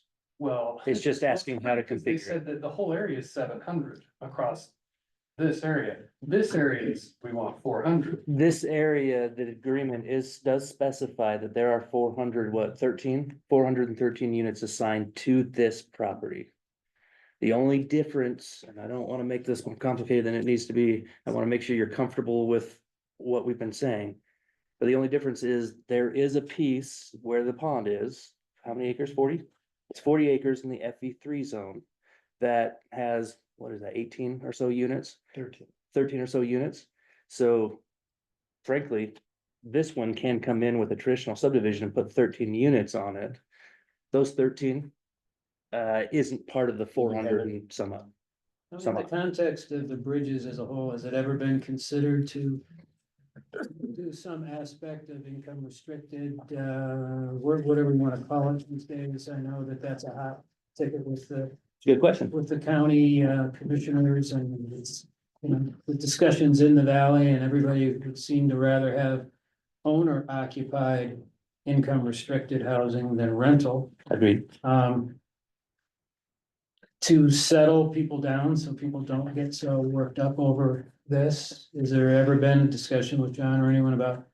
I've never that? had a discussion with them. What's that? I've never had that discussion with them. No.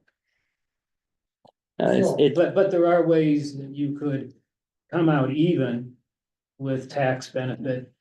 You know, there's structures that allow a developer of scale like this to do a little bit of that kind of thing and not lose necessarily. And so I'm just wondering if that, you know, the county's put a lot of effort into that, Mhm. right? And then don't you have a person who kind of oversees that? There is, it's not a county division, but the county donates to it. It's the housing authority, Weber Housing Authority. So could they, I mean, you know, somehow maybe throw some intel towards these guys, how they could pick I don't know, pick a number 5, 10, whatever, come out even or even profit somewhat by the current tax methods to do income restricted housing? Potentially. I mean, we'd ask the developer to go talk to them and Yeah. make sure that they understand all the. I'll be frank with you. you're gonna have to do much smaller lot sizes in order Yeah. for that to pencil. Well, but now's the time to do that. When Gotcha. you're penciling through, that's why I'm saying right now, while you're penciling this out, maybe there is a way to plug a few Those, in here and there. So it's not a low or moderate income neighborhood, but you just have some yeah, element distributed. of those distributed. I think it's a I great mean, You've idea. got a lot of little lots for the cabins already. Yep. Okay, I'm just trying to simplify in my mind. We're not talking about 700, we're talking about 413 that are here. I Correct. think we're, It's it the sounds like we're talking about Welded- 13. They're welded, Those 700, just to be clear. Four thirty, This square section. Or rectangle section. Eric, is that the So most this- recent this- agreement? This section right here, kind of like a horseshoe shape. So if you look at this one where there's a whole avoidance in the middle. So this is all Wolf Creek parcel one, and that has 413 for the agreement. Right. The other 13 were coming off that middle piece, that 48, just they got us the 426. It feels like the county gets bullied a lot. And I feel like you back down a lot, and I'm not, so maybe that's not the case here. I It's just a want little, to, I mean, it's a little different than what you're thinking, the and county exists to help private landowners utilize their private property rights. That's why government exists. so in addition to what They're Jeff, not being bullied, they're trying to help every citizen, every person who owns property has Well, rights. I'll be clear. The county exists. we sit here and get told that we're a legislative body, and that there's I been think no, we've identified. no court case history and They all everything, have a home. that on a legislative decision have they ever lost. And What's then, it say? not only did I hear multiple times, the developer, I heard the Yeah, county no, I- commissioners and staff talk about how if we don't approve this legislative More item, of these in other areas coming at us too. why is it that we get bullied on that? so on a on a Well, purely we're gonna do legislative This would item, be a purely Break out. It's not- survey, Eagle it's Crest, not purely in legislative. the exchange. Is there They're a all court done in case one. that says or that they're this would division. not be legislative? So Because that's- we have to have public hearing, That it's matters. legislative, right? Just tell what's coming down. Yeah. You put there's an overlay zone on it, yes. It sounds like that's your opinion, that's Everybody not I don't- being yeah. defensive. Because I you're just- just us. labeling Well, no, I'm saying, It's like, just like him. yeah, that's what I'm saying. Yeah. Do you wanna weigh in? You're gonna come out of the woodwork. No, I I sure think, would like I to think everybody agrees that get reason my would be legislative, question answered. and I haven't heard him say anything different. Question. No. The rezone itself, that decision would be There are legislative. 400. What is not legislative, what is administrative, Is property. is the 413 units They get to be used. that are assigned to the property. We don't get to tell them they're not there Allowed to anymore. be used. the That's county administrative. has to pay for it. That's not, Part that I I disagree.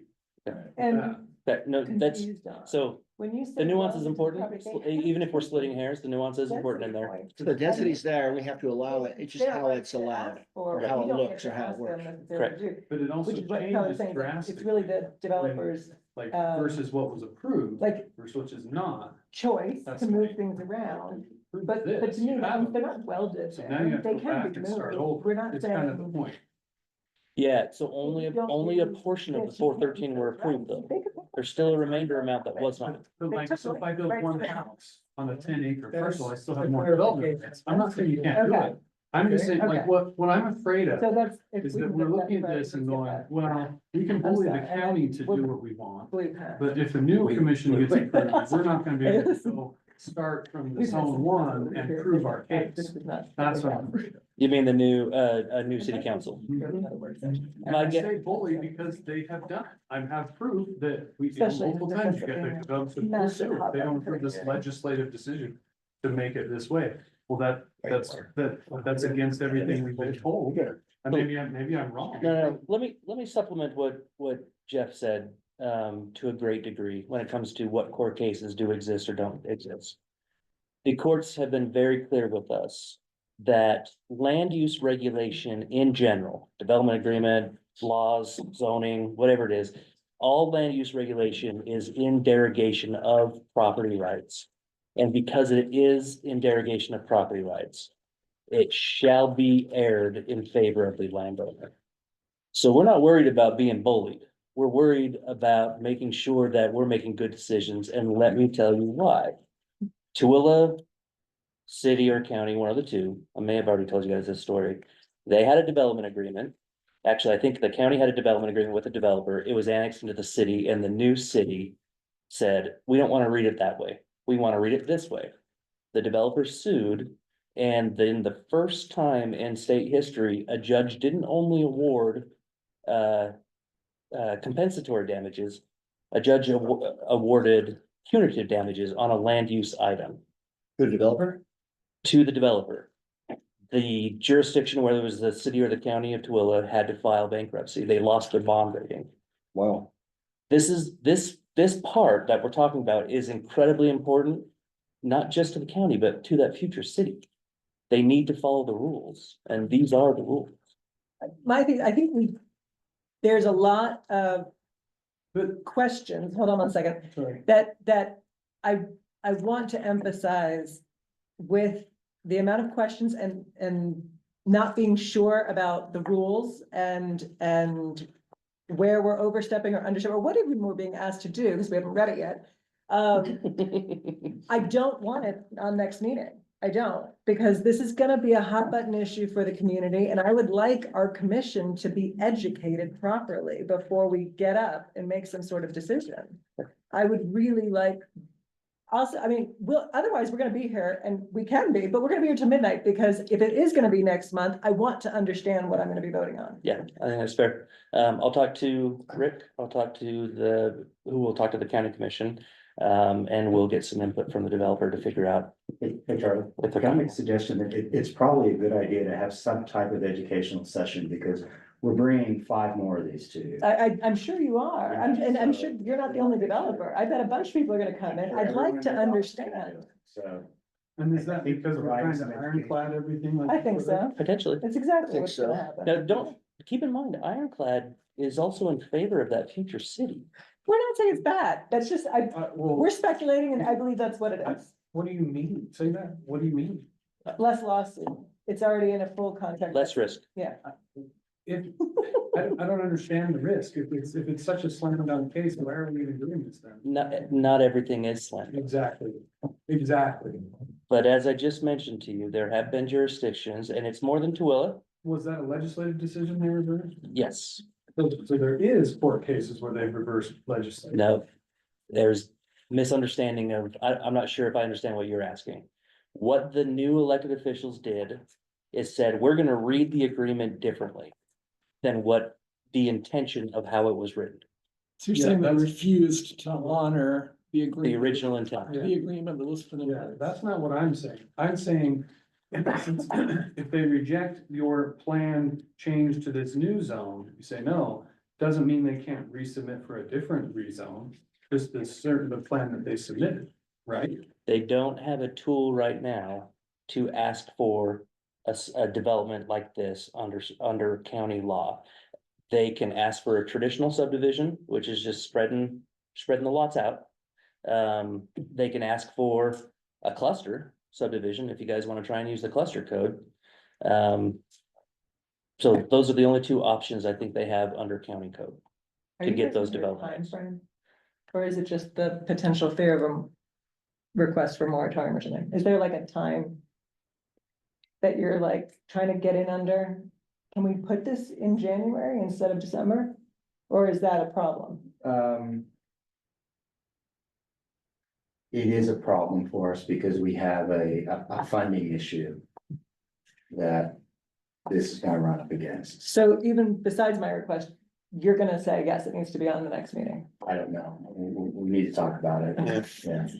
Okay, to simplify, aren't we just talking about the layout of where these lots are? We're talking about a developer agreement. Yeah, so There's a the whole layout, so 60, my 70 summary page take thing. is, the layout isn't a big deal to figure out. I wanna know if there's something in here that's unforeseen, number 1. Okay. And if, in trying to make the community feel better about a development, if there's something such as a little bit of moderate income housing that can be tweaked into that. Those are my 2 things. So just, the streets or wherever you put the lots, the numbers are the same, so it's not that big a deal. Are you guys okay, generally speaking, with this layout, or would you rather see traditional lot styles? I actually like this better. Yeah, I think the flow is really good. traditional lot styles wouldn't have open space, they wouldn't have the trails, there's a number of things that wouldn't be there if Well, you they did could. traditional. They could. They- Did it that way. But it could be horribly Yeah. different too. I'm personally, I'm fine. This Not the way is John general would have. plan. This is general plan stuff. One level more specific than general plan, but yeah, you're, It's implementing the general plan, like oh, yeah, gotcha, yes. putting Clustering. cluster or concentrating the density in kind of small villages. And having some open And it's up and spaces. hidden. You don't even see it from the road, you don't see anything. Yep. I don't have a problem with the layout, you know, it's the bigger picture. I wanna feel comfortable with what we're discussing, and I don't even know what in the world is in there. You and me both. This special smells a planning lot meeting? like the last. It one, does, right? it feels very rushed. Approved, and then we'll do it, and we'll get it to the county commission, they'll approve it. It's probably what's gonna happen anyway. But that's what I'm afraid of too, is it's probably got 60-foot building heights in here, and we'll just, Well, all of us can stuff it. we need to take this home and read it and become comfortable with it, whatever it says, because this is the first we've ever seen. And if you guys want my cell phone number, I think some of you have it, we can talk This- at all hours of the night if you want to. Joy. About it. This particular time period that we have the Thanksgiving holiday, people will be traveling. It is I mean, very I'm just difficult. saying that of all the times, it's not even like we have an entire month Can we back? to the study meeting and up? learn legal code and do whatever, huh? Can we just back the meeting up a week? We cannot. In fact, they pushed our meeting forward because it's December and the week, our normal meeting would be Christmas week. So we're meeting, what, the 19th, I think, instead of the 20-something. Instead of the 24th. Do we need to have a special planning meeting before then to maybe work this out? Might need to, and we did, we canceled it. we stopped we canceled the work session on the 3rd. Because there's big projects that West Weaver is working on. We Sure, didn't, West Weaver. wait, yeah, Concern? when we did that, we did not anticipate getting this at this time and being asked to Marry have that it in go through Christmas. with the timeframe that it's being asked to, which I don't disagree with you. I want to make sure you guys are clear that I have a lot of empathy on that timeframe thing. I have similar concerns. So I think the consensus is nobody has real heartburn with this layout. With that, It's their property, they can do it. with- yeah. With this. Doesn't Yeah. bother me. Okay, It's the cement stuff, which Yeah, I I think totally. the understand why layouts you're would go. doing it. we I get we may look at this over the next week and say, oh, I wonder why that, you got questions. But generally, we're comfortable with the layout like this. Do we need to ask for a donation, Charlie? But this is where we. You have- could, they can say no. But we could Because say no. have no We idea. don't know. If you Right. say no to the Well, we rezone, get to recommend there's it. not a lot of tools left at their disposal to plat. And so They've already planted, I don't understand that and they part. can sell and transfer. That's what I get. Right. Well, not just sell, you can just move it. You moved things before. Why can't you move it? I'm not asking you to. I'm fine with this. But I don't like when I'm being told we're basically not allowing them to use development rights. Why not? They've moved things before. they're not required to. They have volunteered to move things before. And we have, For them to sell it. and we have volunteered to allow them to. We didn't have to volunteer to allow them to. Okay. But it's not like we're canceling them. They're there. If we don't let them use it here, then it would be in their best interest to move them because otherwise they lose money. Yeah? We're not canceling them. We're not dissolving them. If they're entitled to this property here, Okay. if they choose to move them, again, their choice. Got it. Not the county's mandate. Okay. That's the difference here. Okay. So if we don't have a mechanism other than a traditional which we do, we have a traditional subdivision ordinance, they can use that. I don't know if it's gonna get you what you want for the area, but they can, that's the only other recourse they have, so maybe it is a But little they steep. can't sell them. They can't use the transferable development right code that we put in. We don't have a code as far as I know of. We do. I thought We've had this discussion a few times, and every time I say we do, in the form-based in the zone. form-based zone, but it doesn't have, there's no transfer development ordinance or whatever. It's in the form-based zone. Yeah. Yes, there's no standalone. Correct. And this is not form-based zone. This isn't This form is based. not. You could transfer off of this. This. Transfer to Eden Crossing. Yeah. With form-based zone. Which is part of what I thought you had already planned to do that with some amount. I think that's what he had meant. But it may not have come from the bridges, it It's might have not come coming from some from other Wolf pot. Creek. It did, and all those have been executed, by the way, from Legacy Estates, from Osprey Ranch. There's a couple of other out parcels that they had, that constituted it. The development agreement said 180, we calculated 179. So So they transferred 179. I guess my problem, this is fine, right? Great, like, it looks great, right? Good job. It is what it is. The problem I guess I have is that I feel like, and I've known you for a long time, Troy, I feel like you're ramming it down the public's throat. You are selling it that way. I'm not ramming any. And I think instead of, like, the way that you're telling us is, you either do it their way or we get sued. That's what you're telling us. But the reality is, what I'm not hearing, and is what doesn't make sense to me, which is sort of saying, well, they can transfer them, they can do a traditional subdivision, they can do all these different things where that's not a taking, and we can prove that, but you're not saying any of that is. So I guess like the way that you're presenting it leads us to all be like, well, why is Charlie ramming this down our throats? Right? And I think the community is gonna say the same thing. Does everybody feel the same way first off, or do I need to have a conversation with Trevor later? I think the timing is an issue, you know. I think- To get this as we walk in here, leads one to think all sorts of things. Yeah. Trevor's right, the community, has already sent a mandate that they don't like the way things have been conducted. And so to manage that better, there are ways. Yeah, I have zero problems, taking our time on this. What could be a challenge is if we take so much time. And I'm not That- saying, Not so much time. I'm not saying so much time, and I think no one has said these drawings aren't suitable. The question is, what's in here that we don't know? So, Mhm. Well, and this is one proposal from the applicant. Yeah, so There should be negotiation and some Well, idea, should at least- generation and.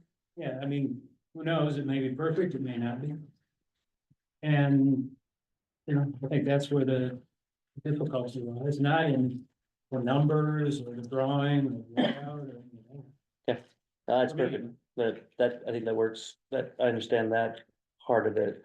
As opposed to ramming it, I'm not the one choosing the time frame on this. Well, let me be clear what I mean.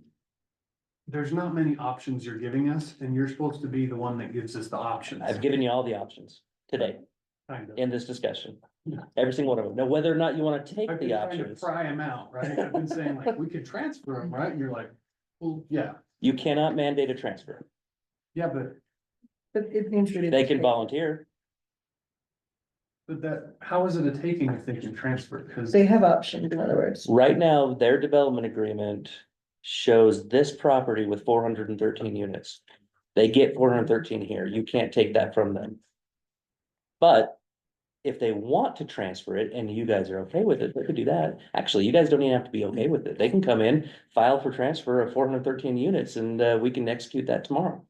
But that's their option, not our mandate. That's, And you can Do stick you it all understand in that the crossing, which would be an even bigger uproar for the new city, but they're right. he said Eden Crossing has the development rights now. Oh, I was gonna say. I think unless they we- want more. So like, again, like you're just saying like, well, we have to approve this is what you're telling us. You don't have to prove this configuration. But the 413 units isn't a I'm debate. not saying, Wait a second. I'm not even saying that. I'm saying the way that you need to sell it is like, look, we can approve this, we cannot approve this. Here's the downsides to both. That's my concern. Is like, I feel like again, you basically, for the applicant said, we don't have to ask for anything at all, or we shouldn't, because they can just force it down our throat versus being like, you could ask for trails and who knows what, right? Like, they can tell you.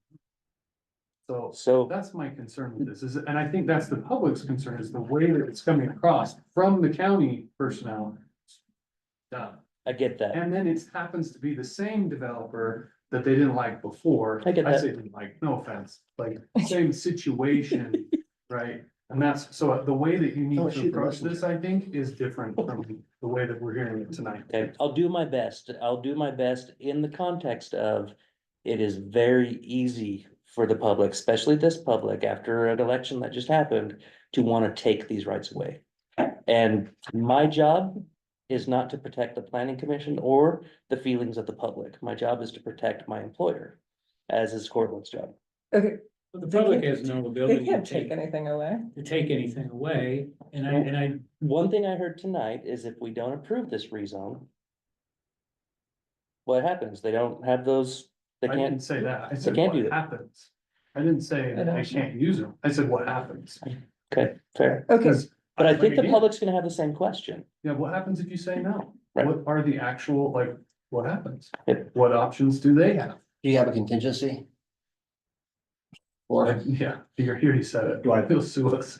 It's always the I mean, we're gonna contingency. protect our property rights, right? We have already been threatened, already been warned that we're going to be down zoned, our property rights are going to be taken away by people who are pushing the incorporation.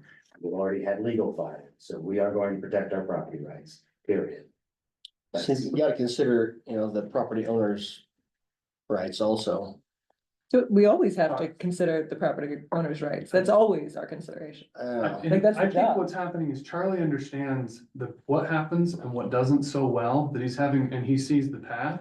So he's selling us on the path that's right, but I don't think he's doing a good job of helping us understand Why the path what is he there. already sees.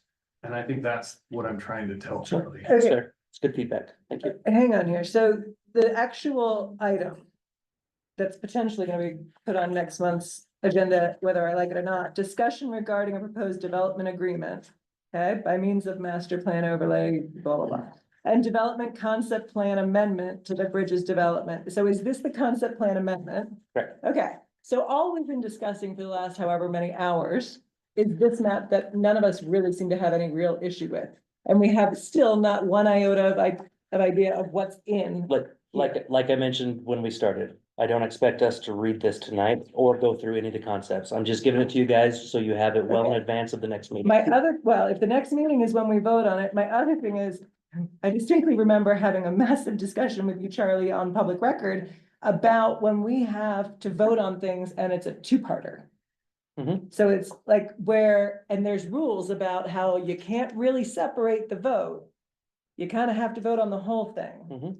And if it's absolutely on next month's agenda and we are no clearer or wiser, and we're fine with this, I'm sure there are plenty of people that might want to say yes to this, but table this because we don't understand it. And it turned out last time that by tabling an item, when we approved something else, it all moved forward. Mhm. And we all got bitten in the butt. Yeah, So and it still could either happen again. separate them so we can vote separately, or give us more time to discover what's in this thing. So let me make it clear. Exhibit B is the master plan.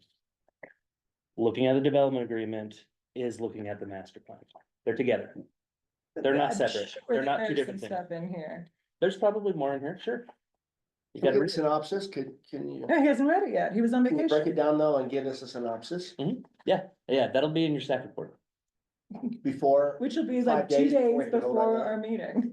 Again, this isn't the only project we're working on.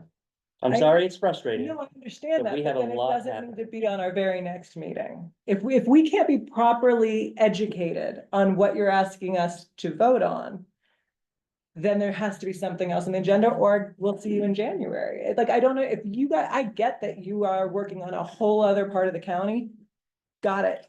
But you're still asking us to make a decision on something you're not prepping us for.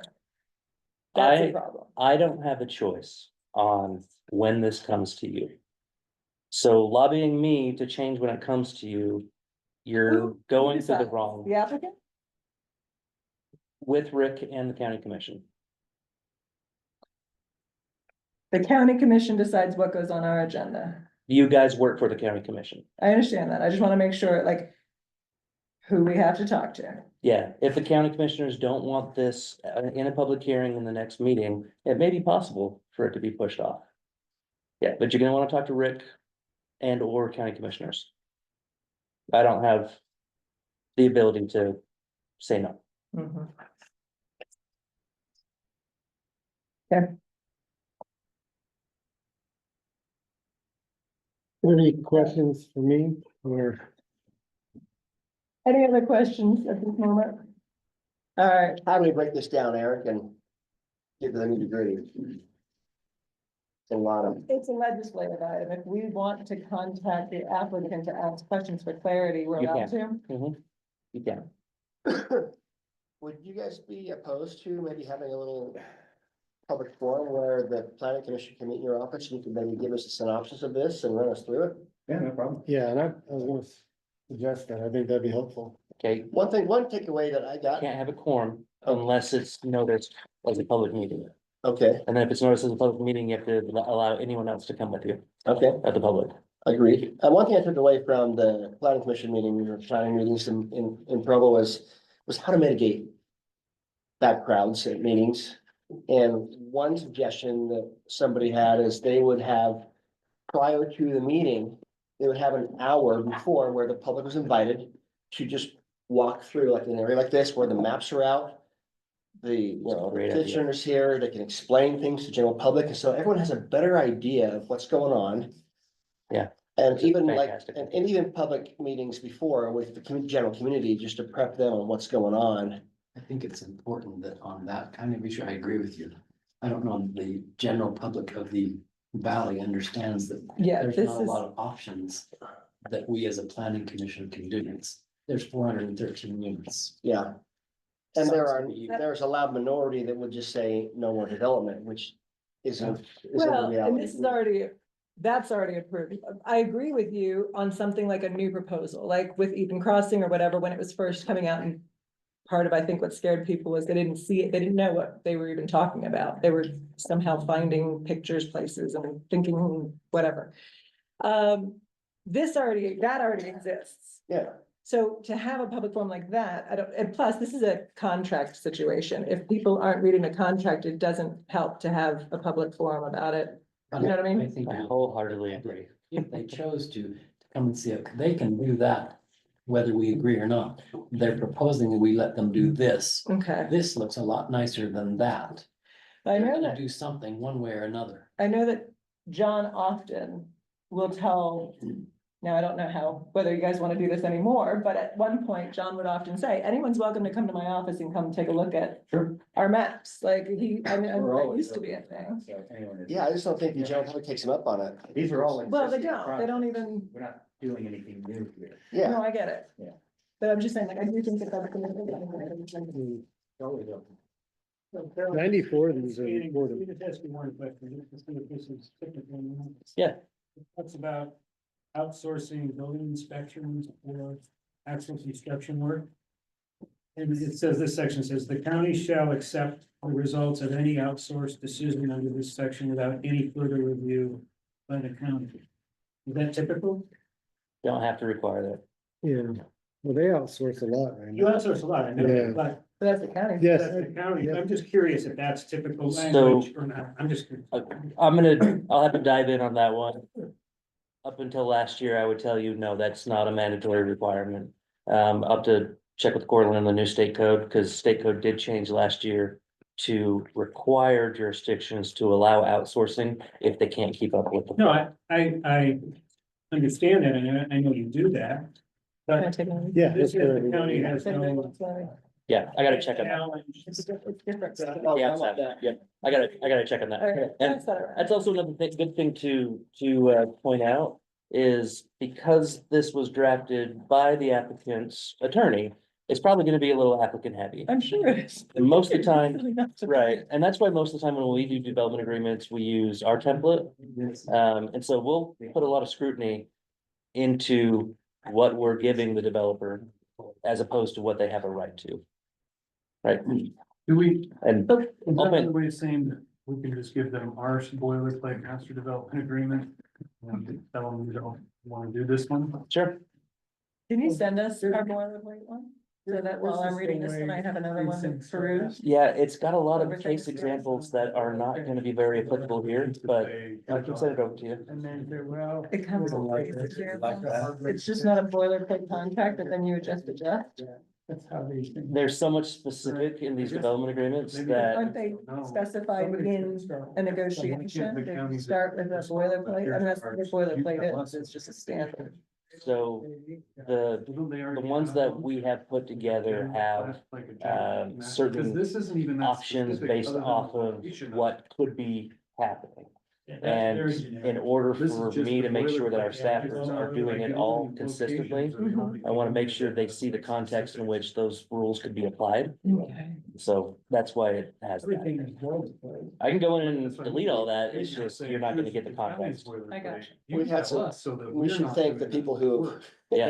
endured with Sticking this. around. Ron and Nico, Ron and Nico. hardcore. Thanks, guys. Uh, Hey, what's the status of the Fairway Road from North Ogden Divide into Powder Mountain Road? Lorna, I. So that has owe been you funded. Notes. The, I have them here, by but weight they're cost. not written in a way. that I And will understand. The I'll just talk bridge about this component after. of it, I believe the construction of that's gonna start next year. And I think the rest of that road will be constructed the year after. So that will be a UDOT? No. Well, it'll be county until the city takes it.